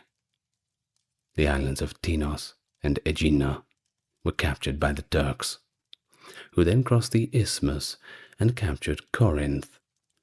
The Venetian fleet's commander, Daniel Dolfin, which is a great name for a naval commander, believed that saving the fleet was preferable to risking it for Morea. By the time he reached the scene, Malvasia, Coron, Modon, and Nauplia had all fallen. The Ionian islands of Lefkas and the Crete base of Spinalonga and Suda, which were still under Venetian control, were actually completely deserted. When the Turks finally touched down on Corfu, its defenders were able to drive them away. Meanwhile, on August 3rd, 1716, the Austrians had decisively defeated the Turks at Petrovaradin. However, new Venetian naval attempts in the Dardanelles and the Aegean in 1717 and 18, they weren't very successful. Austria gained a lot of territory with the Treaty of Passorowitz, 21st of July, 1718, but Venice lost the Morea, for which her meagre gains in Albania and Venetian Dalmatia were hardly enough. This was the Republic's final conflict with Turkey. Livorno, a new port on the Tyrrhenian Sea established by the Grand Dukes of Tuscany and selected as a staging post for the British trade in the Mediterranean, contributed to Venice's decline in the 18th century in addition to Genoa, its long-standing rival. Even more harmful were the Habsburg Trieste, a free port in the Adriatic Sea since 1719, and the papal town of Ancona, which no longer qualified as a Venetian Gulf. A prominent Venetian politician of the time stated, "Apart from the residue which is left to us, Ancona robs us of the trade from both the Levant and the West, and from Albania and the other Turkish provinces. Trieste takes nearly all the rest of the trade which comes from Germany." Even the eastern mainland cities, including Verona, relied on Leghorn and Genoa for their supplies. The situation was made worse by the presence of pirates, again from the Maghreb coast. Carlo Contarini, declared in the Maggior Consiglio in December 5th, 1779, "Everything is in disorder. Everything is out of control." He was referring to a commotion calling for reform plan that Giorgio Pisani also supported. In order to benefit the vast majority of the poor patricians, the monopoly of power, held by a select few wealthy patricians, was to finally be eliminated. Fears of overturning the system consequently arose, and Paolo Rainier, the Doge, was of course against the plan. The final Venetian naval expedition took place between 1784 and 1786, following demands for compensation for losses incurred by Tunisian subjects in Malta, losses that were not caused by the Venetians. The Bay of Tunis pirates resumed their piracy. The government, what was left of it, was compelled to use force after the diplomatic attempts to come to a consensus failed. Sousse, Sfax, and La Goleta and Bizerta were all bombarded by a fleet led by Angelo Imo when it blockaded Tunis. The Senate called Imo and his fleet back to Corfu after these outstanding military triumphs failed to produce any comparable political outcomes in their turn. The Bey's dues were raised in order to make peace with Tunis following his passing. The once vast Venetian merchant fleet had shrunk to just 309 merchantmen by 1792. Remember when I told you they had 36,000 at one point? Good Lord. Of course, by 1796, the Republic was completely unable to defend itself. The army was composed of only a few brigades of mostly Dalmatian mercenaries, and the Republic still had a fleet of 13 ships of the line, but only a small number of men were prepared for the sea. Piedmont fell in the spring of 1796, and the Austrians were mounted from Montenot to Lodi. Napoleon's army pursued the enemy across the boundaries of neutral Venice. By the year's end, the French were occupying the French state all the way to the Adige. The Austrians controlled Vicenza, Cadore, and Friuli. Napoleon's next year's campaign were directed towards the Austrian territories on the other side of the Alps.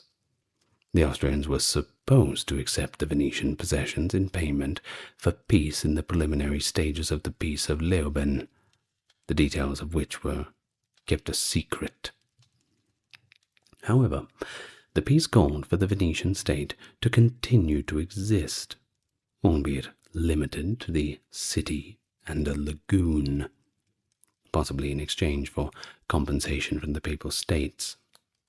Meanwhile, anti-French movements were growing elsewhere, and Brescia and Bergamo went in all-out rebellion against Venice. On the 9th of April, Napoleon issued a war threat. He said, "I want no more Inquisition, no more Senate. I shall be an Attila to the state of Venice," he declared to the Venetian delegates in Grasse on April 25th.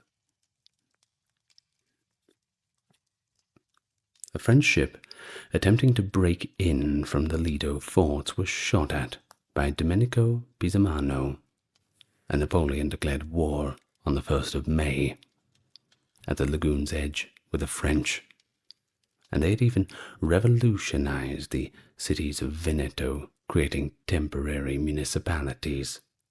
A motion to transfer power to the system of the proposed provisional representative government was approved by Magior Concilio, on May the 12th, despite the lack of a quorum. 512 votes in favor, 10 against, 5 abstained. The Magior Concilio Hall hosted a meeting of the interim municipal government on May 16th, and the Treaty of Campo Formio made the preliminary terms of the Peace of Leoben even more severe, and Venice, with all of her possessions, were annexed by Austria.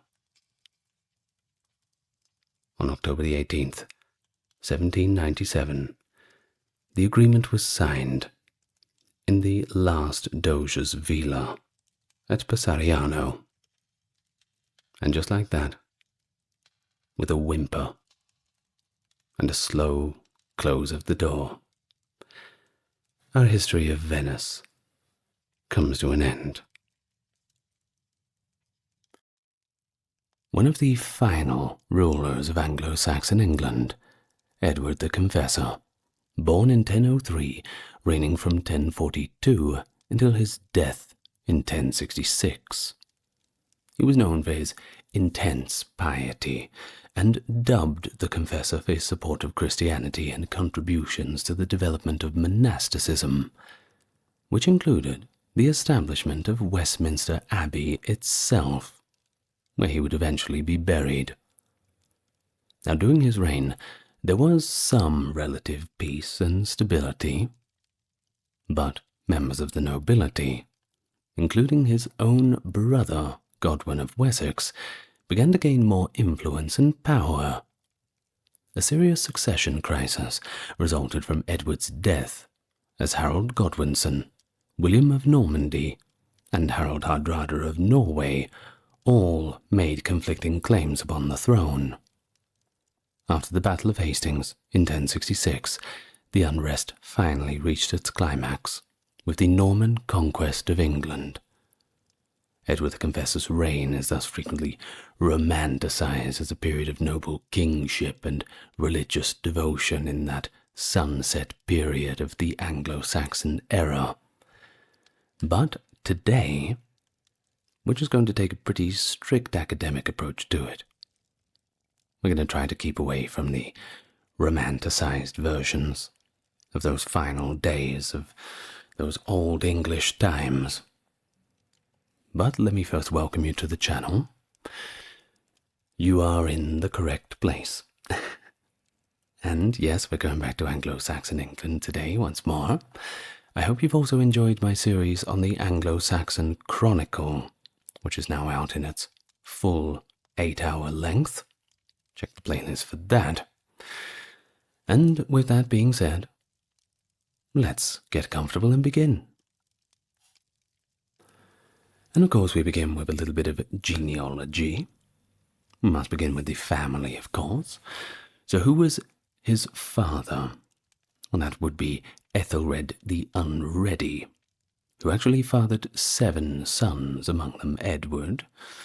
He was the first child born of Ethelred's second marriage to Emma of Normandy, being born in Islip, Oxfordshire, somewhere between 1003 and 1005. The earliest recorded presence in historical documents seems to date from 1005, when he appears as a witness to 2 charters. At this stage, of course, Edward's position in the royal family was not a prominent one. He ranked behind his older half-brothers in official records, consistently listed after them each time. He had a sister too, named Godgifu, and a full brother named Alfred, both children of Emma, though their status also remained overshadowed by their half-siblings. But what about Edward's childhood? I'm sure that was a fun time to grow up. Well, not quite, coinciding with a period of intense turmoil in England. This time it was Viking aggressors, most notably the Danish king Sweyn Forkbeard and his son Canute, who were very, very busy launching repeated invasions and raids all up and down the coastline. In 1013, after Sweyn seized the English throne, Edward's mother Emma fled to Normandy for safety. Edward and Alfred eventually joined her, and Ethelred followed suit some time after. But when Sweyn died in February of 1014, England's leading nobles offered to restore Ethelred to power. But there was a catch. Only if he swore to govern with greater fairness.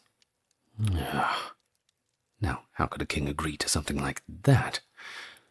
Well, I'm afraid he had no choice. And he did agree.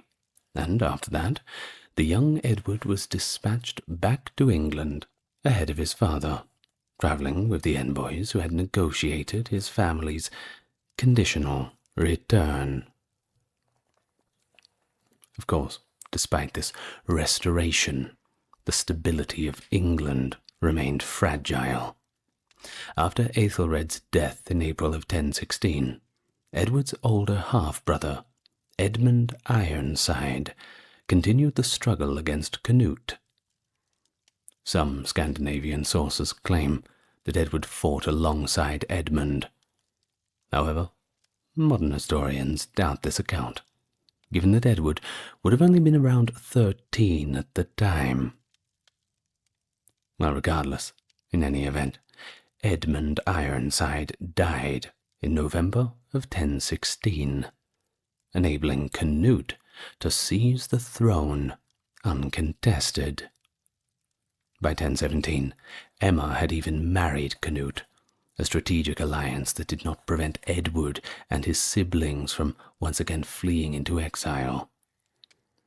Canute ruthlessly eliminated his potential rivals, including Eadwig, that was Edward's last surviving elder half-brother. He was executed in that same year of 1017.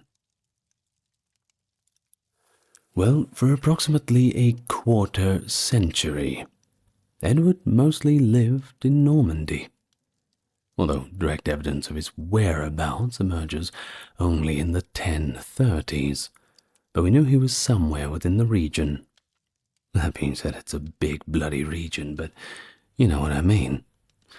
Either way, during this long exile, Edward enjoyed familial support from his sister Godgifu, who had married one Drogo, Count of Mantes and Vexin, around 1024. This connection likely ensured that Edward had some means of shelter and patronage on the continent.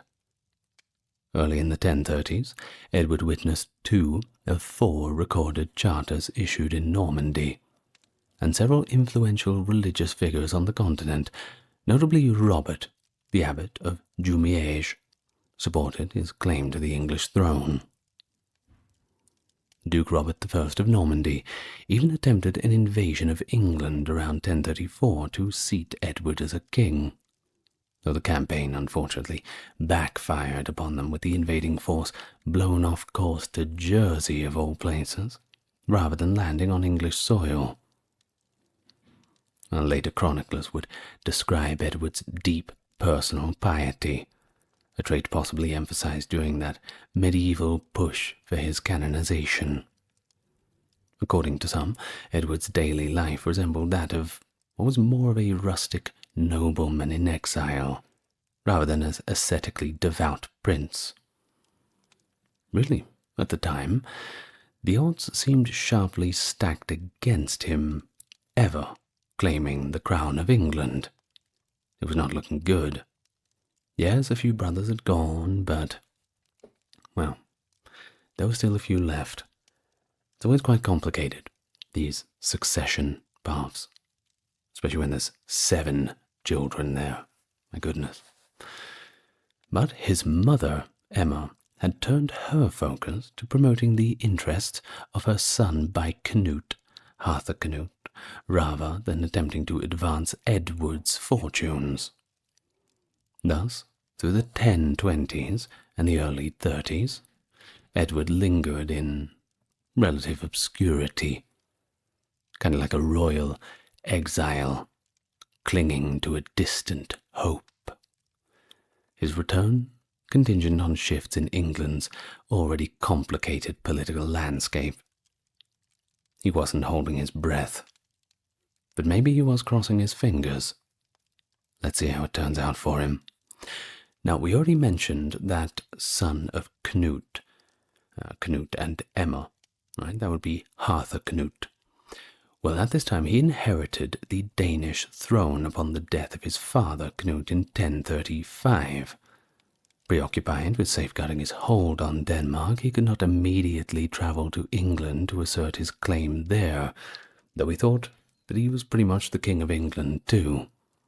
It's going to get really messy later on.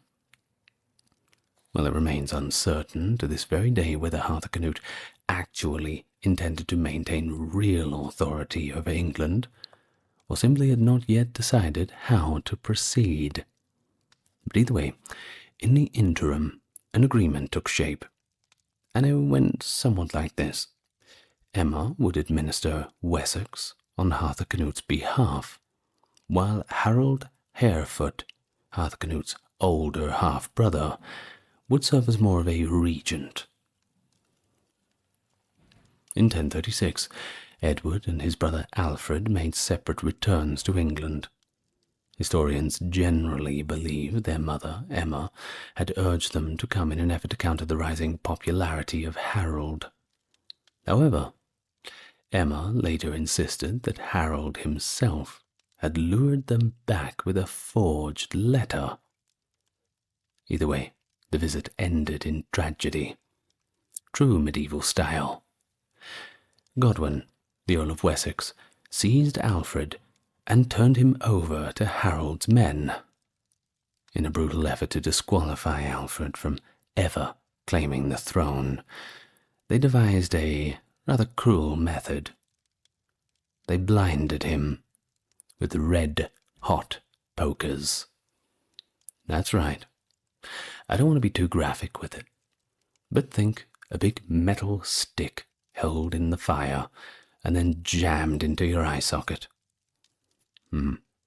Sorry for those who are just falling asleep at the 10-minute mark, but, well, that's what happened. Of course, poor old Alfred, well, he died from his injuries. Edward, he actually barely escaped from this peril, because they had him on the list for a good old eye-poking too, and of course he carried a lasting grievance against Godwin due to his brother's gruesome fate, an episode that would weigh heavily later in conflicts, including Godwin's exile in 1051. Of course, anyone did that to your family, I'm sure you'd harbour some pretty bitter resentment. Well, after reportedly winning a small skirmish near Southampton, Edward prudently withdrew to Normandy. Although cautious, his background indicates he was not entirely without military experience, having spent some time in both Scandinavian and Norman circles. Not an expert, but not as green as everybody would think. As for affairs back in England, Harold Harefoot secured the English crown in 1037, and the following year forced Emma into exile at Bruges. From there, she urged Edward to help Harthacnut, but Edward declined, citing insufficient resources and renouncing any personal claim to the throne. By that time, Harthacnut had consolidated his Danish position and was preparing to invade England. Before his plans could unfold, though, he died in 1040, which generally prevents people from taking invasion plans very seriously. It also allowed Harthacnut and Emma to cross to England peacefully and restore their dynasty without really any need for conflict. I mean, there was no one there to fight them. It's not like Harefoot was going to be screaming loudly from the grave. Now, on to Harthacnut. Realizing that his own time might be short, he invited Edward back to England in 1041 to serve as his heir. And then we have a later source, the 12th century Quadripartitus, which credits Earl Godwin and Bishop Elfwine of Winchester with intervening to facilitate Edward's return.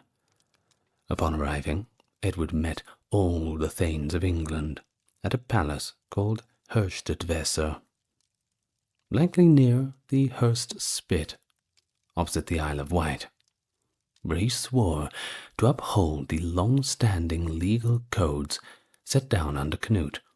And yes, he did write extensive legal codes, by the way. If you want to go and have a look at that, well, I have done a video on Canute.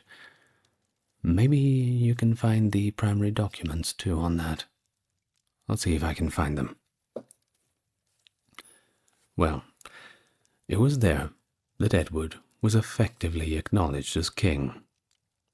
While Harthacnut's 1042 diploma refers to Edward as the king's brother, the Anglo-Saxon Chronicle notes that Edward was sworn in as king alongside Harthacnut.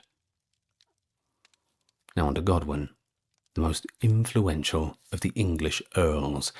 Well, he backed Edward, the heir apparent, after Harthacnut's death on June the 8th, 1042. His popularity as his succession is described in the Anglo-Saxon Chronicle as, before he, Harthacnut, was buried, all the people chose Edward as king in London. Well, you can't argue with that now, can't you?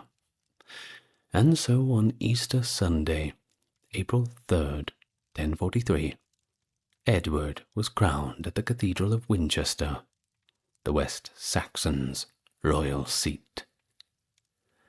His mother had done less for him than he wanted before he became king and also afterwards, according to Edward's complaints.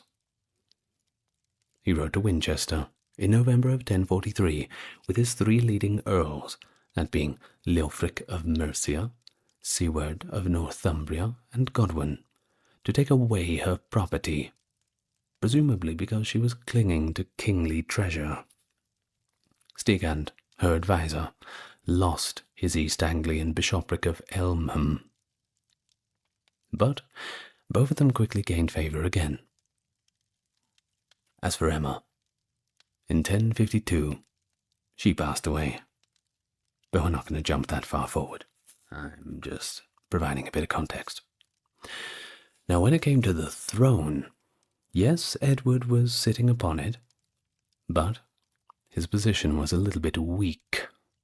It was a bad time to be king.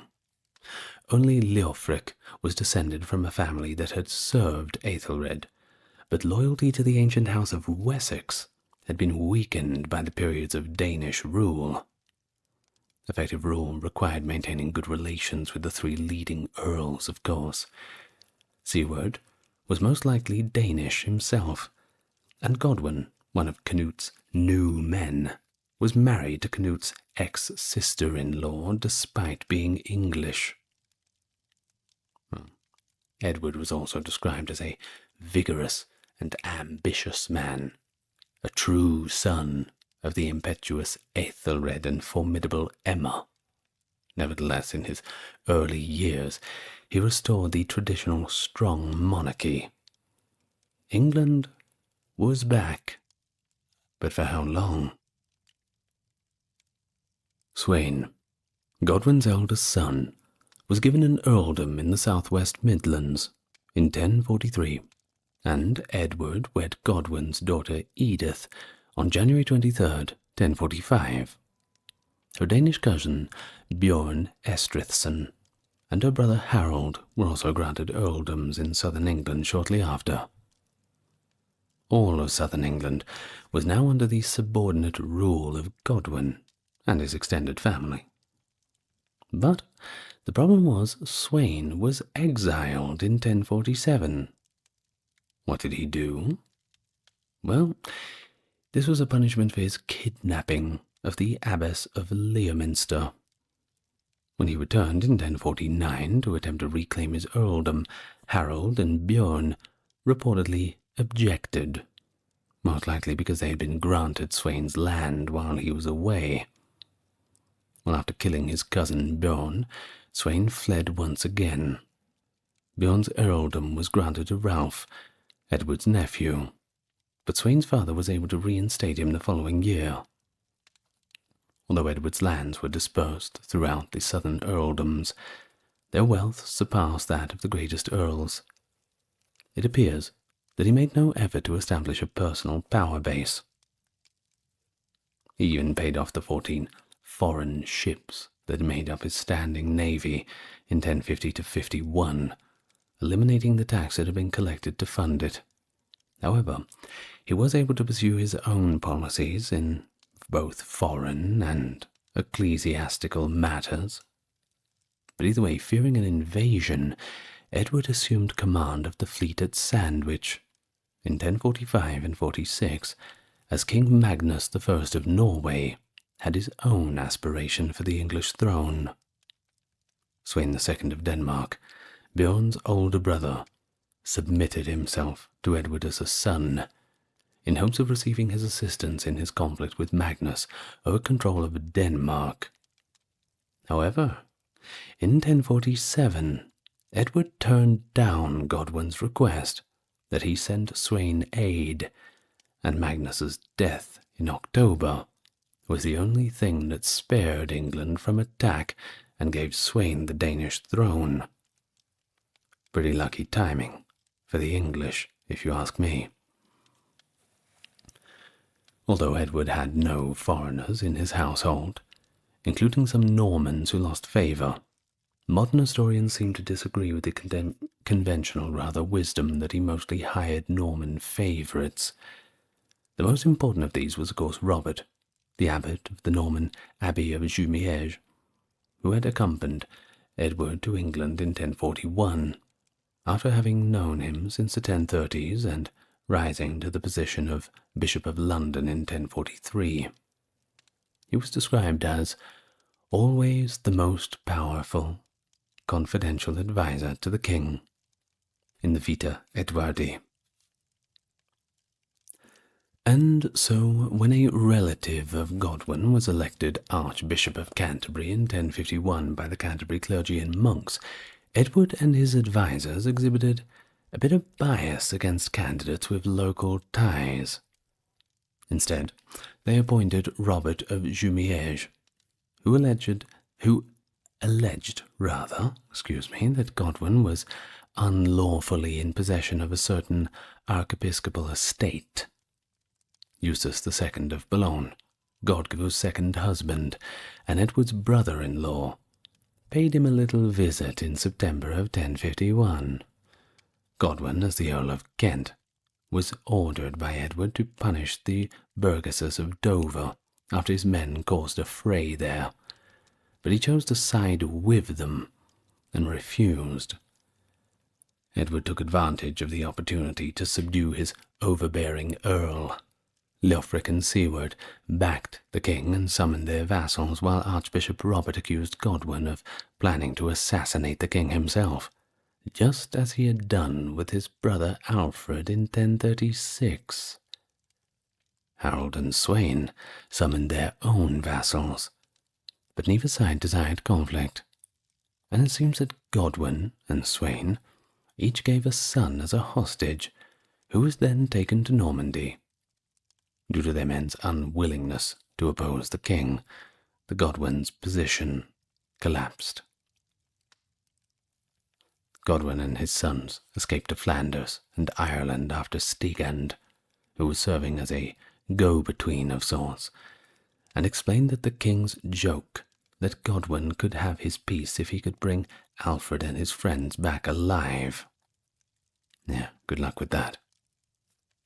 Archbishop Robert pushed for Edith's divorce, and Edward repudiated her and sent her to a nunnery, possibly because she had no children.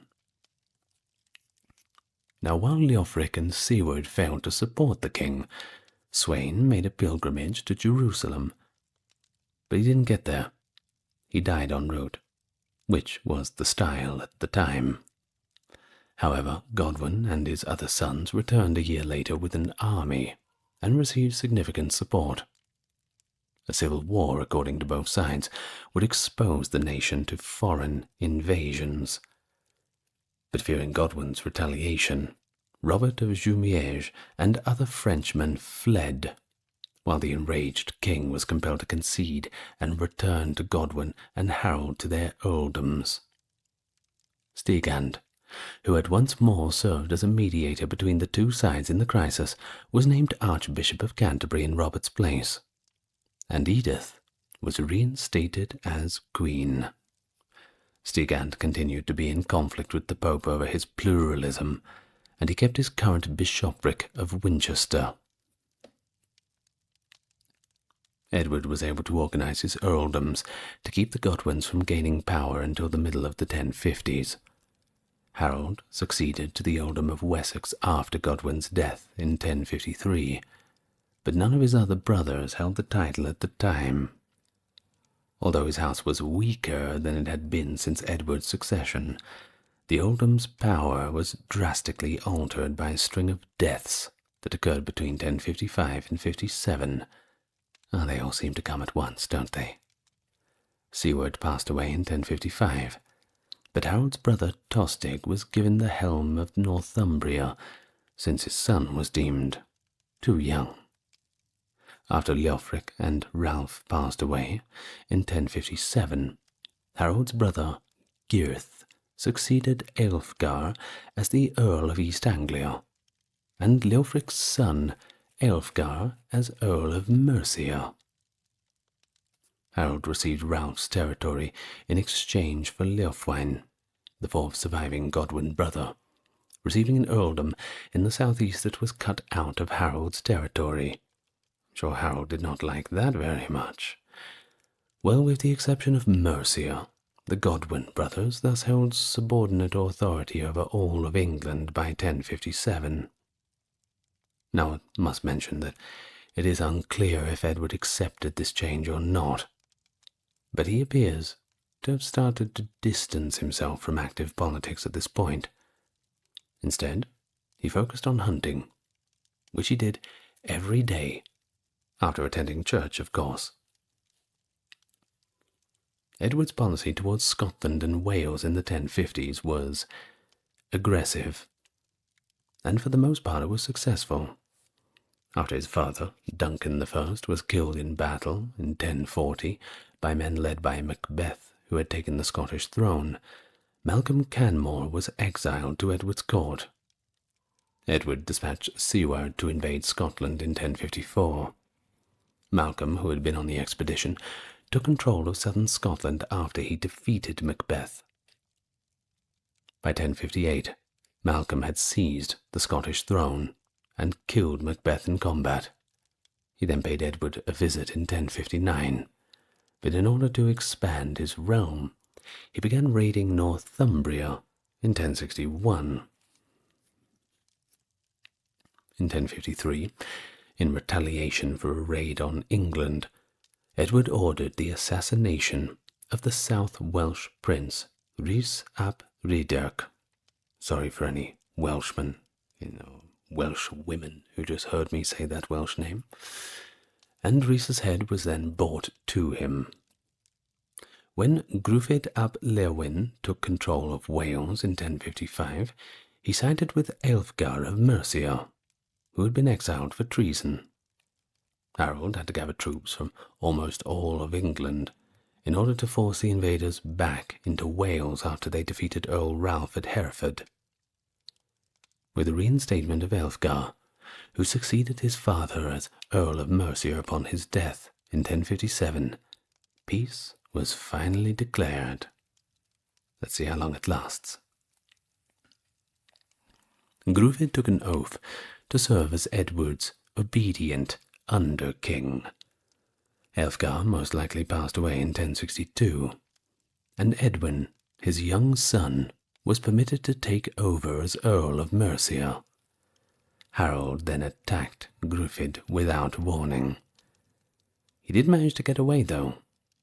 But the following year, when Harold and Tostig launched another attack, he fled and was slain by Welsh adversaries. Some Welsh princes were then subject to vassalage by Edward and Harold. Now Tostig, the Earl of Northumbria, and Harold's brother, was hunting with the king in October of 1065. Everything was going well. Sun was shining. Well, not for too long, because his subjects in Northumbria rose up against his oppressive rule and slaughtered 200 of his subjects. It would seem that the hunter has become the hunted. They invited the brothers to march south with them and nominated Edwin of Mercia's brother Morcar as Earl. Tostig, of course, accused Harold of plotting with the rebels in front of the king after they met Harold at Northampton, which I'm sure he did not appreciate. But the king and queen, who insisted that the uprising be put down, apparently were quite fond of Tostig. But Harold and the others had simply refused to fight for him. Edward had to endure his exile, and the humiliation he endured might have resulted in a string of strokes that ultimately killed him. Either way, he was too weak to go to the consecration on December 28th of his new church at Westminster, which had been largely finished in 1065. Just needed a few little finishing touches. Well, just before his death at Westminster Abbey, January 5th, 1066, Edward most likely gave Harold and Edith the kingdom. Harold was then crowned on January the 6th, the same day that Edward was laid to rest in Westminster Abbey. Certainly not wasting any time, aren't they? But of course historians have been perplexed by Edward's plans for succession since William of Malmesbury in the early 12th century. Most historians believe that Edward hoped to have an heir by Edith, at least until his argument with Godwin in 1051. But there is one school of thought, and it supports the Norman case, that he always intended William the Conqueror to be his heir, accepting the medieval claim that Edward had already decided to be celibate before he married. I hope he told his wife that before the wedding. The two men had a blood tie. and were first cousins once removed, because Edward the Confessor's mother, Emma of Normandy, was the brother of William the Conqueror's grandfather, Duke Richard II. It's all very complicated. I'm not good with those sorts of things. Although it is believed that Godwin promised William the succession when he visited him during his exile. But most people disagree as to how seriously he meant the promise and whether he later changed his mind because, well, as we all know, people can promise you things that sound great at the time to get you on their side, and then take those things away later. Who would do such a thing? Of course, the strongest candidate to be regarded as Edward's heir was Edward the Exile, that is the son of Edmund Ironside. Bishop Eldred of Worcester travelled to the Holy Roman Emperor Henry III in 1054 to secure his return after he had been taken to Hungary as a small child, most likely in order to become Edward's heir. A couple years later, in 1057, the exile and his family returned to England. But he did not last very long. He passed away pretty much straight away. The English court raised his son, Edgar, who was around 6 years old at the time. After Harold's death in 1066, he was briefly crowned king and given the title Aetheling, which means throne-worthy, by the way, suggesting that Edward might have thought of making him his heir. Edgar was marginalized at the end of Edward's reign, though, as he was not listed among the witnesses to Edward's diplomas and the Domesday Book contains no proof that he owned any sizable amount of land. Edward appears to have become more reliant on the Godwins in the middle of the 1050s, and he may have come to terms with the fact that one of them would probably take over in his place. Well, in 1064, Edward sent Harold to Normandy, according to the Normans, to reaffirm William's succession promise. William of Poitiers, a Norman apologist who provides the best proof, states this.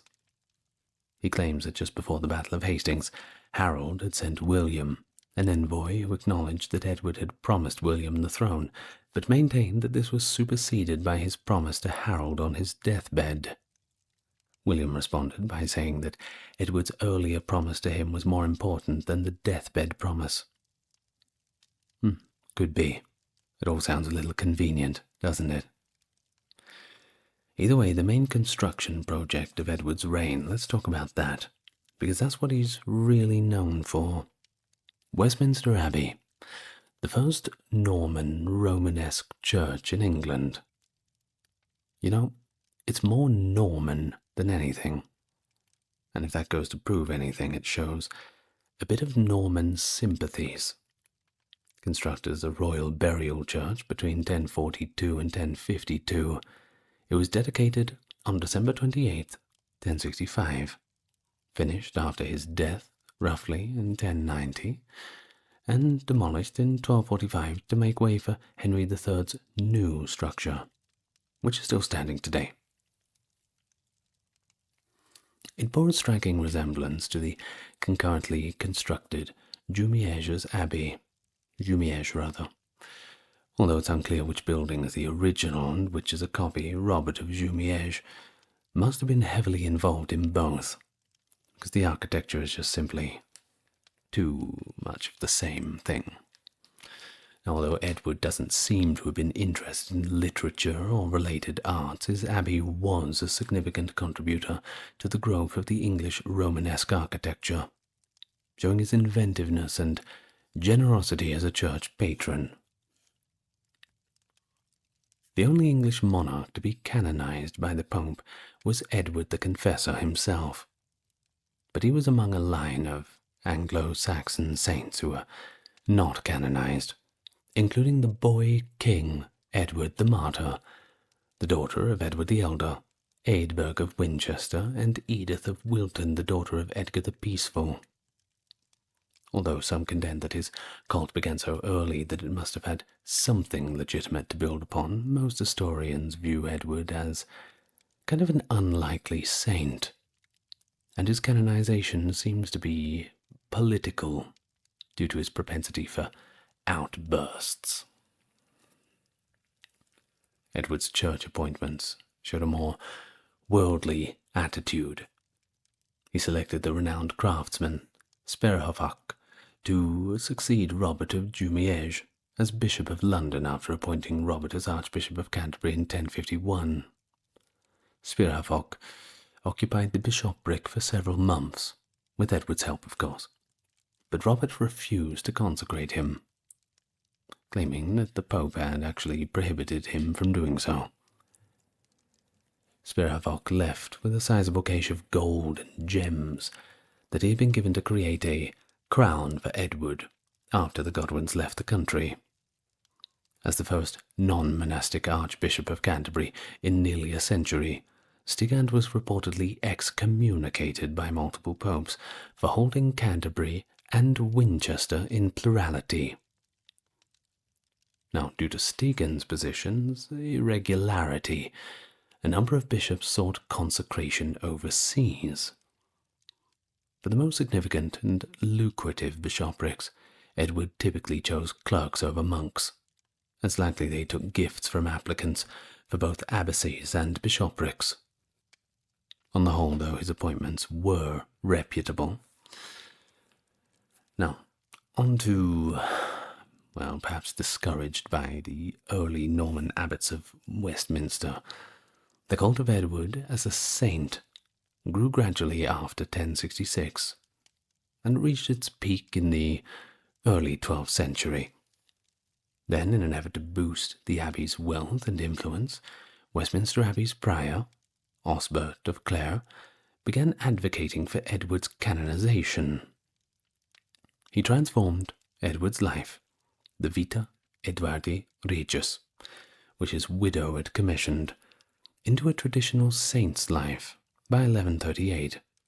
He took advantage of a vague passage that could have implied that their marriage was chaste, possibly to imply that Edith was not to blame for her childlessness, and to assert that Edward had actually been celibate the whole time. What a good boy. With King Stephen's help, Osbert travelled to Rome in 1139 to petition for Edward's canonization. However, because he did not have the full backing of the English hierarchy, and because Stephen had a falling out with the Church, Pope Innocent II wanted to delay the decision, stating that Osbert didn't really have enough evidence of Edward's holiness. Well, either way, following a contentious election to the Pope in 1159, Pope Alexander III was recognized with the help of Henry II. In 1160, a new Westminster abbot named Lawrence took advantage of the situation to reaffirm Edward's claim. He was referred to as a confessor, because he thought to have led a saintly life, but was not a martyr. And this time it had the full support of the king and the English hierarchy. And so, on February the 7th, 1161, a very grateful pope issued the bull of canonization, which was the outcome of the cooperation of Westminster Abbey, King Henry II, and Pope Alexander III. A new life was commissioned by Matthew Paris in the 1230s after King Henry became involved with the cult of St. Edward.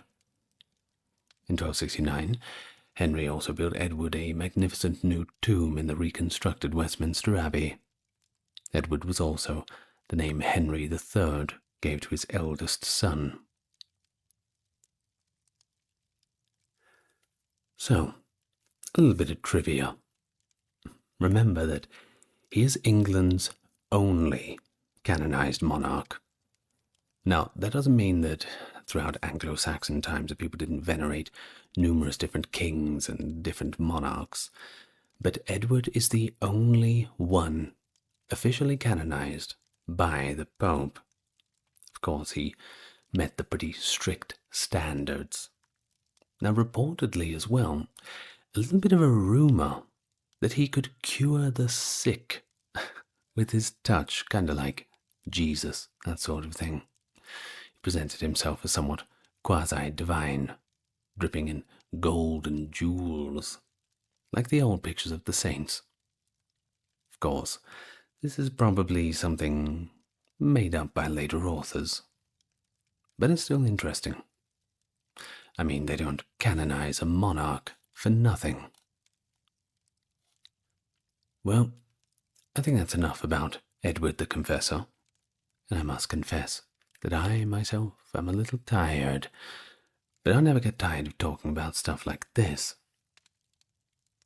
I hope that if you are coming here with the goal of falling asleep, or getting relaxed, whatever it is, or just learning something, well, I hope you've achieved that goal. William the Conqueror's campaign of 1069 to 1070, frequently referred to as the Harrying of the North, involved ruthless measures to crush dissent and solidify the Norman dominion in the north of England. During these operations, the Norman forces razed entire settlements, annihilated food supplies, slaughtered livestock, all actions that inflicted widespread famine and forced many of the natives to flee their homes. The region's economy and society were irrevocably disrupted, with persistent hardship resonating for generations to come. The Harrying of the North stands out as this illustration of the lengths that conquerors were willing to go to in order to secure their authority, as well as the heavy toll that these methods imposed on local populations. Hello everyone and welcome. It's me, back again, but this time we're going back to a little bit after the Battle of Hastings. It's not often talked about as much as the turning point of 1066 is in English history, but the aftermath, when England was really on the anvil, that's something that we should look into a bit further. So, as usual, hit the like and subscribe button if you want, and just get relaxed, because we're going to talk about the Harrying of the North today. So here we are at the cusp of the Norman conquest, and northern England comprised a patchwork of regions, not a united place like we have now. It was very complicated. Of course, you had Vikings coming across from Denmark and all the rest at this time, so it made it not the most peaceful place to be. You see, on the western side lay Lancashire, joined by portions of Cumberland and Westmoreland, while the eastern side encompassed territories presently known as Yorkshire, Durham, and Northumberland. In these areas, remnants of Anglo-Saxon heritage intermingled with the legacies of the earlier Danish invasions, producing what observers often termed as the Anglo-Scandinavian milieu. The fusion was evident in everything, from the local artistic motives to the shape of legal systems to even the dialects heard on the rural lanes within these aristocratic circles too.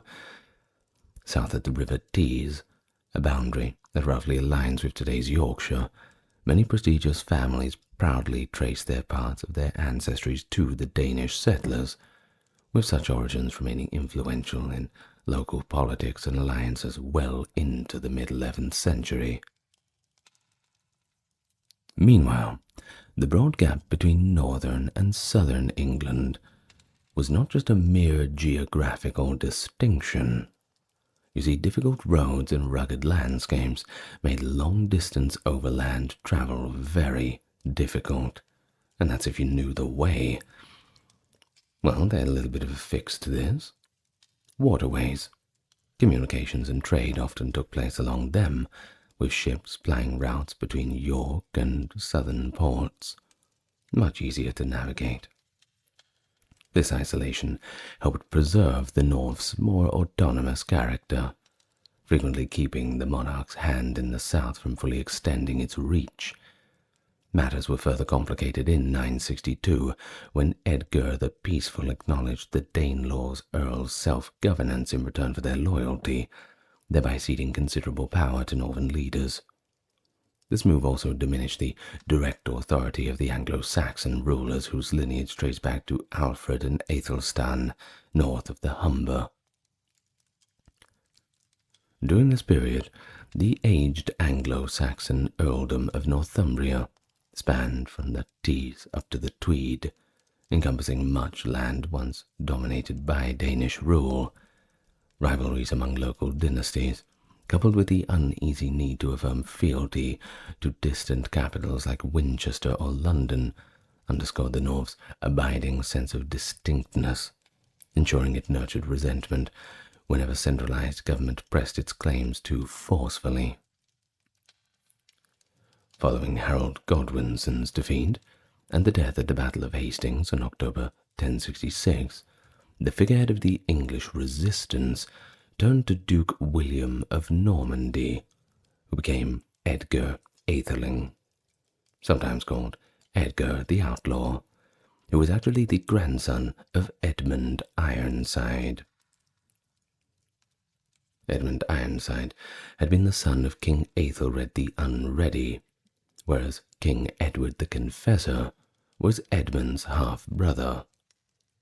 In theory, Edgar possessed a credible claim to the throne as one of the last surviving male heirs of the old English royal lineage, but even so, within 2 months of Hastings, his faction capitulated at Berkhamsted in December of 1066, effectively conceding that William would rule as king. From the ranks of those who submitted to William at Berkhamsted, only Ealdred, the Archbishop of York, stood by the newly crowned Norman king over the long term.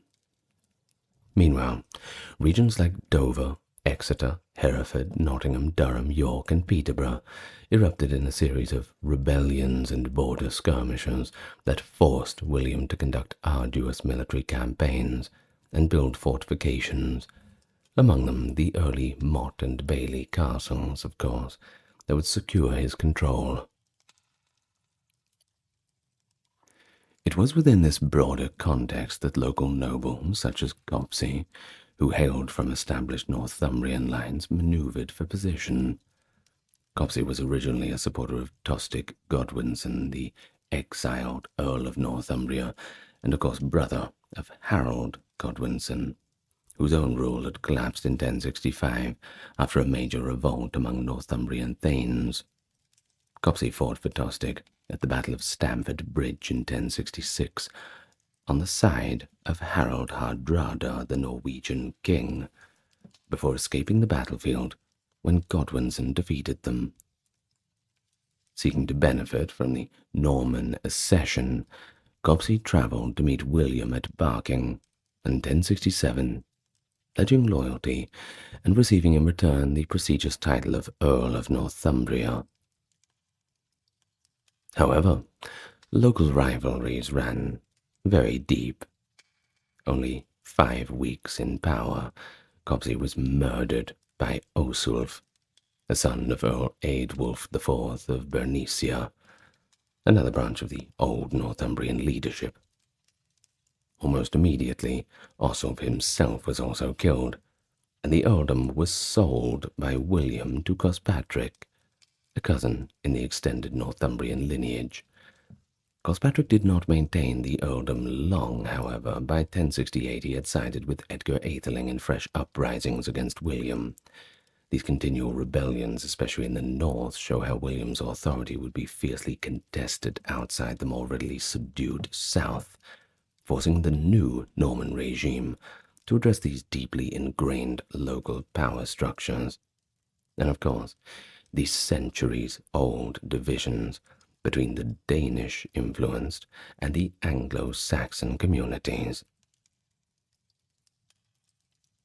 William decided to take a more direct approach in the north after witnessing 2 earls lose their lives and another shift loyalties. In the summer of 1068, he undertook a campaign to Yorkshire, marching with a sizable force toward the city of York. Edgar Atheling, who had been at the centre of the ongoing resistance, recognized that the English forces could not withstand another major defeat. Consequently, a number of rebels, Edgar included, chose to flee, seeking refuge at the court of King Malcolm III in Scotland.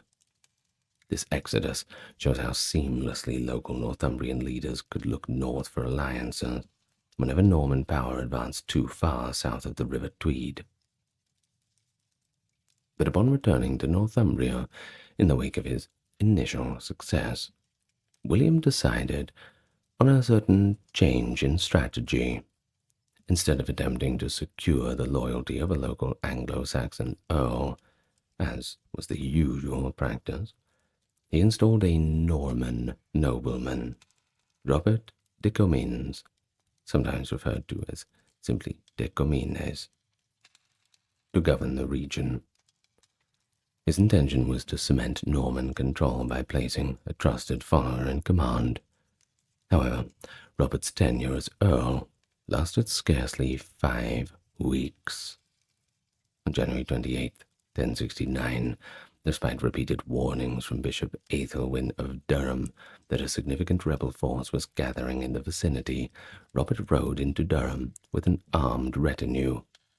The local rebels, likely composed of dispossessed thanes, surviving members of the Northumbrian aristocracy, and common folk motivated by anger at the new regime, surrounded Robert and his men, and poor old Robert was quickly overpowered and slowly killed. Spurred on by this success, the rebels marched to York, eliminating the Norman castellan in charge of the newly built castle there, as well as many of his men. At this point, they were on a roll. But William was not going to let that continue. His response was immediate and unrelenting. He gathered his forces and advanced rapidly to York, surprising the rebels and crushing the besieging army, killing or scattering them before they could mount an organized defense. Meanwhile, disturbances flared in other parts of England, potentially emboldened by northern successes against the Normans, while William himself moved to tackle uprisings in the Midlands and Stafford. He dispatched other earls and officials to re-establish Norman authority in Dorset, Shrewsbury, and Devon. All this shows how volatile the conquered territories remained. It was not a one and a done. Sure, you can win the battle, but the insurgencies always begin after.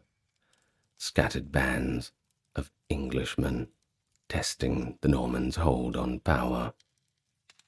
They would do their part. Concurrently, Edgar Atheling appealed for external aid. He went straight to Denmark, to King Sweyn II, the nephew of the renowned King Canute, and he responded by equipping a formidable fleet under the command of his sons. The Danish flotilla raided England's coast on its way north, briefly reasserting a measure of English and Danish control in York. William, determined to check this new offensive, led his army north again during the winter of 1069, traveling from Nottingham toward York.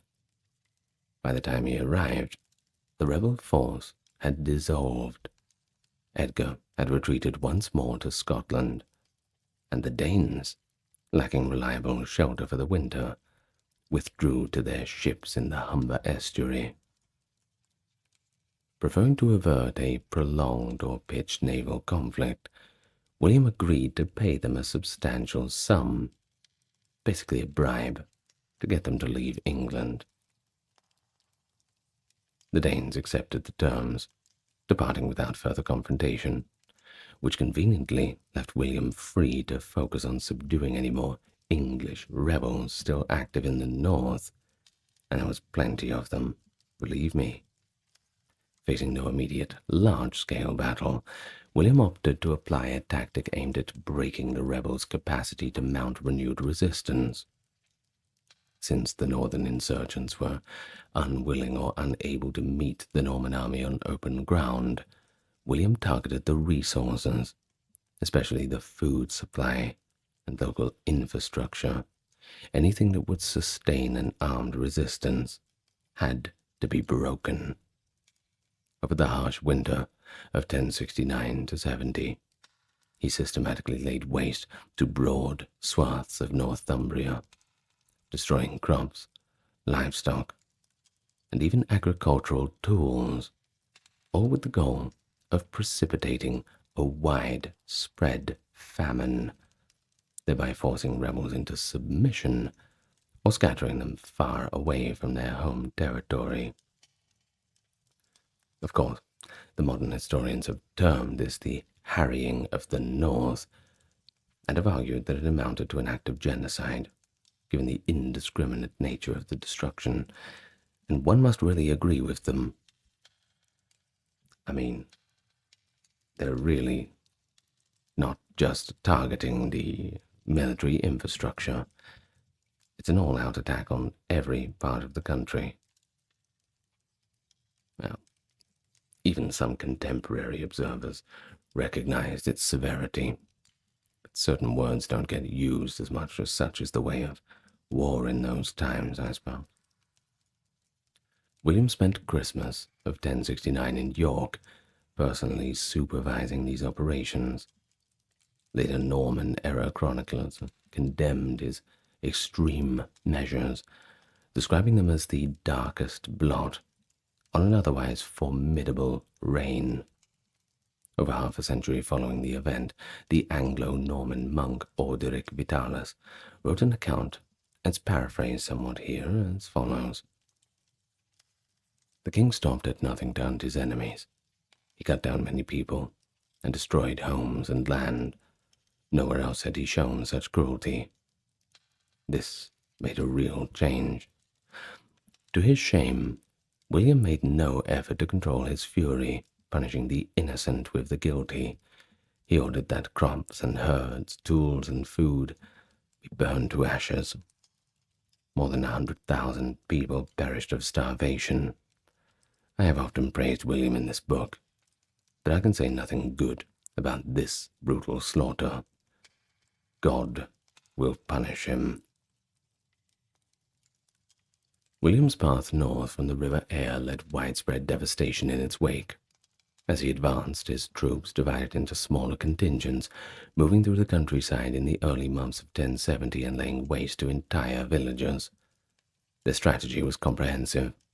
Any settlements suspected of harboring or aiding rebels were burned, while food stores and livestock were deliberately destroyed or seized. This ensured those who survived the initial onslaught would be driven to starvation. Unable to access sufficient provisions during the bitterly cold winter, the severity of this campaign is shown by credible accounts of survivors resorting to cannibalism. In fact, Simeon of Durham, writing in the early 12th century, described the catastrophe as follows. So great a famine prevailed that men, compelled by hunger, devoured human flesh, that of horses, dogs, and cats, and whatever customer bores. Others sold themselves to perpetual slavery, so that they might, in a way, preserve their wretched existence. End of the passage from Simeon of Durham. Well, it certainly paints a grim picture, doesn't it? Horrible times. The aftermath of these campaigns is clearly attested in the Domesday Book. It is compiled in 1086. Within Yorkshire, significant swaths of territory were recorded as waste or vast, reflecting the total collapse of local agricultural and economic systems. In fact, about 60% of all holdings were classified as waste. Even 66% of villages noted in the survey contained at least some manors that lay unused or abandoned. Even the most prosperous parts of the country, where land values had historically been higher, lost at least 60% of their recorded worth compared to 1066, with further declines apparent between 1086 and the early 12th century. The decimation of the farming population, which lost somewhere around 75% of its people and plough teams, compounded the difficulty of any swift recovery. Though later English monarchs would work to restore the region's productivity, the scale of the destruction made it a challenge that would take generations to fix. Now, these harsh findings in the Domesday Book are actually corroborated by archaeological evidence. We've noted in our modern time that coin hoards discovered in Yorkshire, apparently buried in haste, point to a sudden and violent upheaval around 1069 to 1071. It's also been proposed that the systematic layout of villages in areas of Durham and Yorkshire reflects an abrupt program of resettlement after the harrying, rather than a gradual and organic process of expansion as things usually take place. The arguments based on how the newly planted towns under Norman rule were often built according to regular plans in other parts of the British Isles, and the same pattern emerges here.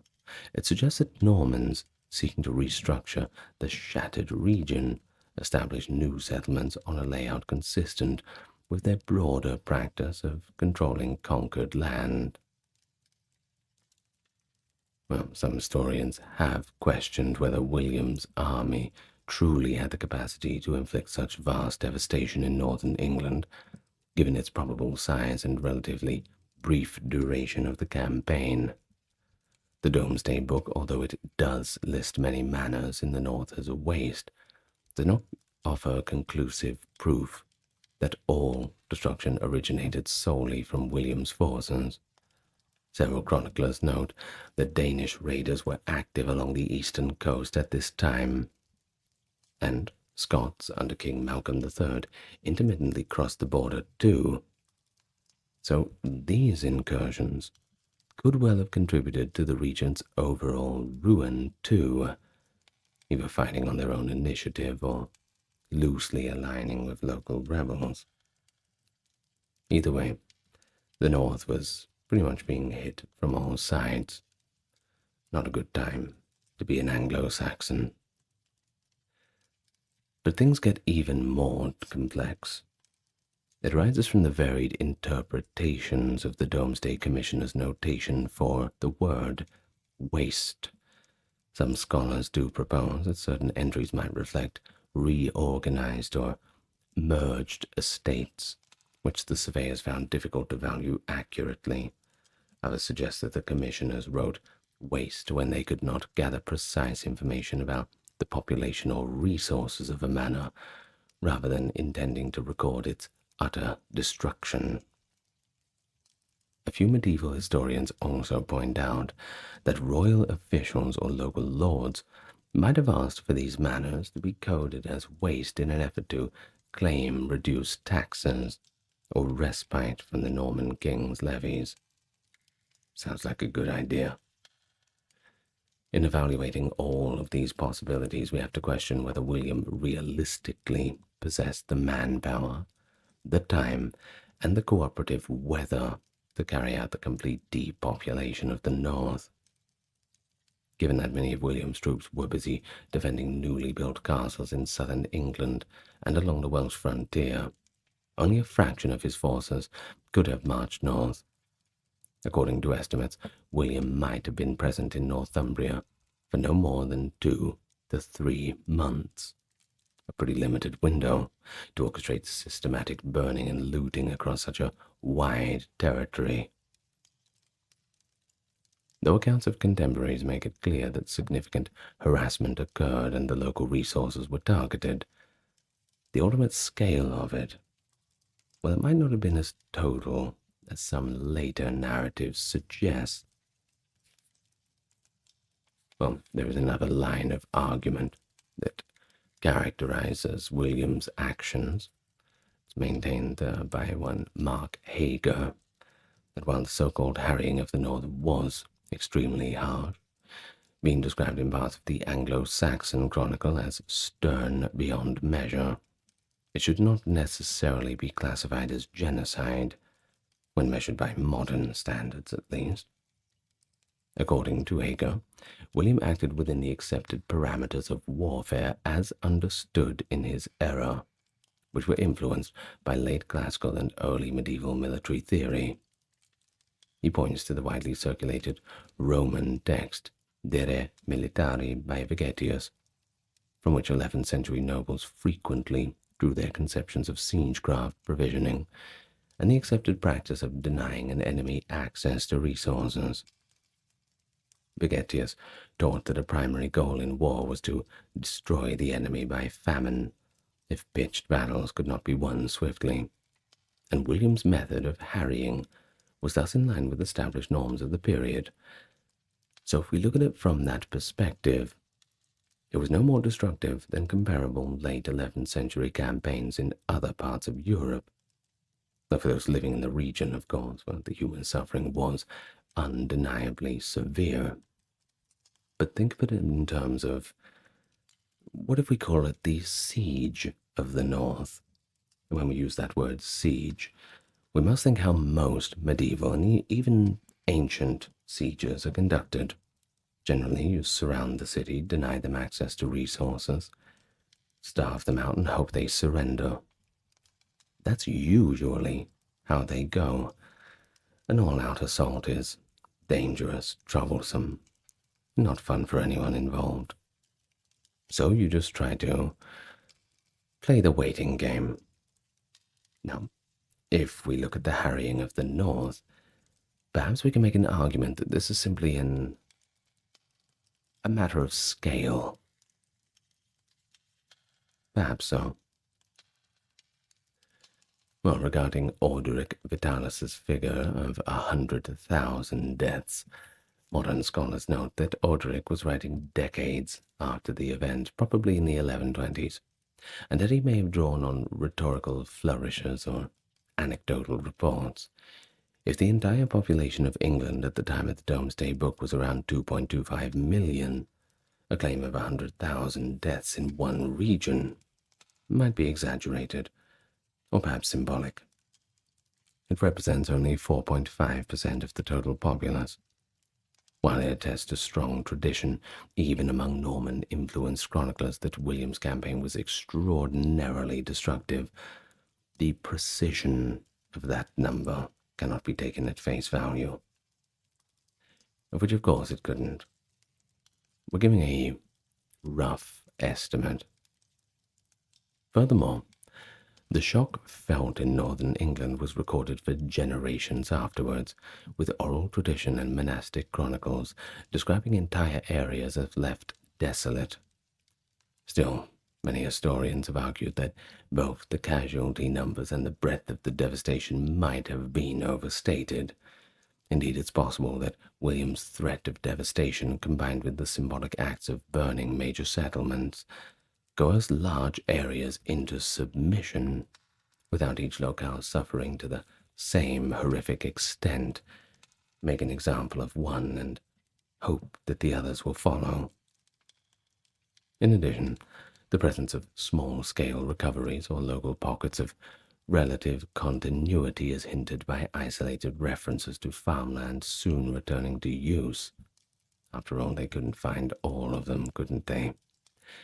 But nevertheless, these debates about how waste was recorded, who did the destroying, and whether William truly razed every corner of the region, don't do much to invalidate the fact that his measures inflicted serious hardship.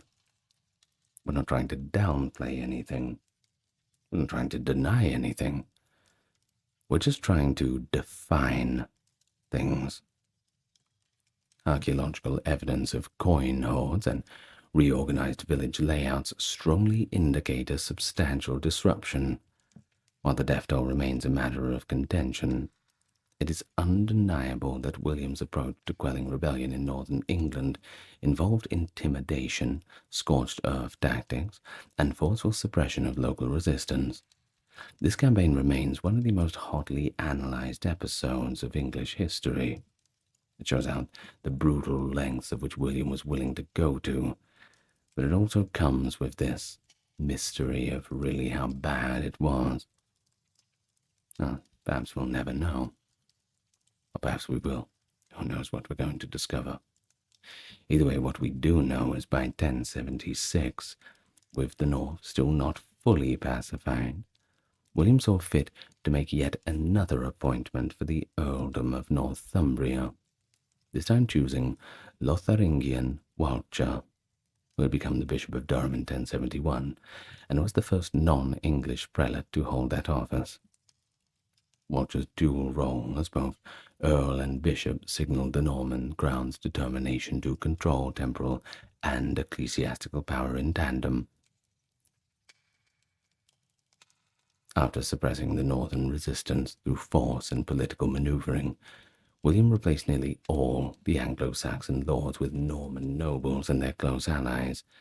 The shift radically altered the power structures in the north, as local earls and thanes were supplanted by newcomers loyal to the conqueror. Among the most noteworthy of these new magnates was Alan Rufus, a Breton rather than a Norman by ancestry. Alan was a relative of Duke, later King William, a dependable and seasoned companion. Beginning in 1069 to 1071, William rewarded Alan with extensive lands in North Yorkshire.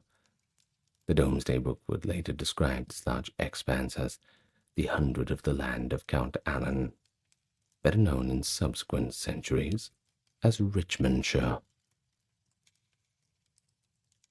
But unlike most Norman or Breton lords who arrived with retinues to claim scattered holdings throughout England, Alan effectively governed what amounted to a self-contained principality.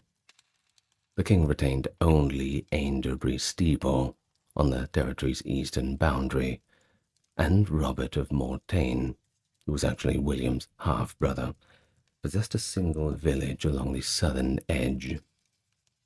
Otherwise, this broad swath remained under Alan's more or less exclusive control, and that prevented any other Norman lords from settling within. It seems that Alan was onto a pretty good wicket, but remarkably, Alan decided to keep many of the existing Anglo-Danish landholders or their direct heirs in place, presumably believing that cooperation with, rather than total displacement of, local aristocrats would yield stability and prosperity in the long run, certainly as a gesture of goodwill, an olive branch, and it sets him apart from the other Normans who took, well, other methods. In York, Alan cemented his regional influence by founding St. Mary's Abbey in 1088, an act indicating both piety and political acumen, since generous patronage of the church often bolstered a lord's reputation. By 1086, according to the Domesday assessment, Alan ranked among the wealthiest barons in the realm, demonstrating the dramatic social realignment that followed the conquest. But north of the Tees, political upheaval continued to reverberate. Further north still lay Scotland, where King Malcolm III had long observed events in England, observing them with a mixture of wariness, but also ambition. In 1071, Malcolm married Margaret, the sister of Edgar Atheling, the last male member of the old Anglo-Saxon royal house, with Edgar himself waging sporadic opposition to William's rule. The marriage gave Malcolm cause to intervene in English affairs under the pretext of aiding his brother-in-law. Margaret, a devout Christian and committed reformer, proved a powerful cultural influence too, especially in the Scottish lowlands. Under her and her many sons, Social, religious, and linguistic practices in southern Scotland came to resemble those of England more closely. This entire process is often referred to as the Anglicization of the region. William regarded Malcolm's new ties to the Old English royal line as an implicit challenge to Norman authority. And we can't have that, can't we? Sensing the threat posed by such an alliance, William marched an army north in 1072 to confront the Scots. This expedition culminated in the Treaty of Abernethy, which the Anglo-Saxon Chronicle frames as Malcolm recognizing William's overlordship, at least in principle. And as part of that agreement, Malcolm was required to expel Edgar Atheling from his court. Although the Scottish king's practical loyalty to William varied over subsequent years, the immediate result was that Edgar lost his key ally and was eventually obliged to submit to William in 1074. With Edgar's final capitulation, the claim of the House of Wessex to the English throne fell dormant, removing one of the most significant figureheads of English resistance. But nonetheless, all of these tensions in the north did not simply vanish overnight.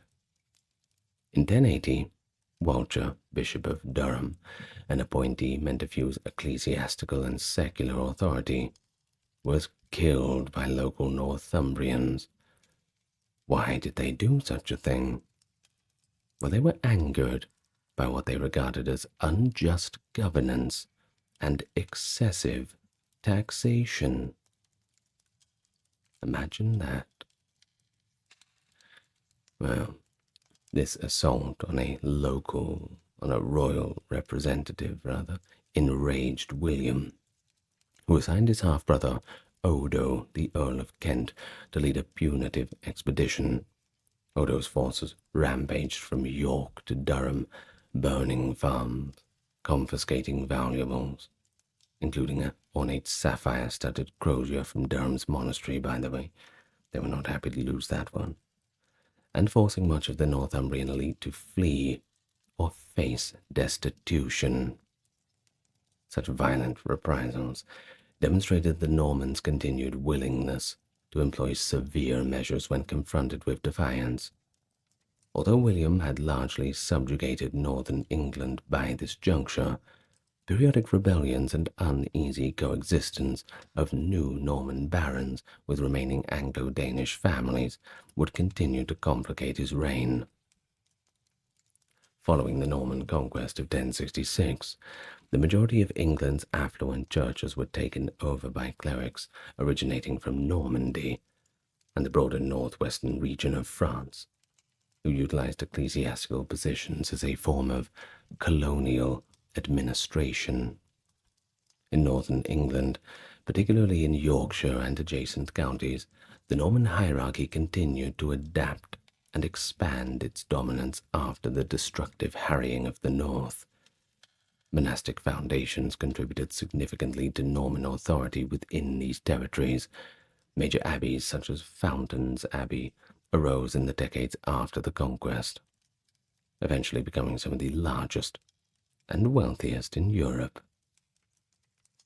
You see, prior to 1066, there had been no monasteries north of Burton-upon-Trent, but once the Normans got involved, religious institutions sprang up as both centers of worship and symbols of Norman influence. Among the new fortifications built to curb further resistance was the castle at what is now called Richmond, initiated in 1071 above the River Swale. The very name Richmond is derived from Norman French, which is Richemont, or strong hill.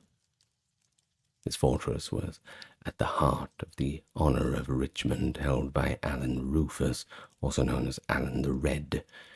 His responsibility was to guard the principal approaches from Scotland into the Vale of York, a task that required vigilant management of routes frequently used by raiders and armies.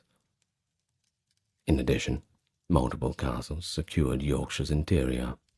Pontefract, Wakefield, Conisbrough, and Tickhill stood sentinel over the central Vale of York, while the reorganization of the lordship of the Holderness aimed at protecting the region's eastern shore against the North Sea incursions. As part of these extensive realignments, the depopulation resulting from the harrying created new opportunities for settlement. Some Norman lords seeking to restore agricultural productivity proved open to recruiting tenants with no history of open rebellion, or at least no history they could find, in contrast to earlier Viking settlement which involved large numbers of Scandinavians and established broad cultural footprints. The Normans chiefly inserted themselves at the aristocratic level. Consequently, although many of the local thanes had been displaced, an Anglo-Scandinavian culture continued to exist beneath the new ruling stratum. This continuity, is apparent in the survival of numerous Old English and Scandinavian personal names and charters produced between the 11th and 13th centuries, as well as in the northern dialect of Middle English with its characteristically Norse-influenced vocabulary and grammar. The relative absence of new Norman-derived place names in these territories further shows the core populations and their customs persisted even after the superimposed Norman elite. By the time the Domesday Book was completed in 1086, Norman administration into Yorkshire had become far more entrenched. Sizable areas had been reparcelled, fortifications had been built, and new monastic houses aided in restructuring local economics. These records also indicate that William's policy of devastation extended to other counties, including Cheshire, Derbyshire, Shropshire, and Staffordshire, although not as extensively as in Yorkshire. But of course, Yorkshire somewhat had to be made an example of. Do you remember this was the hotbed of Anglo-Saxon resistance?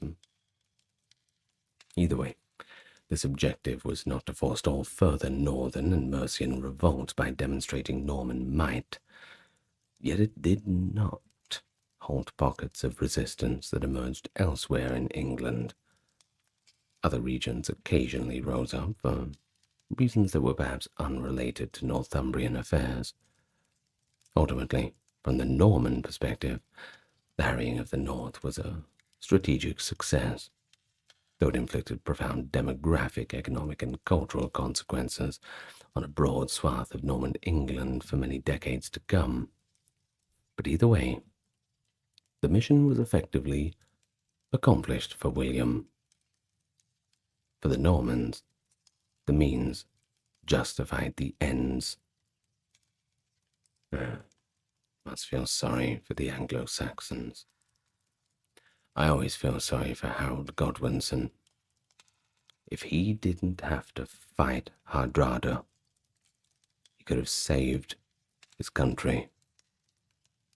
I always wonder what he was thinking in those last moments about his legacy. If he felt like he'd failed or felt like he let everybody down. It was just too much. Or what if William had had to fight Hardrada because Hardrada was coming after the throne too? What would our England would have been like if Godwinson had have prevailed? Our language certainly would have been quite different. That's for sure. Vienna. Beautiful place. It's hard to disagree with that. But it's also hard to imagine it in bloody conflict. But if you take yourself back to 1683, you'll find yourself in the middle of a spectacular fight between the Christian armies of the Habsburgs and the Ottoman Empire. Vienna's destiny was at stake as the Ottoman army under the command of Sultan Mehmed IV besieged the city. Vienna was the final significant stronghold, obstructing the Ottomans' decades-long expansion of their empire into Central Europe. The city was subjected to constant bombardment for 2 grueling months.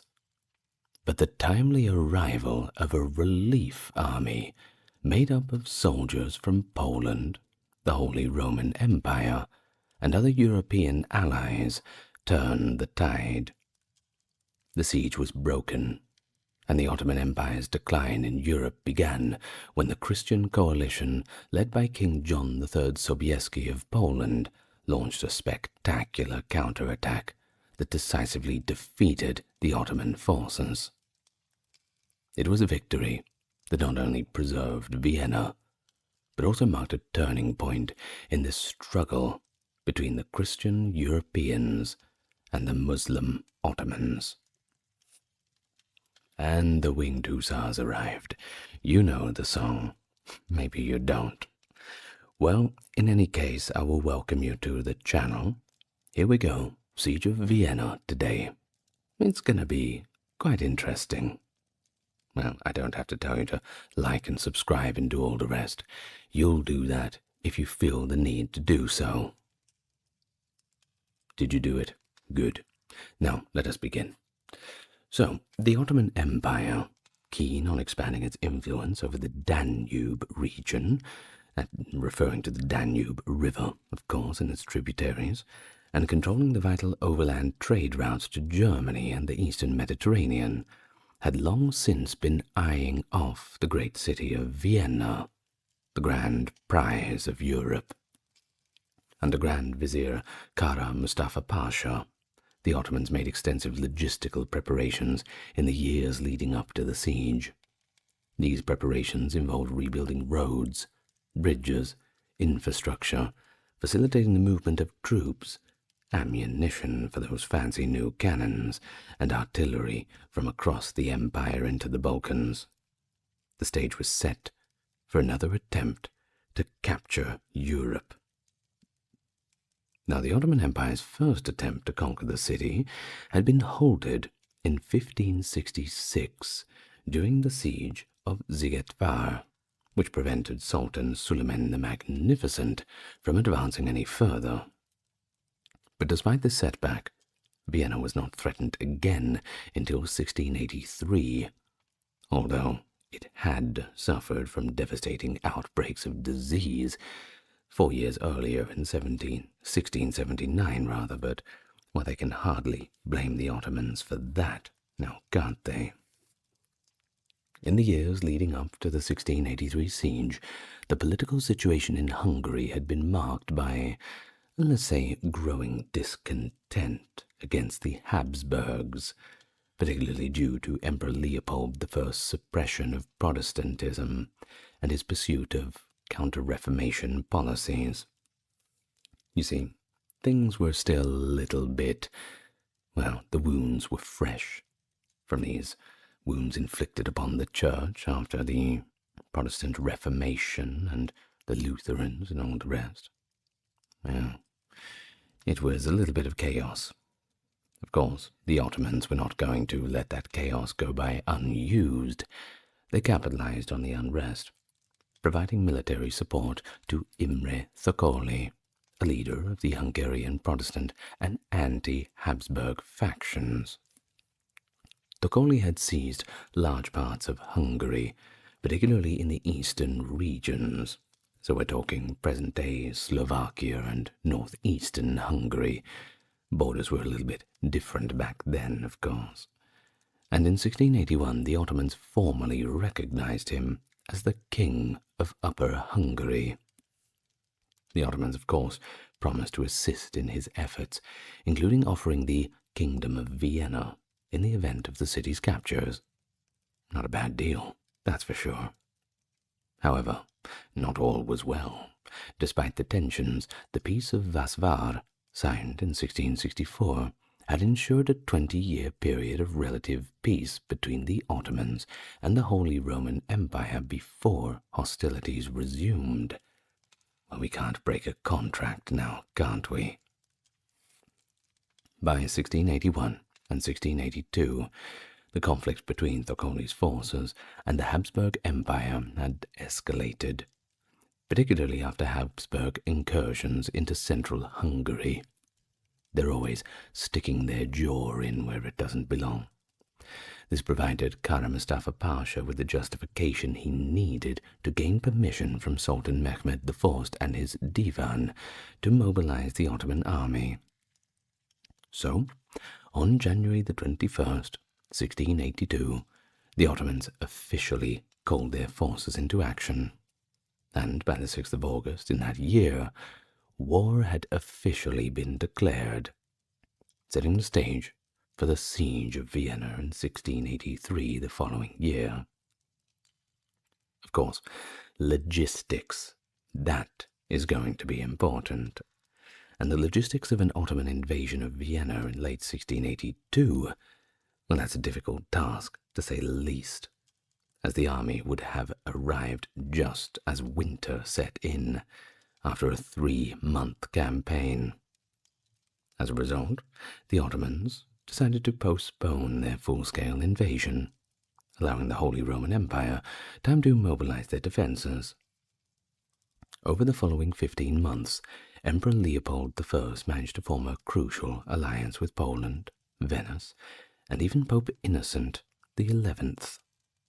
This was formalized in the 1683 Treaty of Warsaw, which stipulated mutual defense. Leopold promised to aid Poland if the Ottomans attacked Krakow, while Poland agreed to defend Vienna should the Ottomans strike. Well, no spoilers, but yes, they fulfilled their obligations.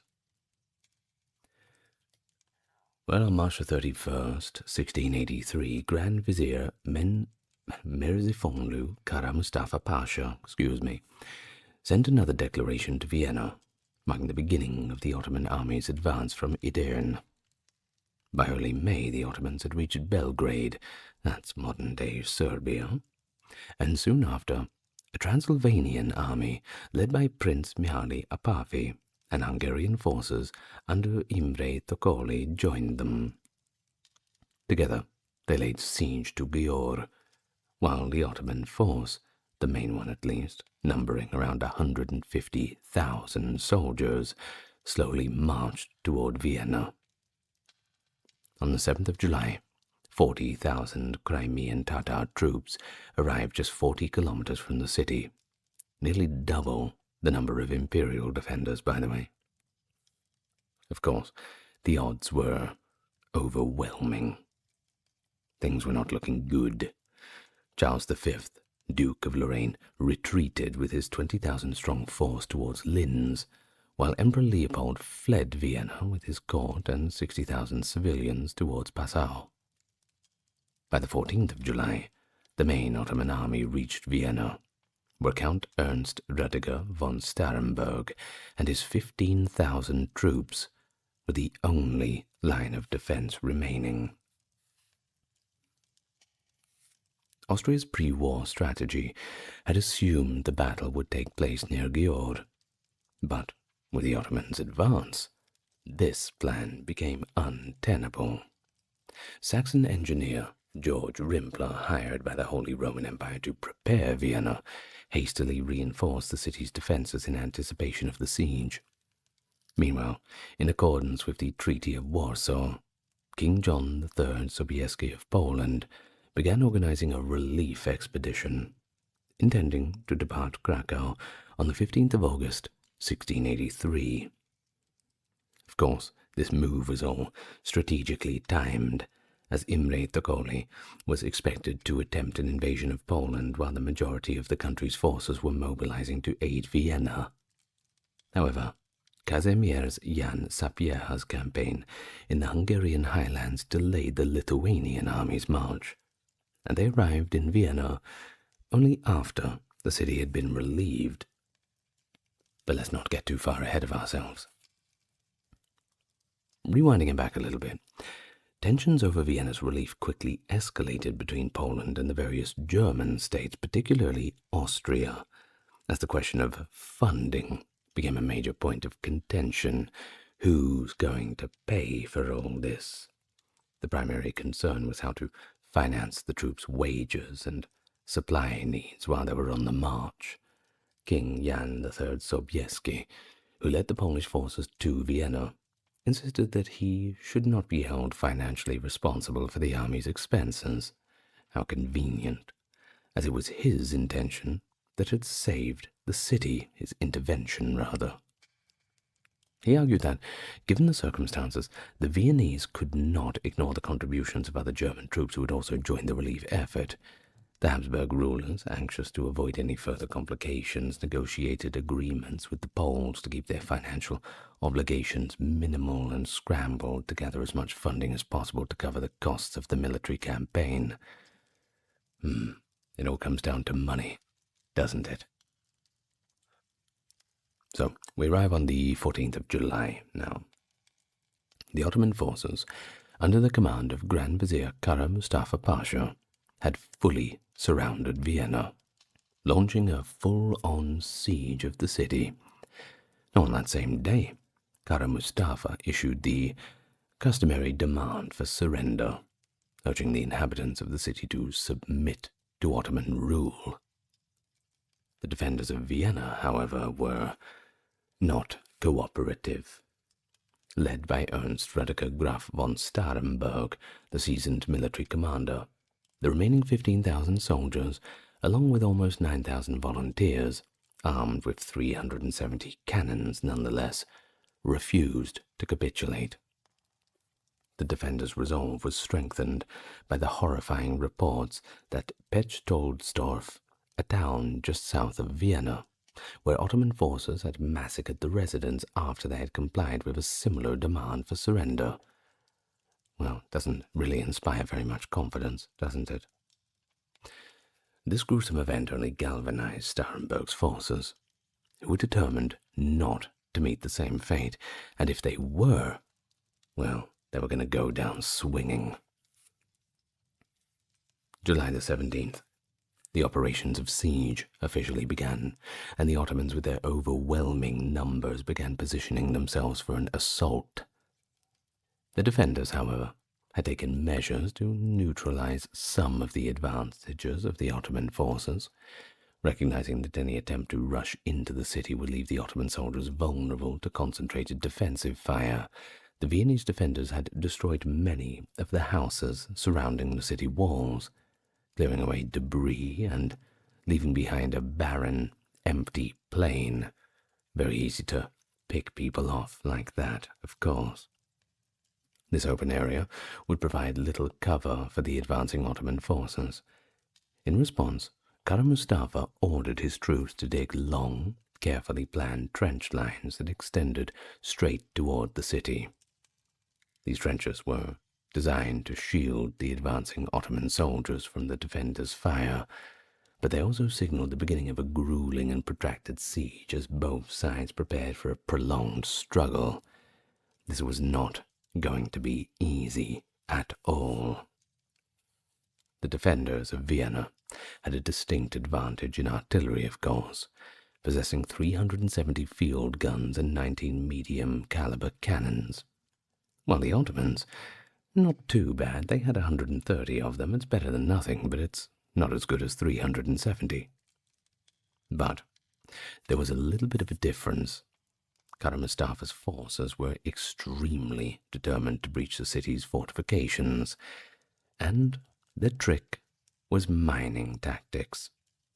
They excavated tunnels beneath the walls, intending to fill them with enough black powder to destroy the city's defenses. Is this all you can conjure, Mustafa? The outer palisade, which had been in place for about 150 years, was particularly vulnerable, as it was largely rotted away. In response, the defenders took the unusual step of pounding enormous tree trunks into the ground around the walls, creating an additional defensive perimeter. The strategy delayed the Ottomans' progress by nearly 3 weeks, frustrating Kara Mustafa's plans for a quick siege and buying critical time for a potential relief force to arrive. Of course, There's the issues of supplies, too. You don't want a siege to go for too long. People begin to get hungry, which is why you always offer the terms of surrender. And it's also equally why those who do not accept the terms of surrender, well, they have to be made an example of, don't they? The unfortunate reality of warfare. It's as gritty, or even more gritty than you would imagine. Now, we have to mention that some historians argue that Kara Mustafa, despite his initial aggressive strategies, hesitated to launch an all-out assault on Vienna, and this reluctance may have stemmed from the fear of looting, which was, of course, traditionally viewed as the right of conquering soldiers, and his desire to preserve the city for its riches. He didn't want to destroy it, he didn't want to rob it, he wanted to capture it, to take Vienna intact. And, well, that requires a little bit more of a gentle approach. Well, either way. Meanwhile, the Ottomans had cut off nearly all of Vienna's food supply, and that only exacerbated the defenders' desperation. The situation grew so dire that von Starhemberg, determined to maintain discipline, ordered the execution of any soldier found sleeping on duty due to fatigue. That's a rude awakening, don't you think? In August, imperial forces, led by Charles V, Duke of Lorraine, achieved a critical victory over the forces of Imre Tokoli in Bassenberg, that's just northwest of Vienna. Of course, the Ottomans did not like hearing this news, but the outcome of this battle actually prevented the defenders from succumbing to starvation and disarray, as, well, things could finally get through. Plus, there's the morale boost. Someone is coming to help us. On September the 6th, there was a decisive turning point when Sobieski's Polish forces crossed the Danube at Tulln, joining the already assembled imperial and allied forces. The Polish-Lithuanian Commonwealth had also hired Zaporozhian Cossack mercenaries, adding further strength to the relief army. Despite his recent annexation of Alsace, King Louis XIV of France refused to assist his Habsburg rivals, leaving the task of relieving Vienna to Sobieski's Polish army. Let's talk about Sobieski. He was a seasoned commander, definitely not new to the fight, and certainly not new to fighting the Ottomans. Well, this also included his resounding victory at the Battle of Khotyn in 1673, and he now led an army of 70,000 to 80,000 soldiers, with the Ottomans in their crosshairs. The problem was, the Ottomans outnumbered them 2 to 1. Estimated forces of 150,000. Well, give or take, it's still not good. But he had a reputation for courage and tactical brilliance that had already spread across all of Europe. Everyone was talking, and his leadership would prove crucial in this upcoming battle. So, by early September, the siege of Vienna had really received a critical point. The Ottoman forces, employing about 5,000 skilled sappers, had made significant progress in their efforts to breach the city's walls. These expert miners had repeatedly destroyed substantial sections of the fortifications, particularly between the Berg Bastion and Lobel Bastion, and the Glyndwr Rebellion, leaving gaping holes roughly 12 meters wide. In response, the Viennese defenders began excavating their own tunnels, working frantically to prevent Ottomans from filling the gaps with gunpowder, a common tactic used at this time, of course. But despite the efforts, on the 8th of September, the Ottomans were able to capture the nearby low wall and Glyndwr Rebellion, making significant inroads into the city's defences. With this loss, the Viennese defenders prepared themselves for the inevitable breach of the city walls and steeled themselves to fight face to face with the enemy. They anticipated that once the walls were breached, they would be forced to make a final stand in the heart of the very city that they want to defend. Now, in terms of military strength, the Ottomans did have the overwhelming force, though only the numbers for the household and retinue troops are definitely known.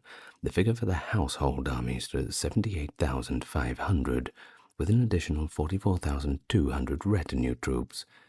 But there are other figures. You see, the Ottoman army was not strictly Ottoman. We have 50,000 Tatars, 10,000 Wallachians, and 170,000 rear service personnel were approximated and perhaps even understated. We do have one historian of the period, that is Karaman Sakul, and he suggests that these numbers, while counting the household and retinue troops, do not account for the provincial forces or vassal armies. The actual numbers of provincial troops, such as the 40,000 Timarli Sipahi, Ottoman provincial cavalry, and the combined forces of vassal states, including the Crimean Khanate, would have pushed the total number of troops much higher. Of course, regardless of the specific number, the situation in Vienna was increasingly dire for the defenders. And, well, they couldn't receive any reinforcements either at this time, so even worse. The siege was relentless. Combined with overwhelming numbers, it creates a sense of urgency and desperation among the city's inhabitants. But still, despite the tremendous odds, the defenders hold firm, waiting for the crucial arrival of the relief army.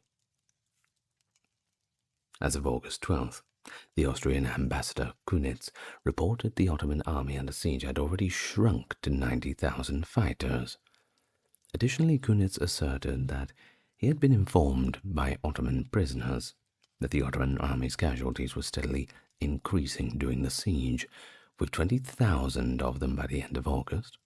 Other Austrian sources report 12,000 Ottoman casualties until August 13th, 10,000 Janissaries, 12,000 Sipahi, 16,000 Belga, 6,000 engineers, 2,000 provincial Sipahi, and 2,000 Tatars were among the 48,000 or so people killed, according to a fairly accurate Ottoman account taken after the battle.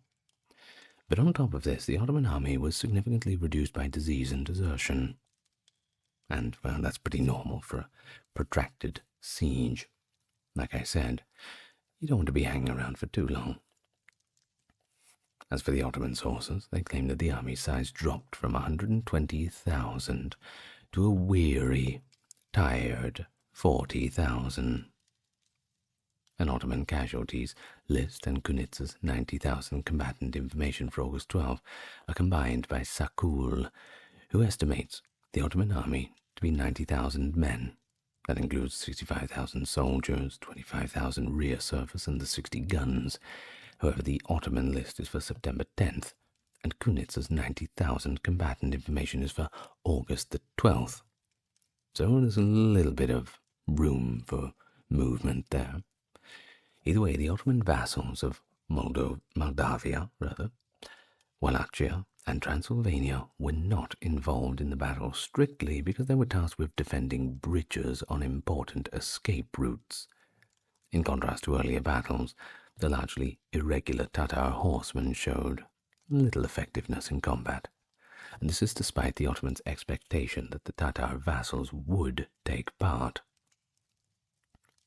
With 165, or perhaps as much as 200 guns, the relief army would engage alone 28 to 50,000 Ottoman army with 65,000 soldiers. The relief army of the Poles and the imperial forces would scramble to prepare a response in an attempt to break the siege. An efficient leadership structure centered on the Polish king and his heavy cavalry, the Polish hussars, was established despite the army's multinational makeup and the short 6-day period. And then we have the Holy League. They use all the government's available funds, loans from a number of affluent bankers and noblemen, and sizable sums of money from the Pope to resolve the payment dispute. Additionally, the Habsburgs and the Poles agreed that the emperor would finance the troops after they entered imperial territory. But the Polish government would pay for its own troops while they were still in Poland. In the event of a victory, however, the emperor would acknowledge Sobieski's claim to the first rights of plunder of the enemy camp. Ooh, we hope it's good. Less cohesive and struggling with loyalty and motivation, the combined besieging forces under Kara Mustafa found it difficult to get ready for the anticipated relief army assault, and they knew they were coming. The Khan of Crimea and his cavalry force, which numbered between 30 and 40,000, were given the task of defending the rear by Mustafa. The extent of the Tatars' involvement in the last battle before Vienna is still a little bit up for debate. When the relief force emerged from the Vienna woods and crossed the Danube on pontoon bridges, the Khan declined to attack them. Moldavia and Wallachia, Ottoman allies, would also turn out to be untrustworthy. The Prince of Moldavia, George Dukas, was taken prisoner. After Sobieski's cavalry charge, Erban Cantacuzino, who supported the Christian coalition, joined the retreat. Desiring to be the guardian of Christians on the Balkan Peninsula, Cantacuzino had negotiated with the imperial forces for Wallachia to join the Christian side. He was then promised the throne of Constantinople, the Ottoman Empire's capital, by the Habsburgs. On the Kahlenberg, above Vienna, the Confederate troops used bonfires to announce their approach. In response, the forces in Vienna dispatched Kulczycki, a Polish diplomat, trader, and nobleman who spoke pretty good Turkish, on a successful spy mission to infiltrate the Turkish forces and inform the relief troops of the planned time of the joint attack. Before every unit was fully deployed, the battle had begun. The Ottoman army launched an attack at 4 a.m. on September 12th in an attempt to obstruct the Holy League's troops' deployment. The first to launch a counterattack would be the Germans. Following a fierce combat and numerous Ottoman counterattacks, Charles of Lorraine advanced with the imperial army on the left and additional imperial forces in the center, seizing several strategic locations, most notably the fortified villages of Nussdorf and Heiligenstadt. The Ottoman forces were severely damaged by the imperial army by midday, and a breakthrough was imminent. By leaving the bridge over the Danube on Britanau Island, where the Wallachians had been positioned to cover the Ottoman army's left flank, Cantacuzino and his soldiers, who were covertly supporting the Christian coalition, remember, were attempting to undermine the Ottoman siege. Most of Mustafa Pasha's forces launched counterattacks, but he kept some of his best Janissary and Sipahi units in reserve for a simultaneous attack on the city. Before Sobieski's forces arrived, the Ottoman leadership had attempted but ultimately failed to take Vienna. You see, to break through the walls, the sappers had planned a huge, massive last-minute explosion beneath the Lobelbaste. 10 mines, in all, were scheduled to detonate. But luckily for the defenders, they found them and disarmed them all. Nothing personal, kid. Better luck next time. As the Polish infantry advanced on the Ottoman right flank in the early afternoon, the battlefield became a scene of intense conflict. Despite the arrival of the relief army, Ottoman forces continued their desperate attempts to breach Vienna's defenses. They were not going to let it go easily. And a major battle broke out across the vast plains. The Polish troops under the command of Sobieski began to press forward, and by 4 p.m. they had successfully captured the village of Gerstov, a critical position that would serve as the base for their famous cavalry charge. Combined Polish and Imperial forces, with Sobieski leading the charge himself alongside Charles of Lorraine, placed the Ottoman army in a perilous situation. Both commanders, acting independently, made the crucial decision to launch an offensive that would soon spell disaster for the Ottomans. Around 3:30 p.m., the German forces resumed their assault on the Ottoman left front. Initially, they encountered strong opposition. The progress had stalled. However, by 5 p.m., the momentum had shifted, and the Germans were able to push forward, capturing the villages of Oberdobling and Unterdobling. This breakthrough allowed the Polish cavalry to begin its long-anticipated charge, just as the Imperial forces were preparing for a final assault on the Ottoman central position. The mood among the defenders was perhaps one of nervous anticipation, but also quite a lot of hope. They had a chance now. A chance to live. A chance for Vienna to live.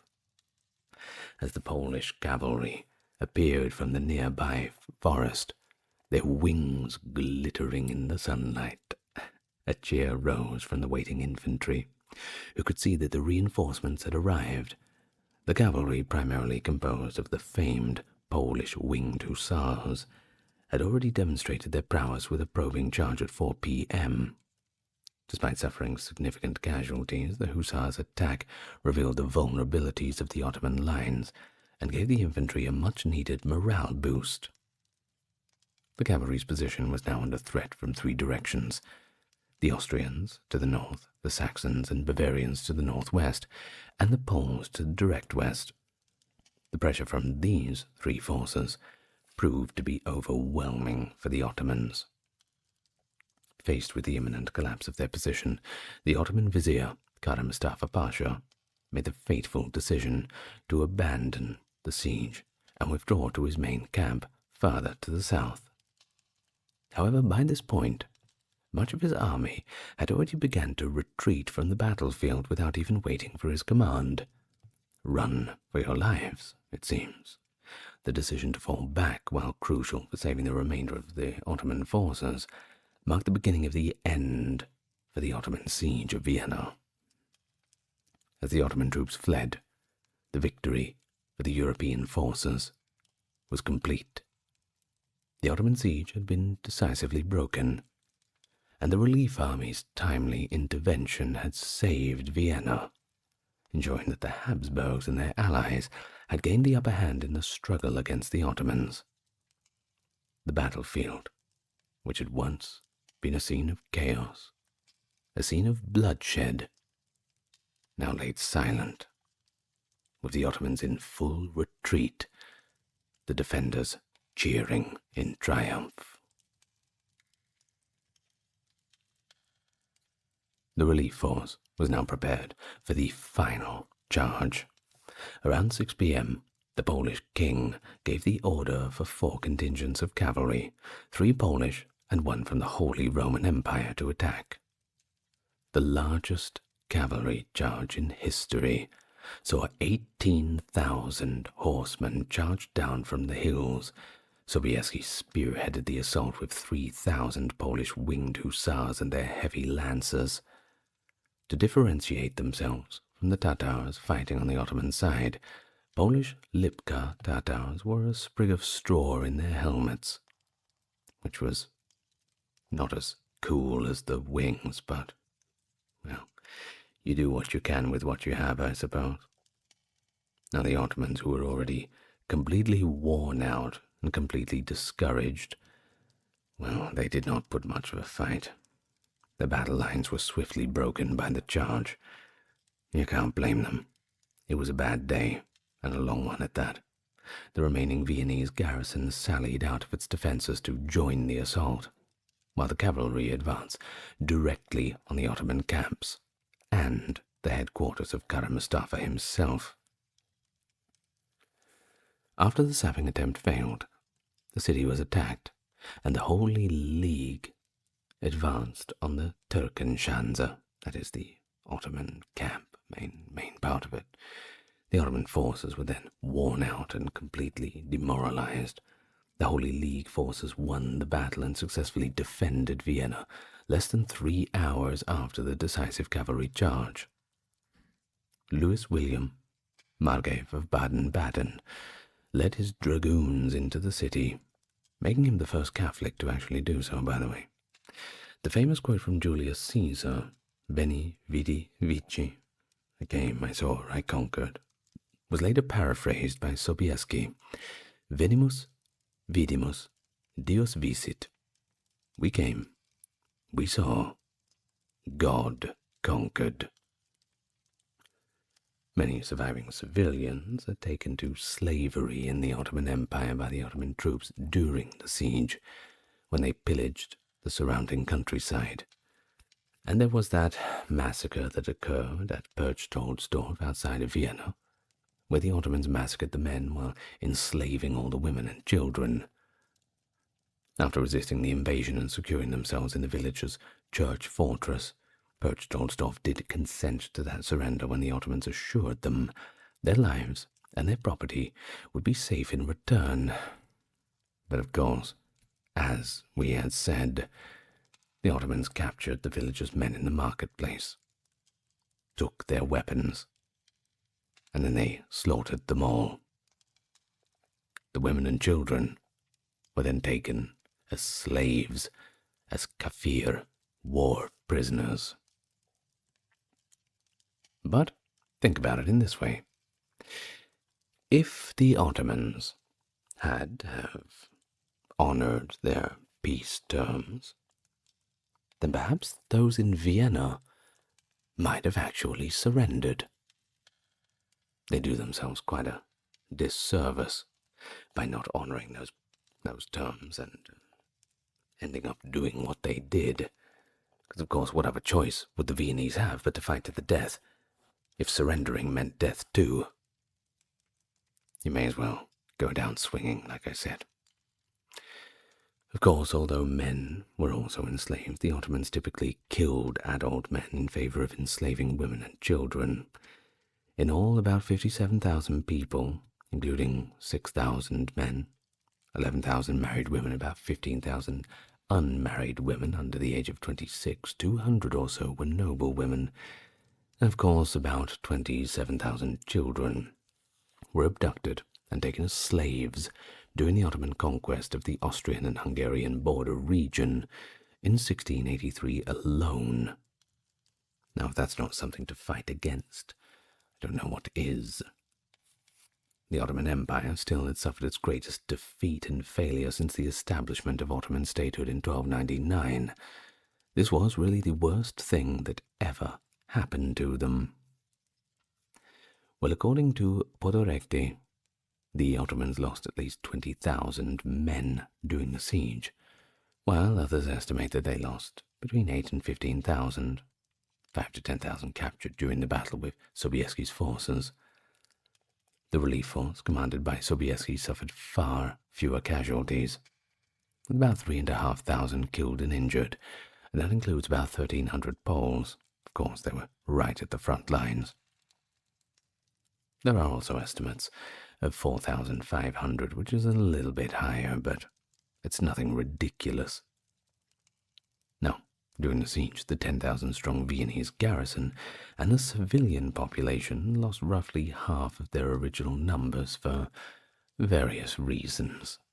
Illness, stray cannonballs, and all the rest. Just the general hopelessness of the situation, I suppose.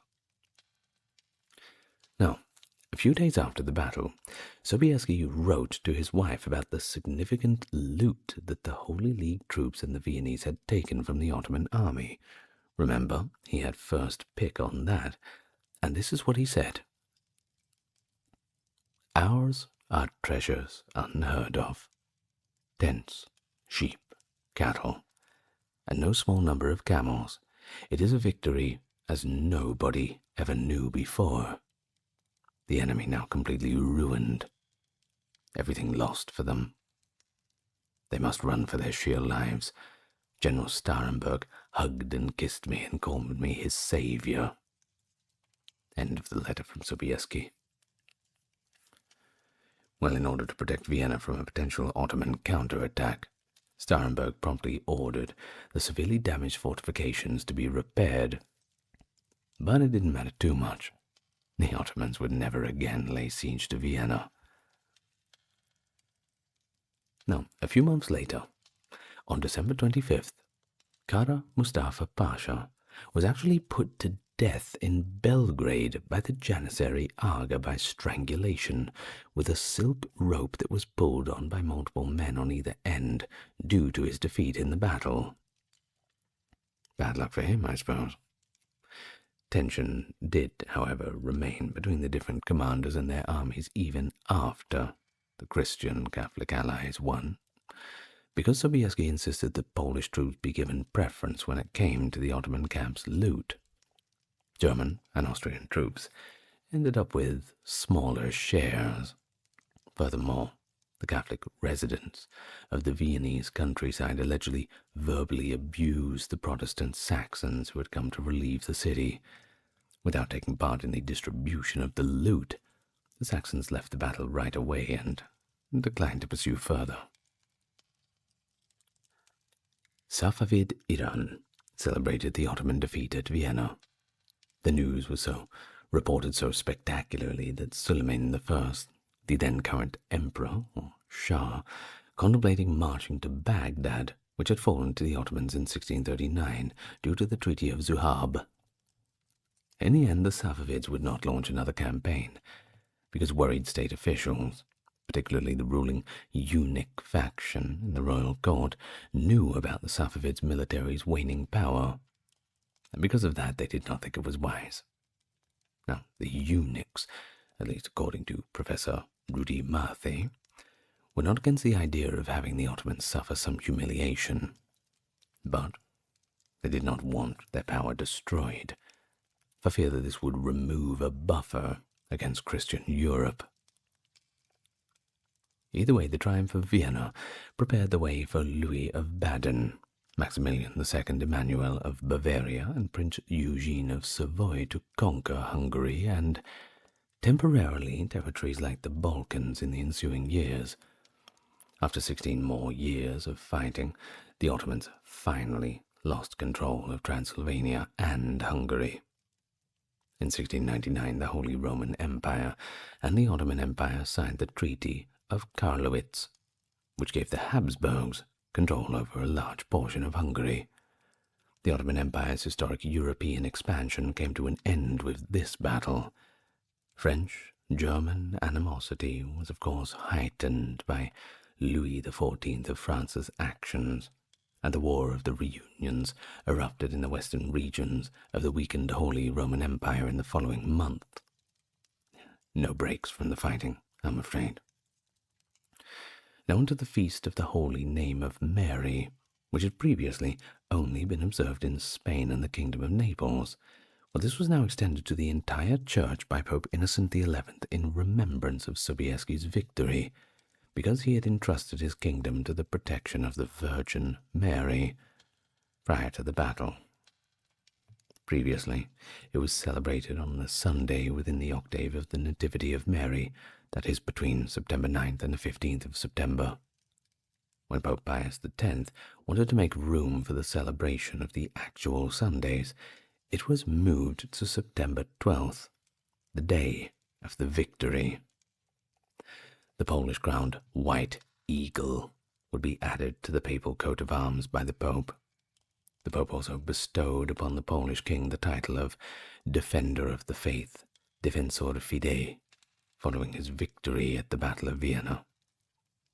And the Austrians built a church on the top of the Kallenberg Hill, north of Vienna, specifically to honor Sobieski. Well, thank you very much for listening to that. It was good fun, wasn't it?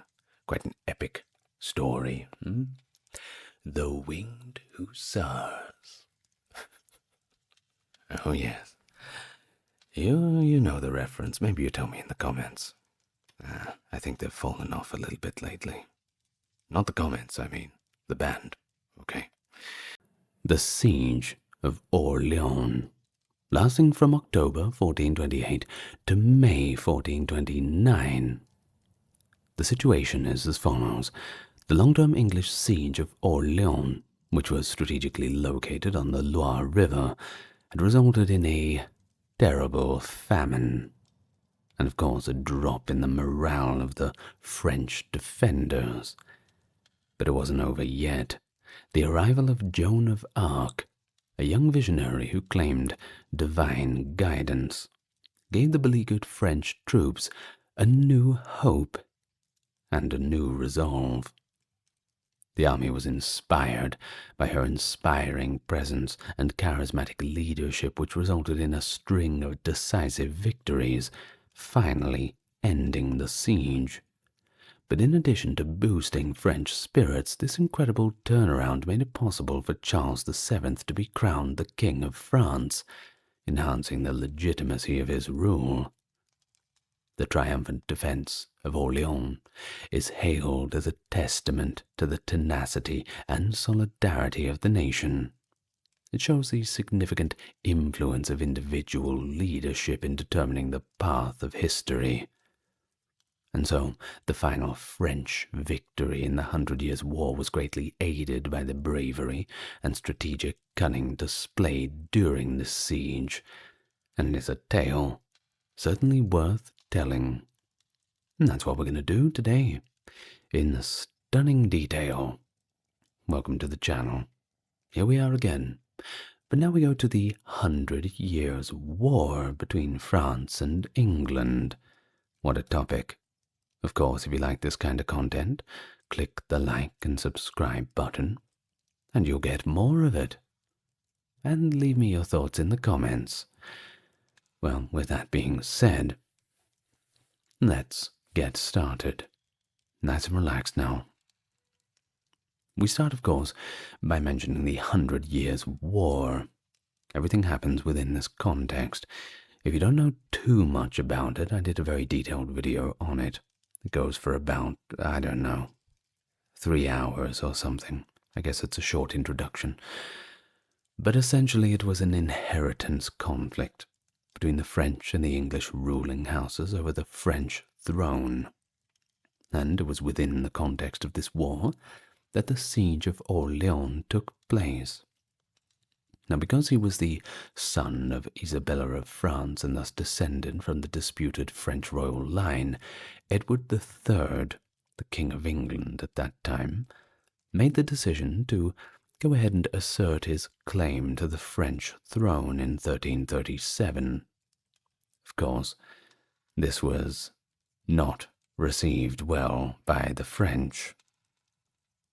Either way, the English took control of the war after a resounding victory at another famous battle in 1415.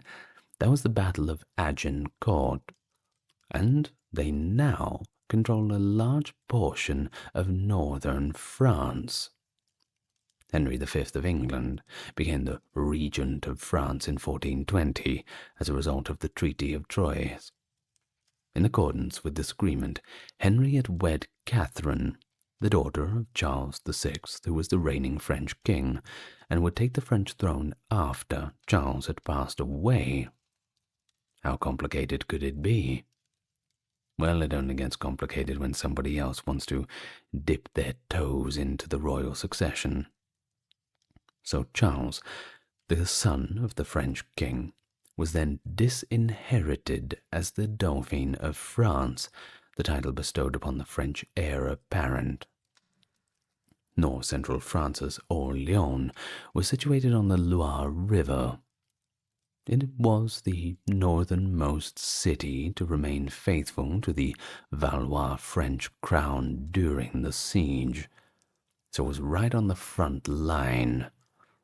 The remainder of northern France, including Paris, by the way, was ruled by the English along with their allies of Burgundian stock.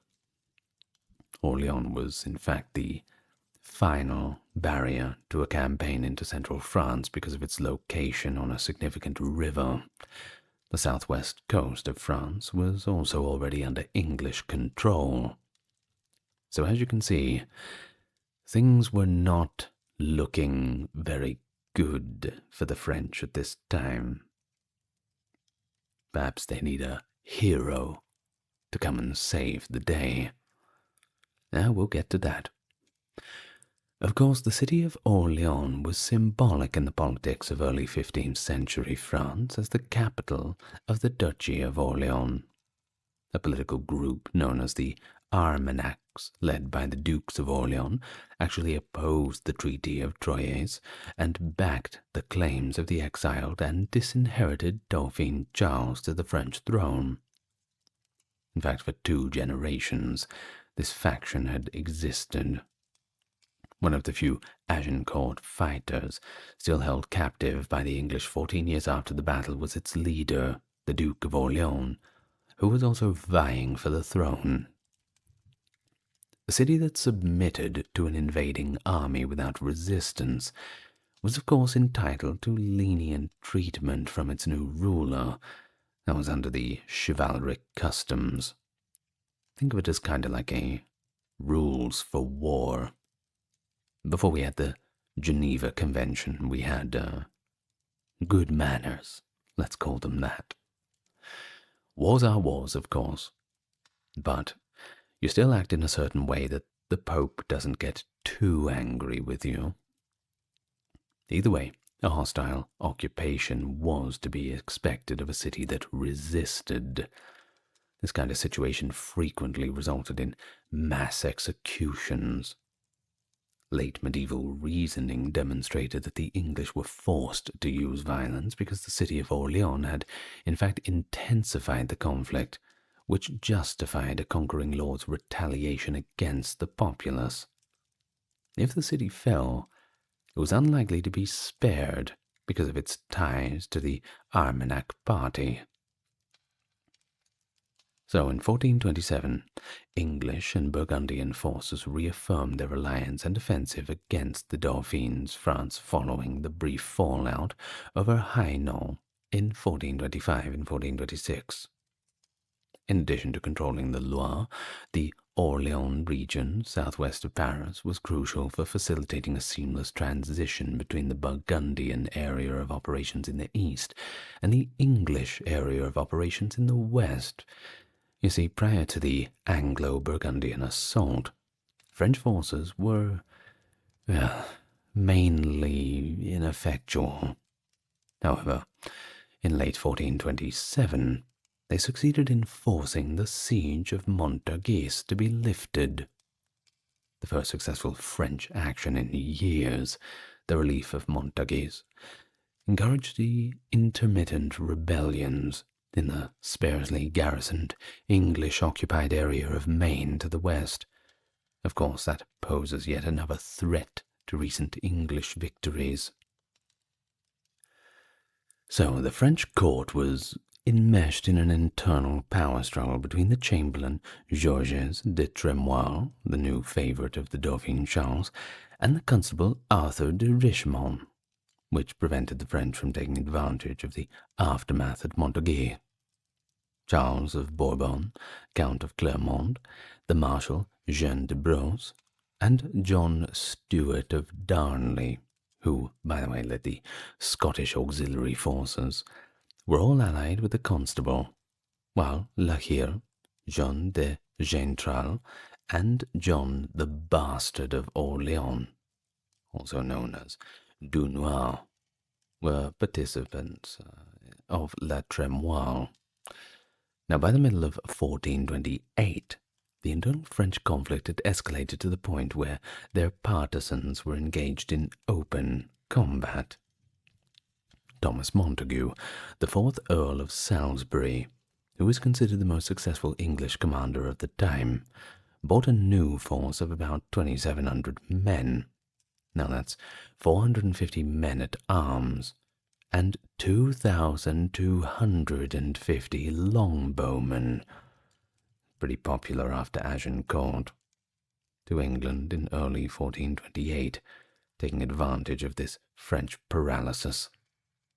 With the addition of the auxiliaries from Burgundy and vassal domains in Picardy and Champagne, These were strengthened by new levies raised in Normandy and Paris, potentially reaching a total strength of 10,000. That's a lot of guys. The English regent, John, Duke of Bedford, decided at the Council of War in the spring of 1428 that the primary goal of the English military campaigns were to be advance westward in order to crush the last of the Armagnac forces in the Main and establish a siege to Angers. This plan did not initially include the city of Orleans. In fact, Bedford had negotiated a private agreement with Dunois, who was then enraged in the Berry and concentrating on the conflict between Richemont and La Tremoille. Since Charles, the Duke of Orleans, was then in captivity in England, it would have been against knightly war customs to take up prisoners' belongings. Shortly after the arrival of English reinforcements under Salisbury in July of 1428, Bedford, who had previously agreed to leave Orleans alone, suddenly had a change of mind. In a later memorandum, Bedford stated that the siege of Orleans was, I quote, taken in hand, God knoweth by what advice. What does that mean? Well, it implies that Salisbury, not him, was most likely the one who came up with the idea. Just gonna handball that one off to somebody else, I suppose. Now, the Earl of Salisbury reclaimed Nogent-le-Roi, Rambouillet, and the region surrounding Chartres by sweeping through the countryside southwest of Paris between July and October. Then Salisbury made a sudden turn to the southeast towards Orleans, instead of continuing southwest to Angers. In August, Salisbury, pushing toward the Loire, took La Puisée and Jeanville, not without some resistance, but obviously it wasn't enough. Salisbury then skipped over Orleans to capture the countryside west of it, instead of coming down directly on it from the north. At Mons-sur-Loire, he arrived at the Loire River and quickly took control of it. A group of his men had crossed the river to raid the Abbey of Clery at that time.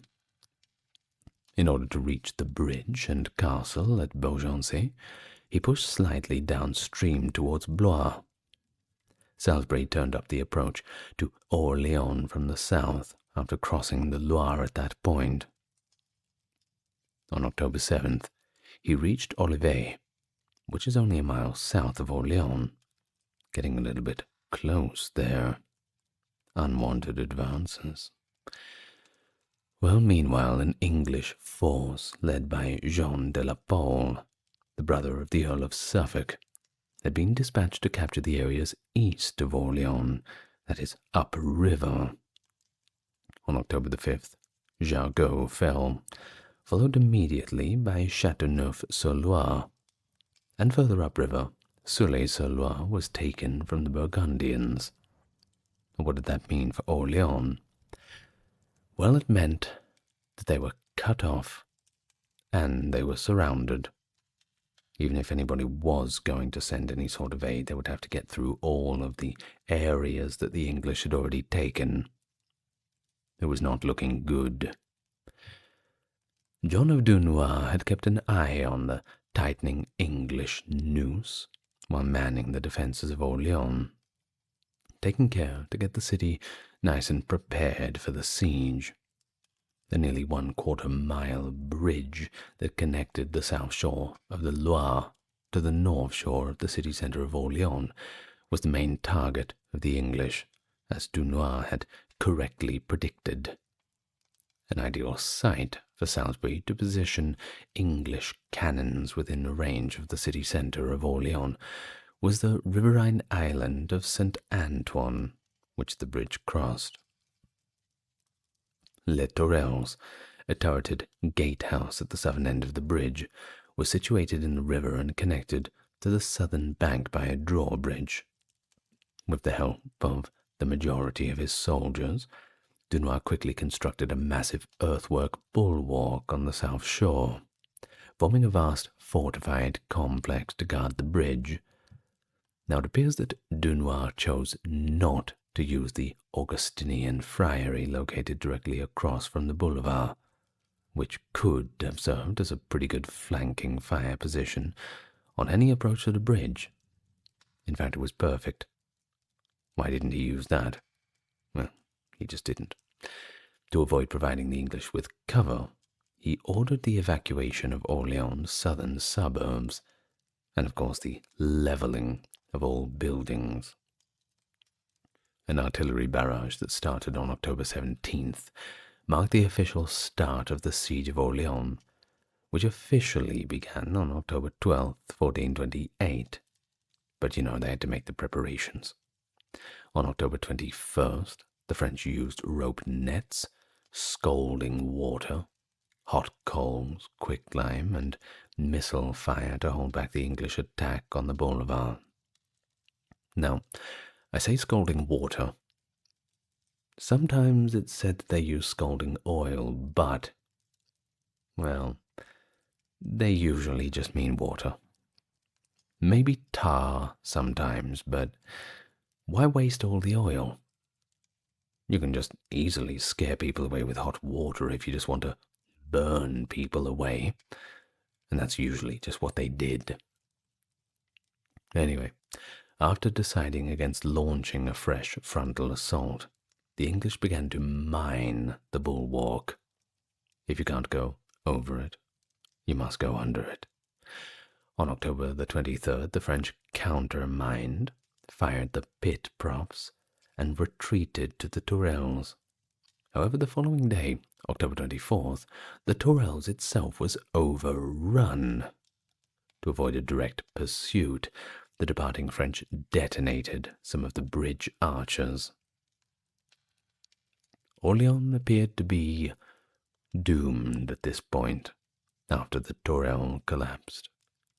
However, the Marshal de Boussac and significant French reinforcements arrived just in time to stop the English from repairing the bridge, crossing it, and taking Orleans right away. 2 days later, while overseeing the Tourelles' installation, the Earl of Salisbury was hit in the face by debris that was kicked up in the cannon fire, causing yet another setback for the English. Salisbury was taken to the Mung to recuperate, while English operations were more or less halted till further notice. Unfortunately for Salisbury, though, he didn't get to see much of it because he passed away from his wounds after a week or so. Now, the citizens of Orleans were able to knock out the remaining archers of the bridge on their end, during the lull in the English operations after Salisbury's death and injury, which eliminated the chance of direct attack and speedy repair. William de la Pole, the Earl of Suffolk, and the new siege commander that Bedford appointed in mid-November, decided to encircle the city and starve it out. And this was usually the strategy with sieges. It was so dangerous to try and get men up upon the walls, and most of the time, if you had enough surrounding countryside, which the English did, to try and get a bit of food from and water and all the rest, well, you had something that the people within the city did not have, and that was resources. So it's far better off just to play the waiting game, which is what they did, most of the time. Anyway, so he established a number of outworks, or bastides as they called it, because he lacked the manpower to establish continuous trench lines throughout the city. 7 strongholds were established on the north bank and 4 on the south bank over the course of the following few months. The bridges that had connected the 2 banks were controlled by the small riverine Isle of Charlemagne, which is located west of Orleans. A Burgundian force of roughly 1,500 men at this time arrived to assist the English besiegers during the winter. Certainly a welcome surprise. So the outworks construction, of course, was not without its own challenges. Couldn't make it too easy on them, couldn't we?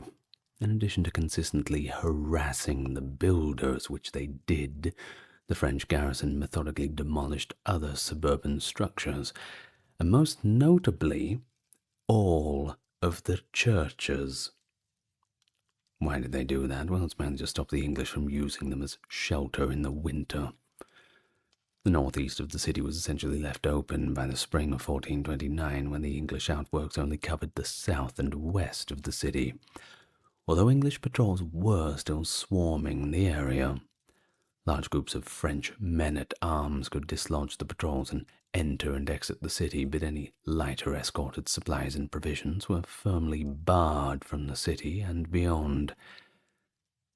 The Tourelles Boulevard and the now fortified Augustines made up the bridge complex, which served as the English centre on the south bank. The Bastille of Champ de Saint-Prive stood to the west of the bridge complex, while the Bastille of Saint-Jean-le-Blanc guarded the approach to the bridge from the east. Additionally, Saint-Prive protected the bridge leading to Charlemagne's Island, which had its own Bastille. The biggest English fortress and the focal point of English operations was the Bastille of Saint-Laurent, located across the Charlemagne Bridge and on the north bank of the Loire. The Bastille de la Croix-Bois, the Bastille de Deux-Pierres, known as the London, the Bastille de Pressoir-Alpes, known as the Rouen, and just north of the city, the Bastille de Saint-Poire, known as Paris, were a series of smaller outworks situated above that. Then came the great northeastern gap. Though the dense forest of the Bois d'Orléans covered most of its back. Lastly, the remote Bastille of Saint-Loup was located on the north bank about 2 kilometers east of the city. Orléans' attitude, of course, appeared to be pessimistic. That's probably the word for it, I'd say.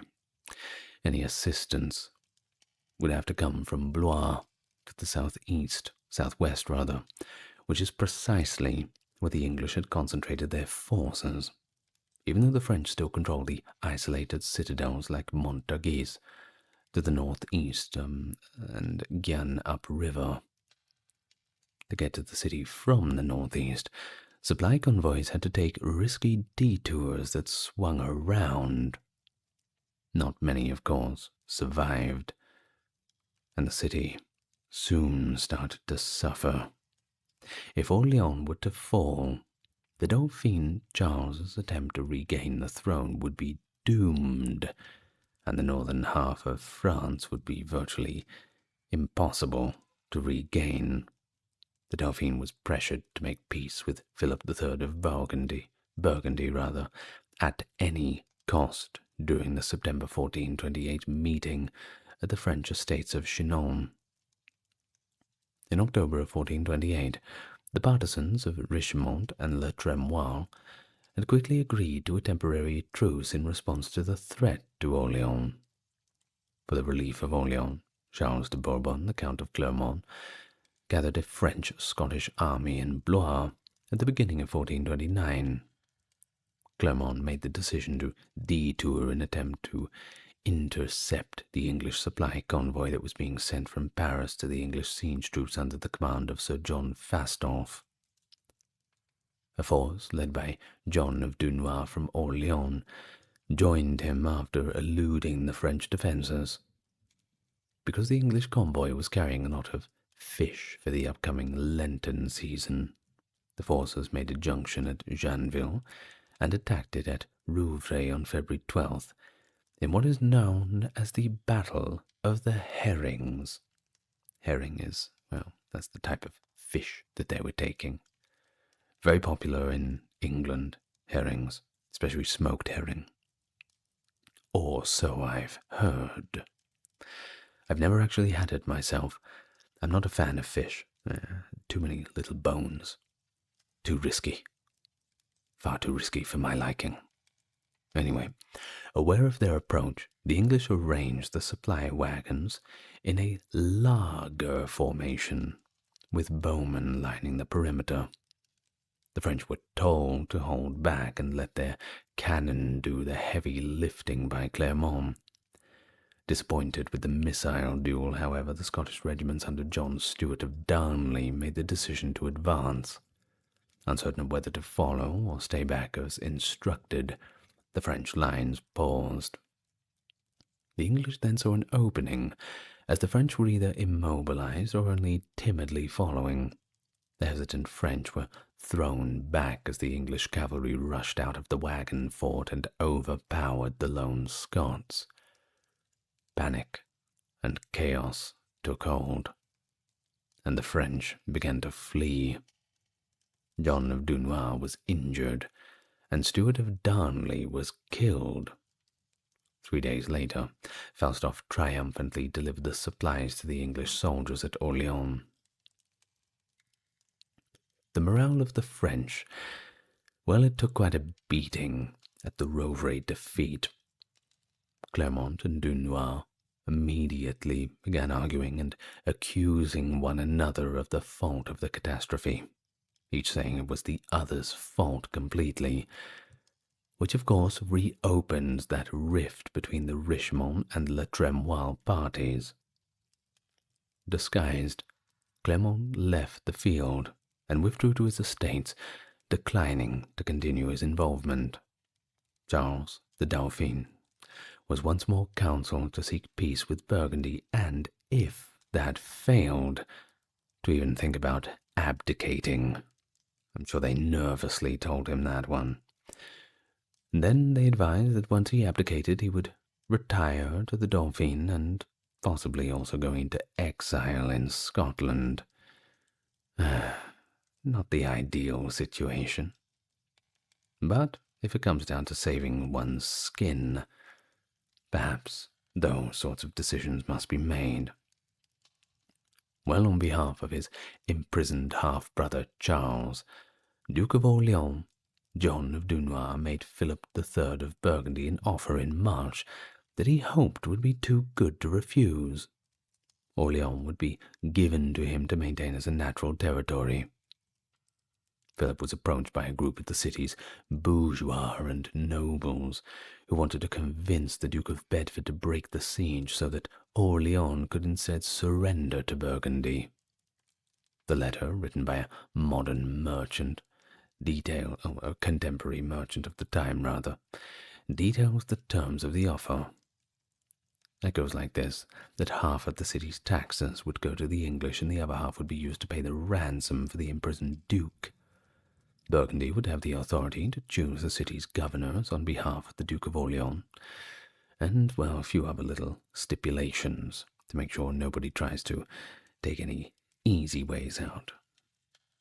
The siege was also to be lifted, and the city turned over to the Burgundians in exchange for the English gaining military access through Orleans and Bedford receiving a donation of 10,000 gold crowns for war expenses.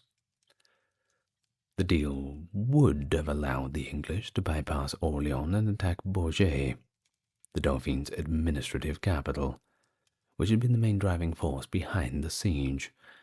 Early in April, Burgundy rushed to Paris to convince John of Bedford, the English regent, to accept the offer. However, Bedford refused to give up his prize, because he was convinced that Orleans was about to fall. Disappointed, Philip stormed out of the English siege with his Burgundian auxiliaries. The English had a very small army to carry out the siege after the Burgundian contingent departed on April 17, 1429. In the end, the choice turned out to be a disastrous error for the English, and frankly, a wasted opportunity.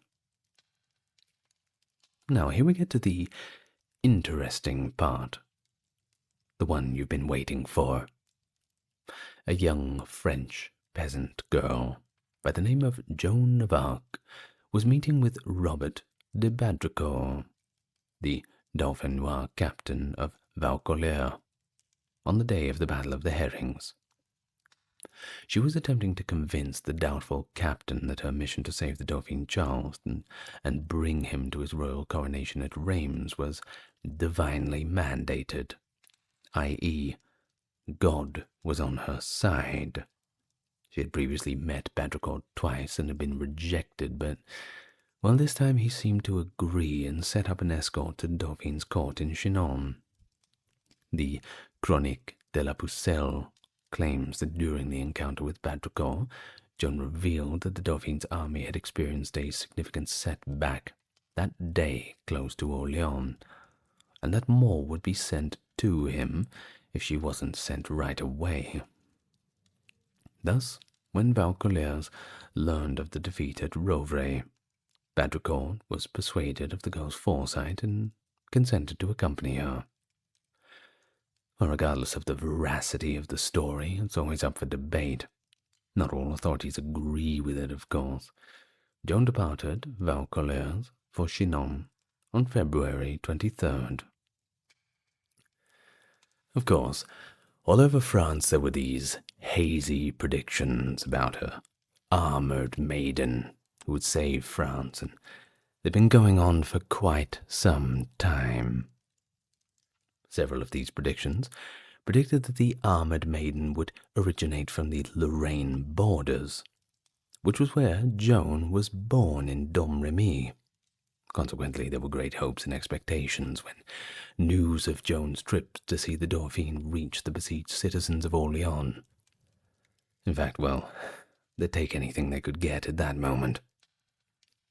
So Joan met the skeptic Le Tremoille when she arrived in Chinon on March 6, 1429, escorted by a number of Baudricourt's soldiers. She eventually met Dauphin Charles on March the 9th, but it would take a few more days before she had a private meeting in which the Dauphin was persuaded of her powers, or at least her value. However, he did demand that she first travel to Poitiers, so she could be inspected by church officials. They had to make sure everything was up to standard, of course. So on March 22nd, Dauphin Charles finally agreed to hire her after a clerical ruling determining that she was safe to take on. She received a banner, a page boy, heralds, and a full, bright, shiny new suit of plate armor. So her first task was to accompany a convoy that was gathering at Blois and carrying supplies to Orleans under the leadership of Marshal Jean de la Brosse, Lord of Boussac. Joan wrote her well-known letters to the English siege commanders from Blois, referring to herself as the Maiden, La Pucelle, and directing them to "Be gone, or I will make you go in the name of God." No, either on April 27th or 28th, the relief convoy finally departed Blois in a nearly religious processional array, accompanied by 400 to 500 soldiers. With the intention of engaging them right away, Joan had insisted on approaching Orleans from the north, through the Beauce region, where the English forces were gathered in strength. However, without informing Joan, the commanders chose to lead the convoy in a detour around the south, through the Sologne region, arriving at Rouly, about 4 miles east of the city, on the south bank of the Loire. Jean de Dunois, the commander of Orleans, emerged to greet them on the other side of the river. The closest English Bastille on the south bank, St. Jean le Blanc, was attacked right away by Joan, who was actually outraged by the deception. However, Dunois, backed by the marshals, argued and eventually persuaded her to let the city be restocked before attacking anything. Across the river from the English Bastille of St. Loup on the north bank, the provisions convoy neared Port St. Loup's landing. A fleet of boats from Orleans sailed down the landing to retrieve Joan and 200 soldiers and the supplies, while the French skirmishers held the English garrison of St. Loup in check. The winds that had carried the boats upriver abruptly turned around enabling them to sail back to Orleans without incident in the dark, according to one of Joan's alleged miracles. To much celebration, Joan of Arc triumphantly entered Orleans on April 29th at 8 p.m. The convoy's remaining members went back to Blois. Joan periodically went around the streets of Orleans to distribute food to the populace and garrison salaries in an effort to raise spirits over the course of the following few days. The English commanders responded to Joan of Arc's messengers, demanding their departure from the English bastions with a good dose of mockery with it. Some even referred to the messengers as emissaries of a witch and threatened to kill them. Of course, we all know what happened to Joan of Arc at the hands of the English. I won't ruin it for you if you don't know. Well, according to Pernod, the journal The Siege of Orleans notes that Joan and Jean de Dunois, the Duke of Orleans, illegitimate half-brother, and the chief leader overseeing the city's defense on behalf of the captured Duke, had multiple conversations over the course of the following week, and on May the 1st, Dunois left the city in La Hire's control and travelled personally to Blois to organize reinforcements, because he thought that the garrison was simply too small to take any decisive action. Joan went outside the city walls during this break and personally inspected all the English fortifications, even speaking with William Glasdale, the English commander. Dunois' reinforcement convoy departed Blois for Orleans on May the 3rd. Convoys of other English troops also departed from Montargis and Gien toward Orleans at the same time. Early on the 4th of May, Dunois' military convoy reached the north bank of the river via the Beauce district, right in front of the English garrison at Saint-Laurent. Because of the convoy's strength, the English chose not to contest its entry. Joan escorted it herself, riding on a horse. Dunois and the Montargis-Gien troops attacked the easterly English Bastille of St. Loup on noon on May the 4th. At noon on May the 4th, 1429. Good Lord. Ostensibly to secure the entry of additional provision convoys that had taken the customary roundabout route via the east. Now, Joan was sleeping when the attack started, so she almost missed it, but she rushed and joined in eventually. The 1,500 French attackers greatly outnumbered the 400-man English garrison. The English commander, Lord John Talbot, attacked from Saint-Poire, on the northern end of Orleans, hoping to distract the French, but a French sortie stepped in and stopped it. About 40 prisoners were taken, and 140 English were killed when St. Loup fell a few hours later. And apparently at Joan's request, some of the English defenders were actually spared when they captured in the ruins of a nearby church. Talbot withdrew the northern attack after learning that St. Loup had fallen. A good day for the French, it seems. Joan called for an assault on the biggest English outpost now, the Bastille of St. Laurent to the west, on Accession Day, May 5th. However, the French captains had their own ideas and persuaded her to let them celebrate the feast day in peace, because they understood its power and the need for the rest for their men. The best course of action was determined in a war council that night to clear the English bastions on the south bank, where the English were most vulnerable. Early on May the 6th, the procedure got underway. To the chagrin of professional commanders, the people of Orleans organized urban militias on Joan of Arc's behalf and gathered at the gates. Joan, however, persuaded the experts to permit the militia to join in. Using boats and barges, the French crossed the river from Orleans and landed on the island of St. Ainan.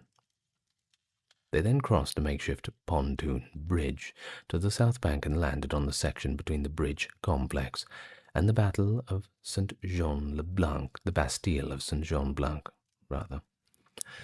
The English garrison commander, William Glasdale, had already quickly destroyed the St. Jean-le-Blanc outwork and gathered his forces in the central Boulevard Tourelles Augustins complex after spotting the French's operations intention. The original plan had been to cut off and capture St. Jean-le-Blanc from the west. Well, that was the original plan, at least.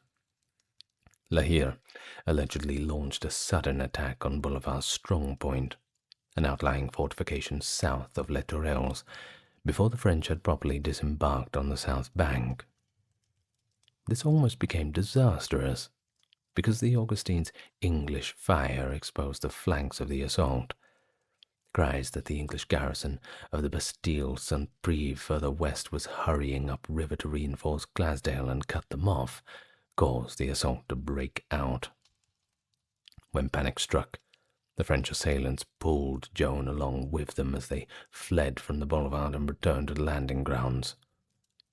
The legend goes that Joan turned around on them alone, raised her holy standard, and cried out, "Au nom de Dieu," in the name of God, which was apparently enough to impress the English to stop their pursuit and return to the boulevard when they saw the quote-unquote witch fleeing and the quote-unquote spell broken.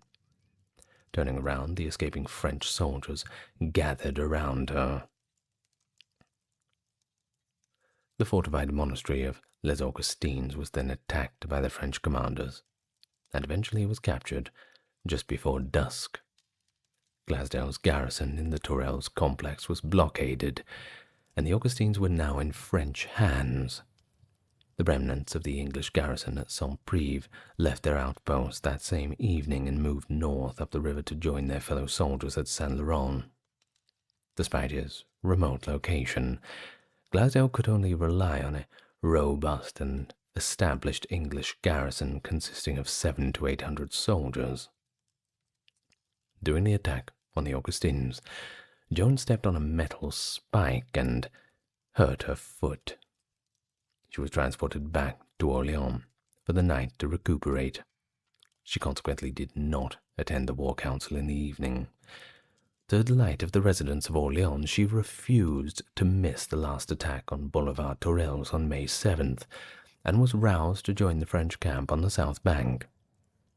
In support of her, the populace increased levies and began repairing the bridge with beams, so that the complex could be attacked from both sides.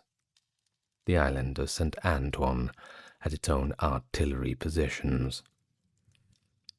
And so Joan was quickly removed after being hit by a longbow arrow between her neck and left shoulder, early in the morning while she was still standing in the trench south of Les Tourelles.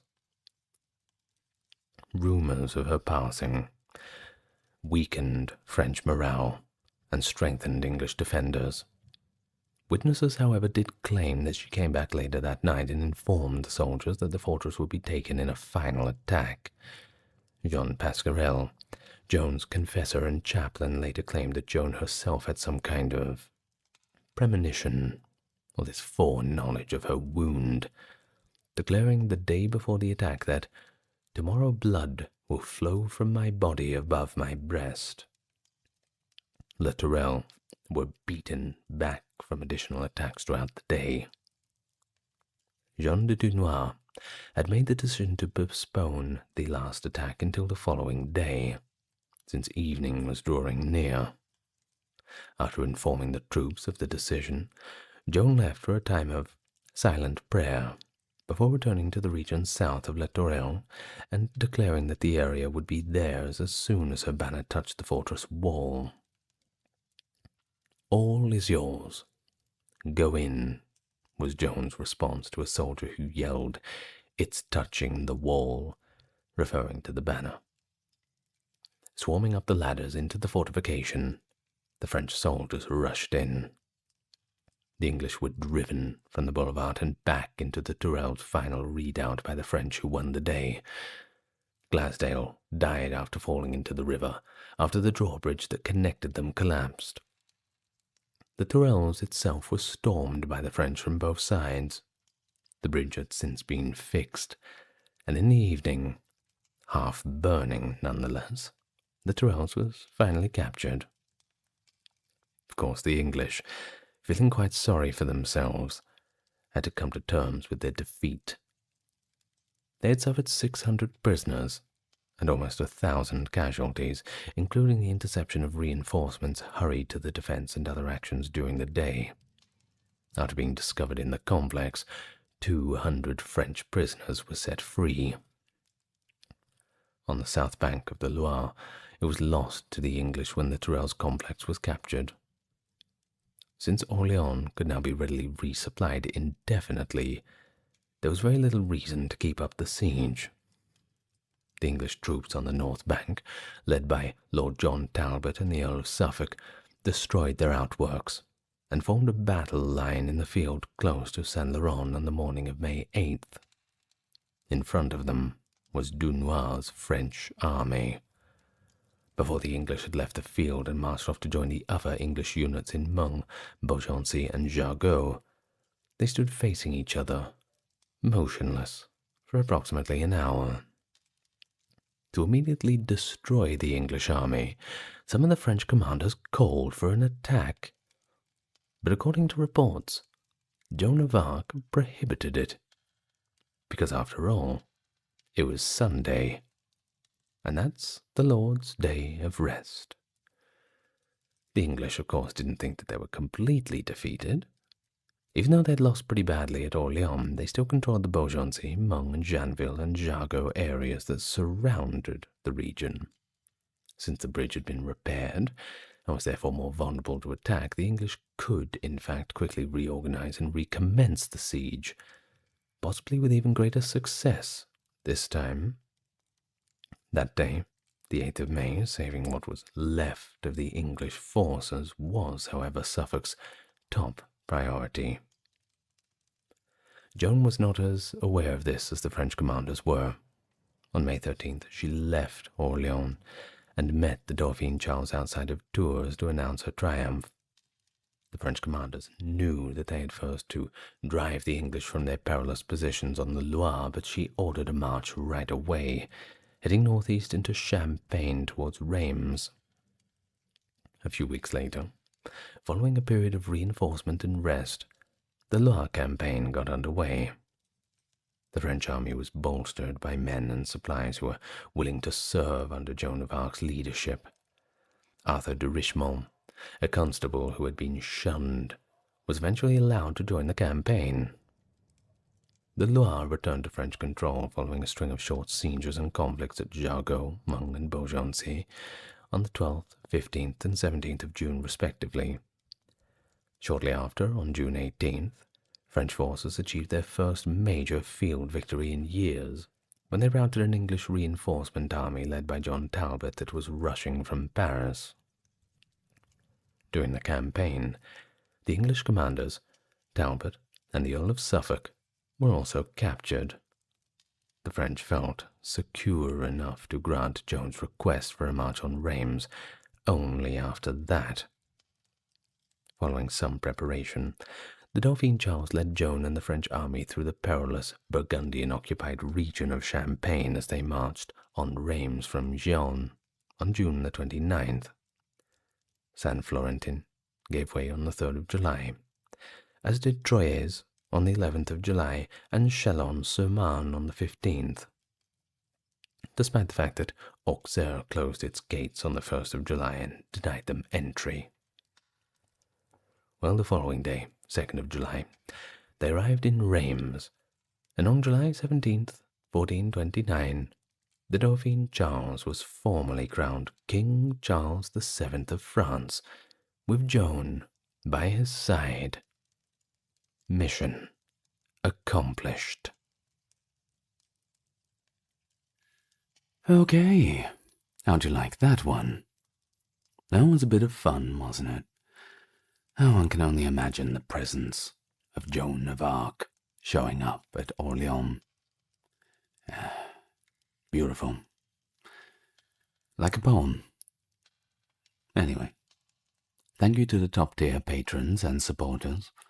Dark, Kimberly, Christine, Sally, Ember, Susan, Cameron, Lakitmus, Carrie, Charlene, Lynn, Therese, Katiana, Nicholas, Ulf, Ednir, Alexander, Charles, Christine, Dr. Neuro Nerd, Erin, Jaden, Jim, Jeffrey, Jessica, Madeline, Melissa, Orthodox Review on YouTube, Scott, Stark Factory, Shell, Wendy, and Josie.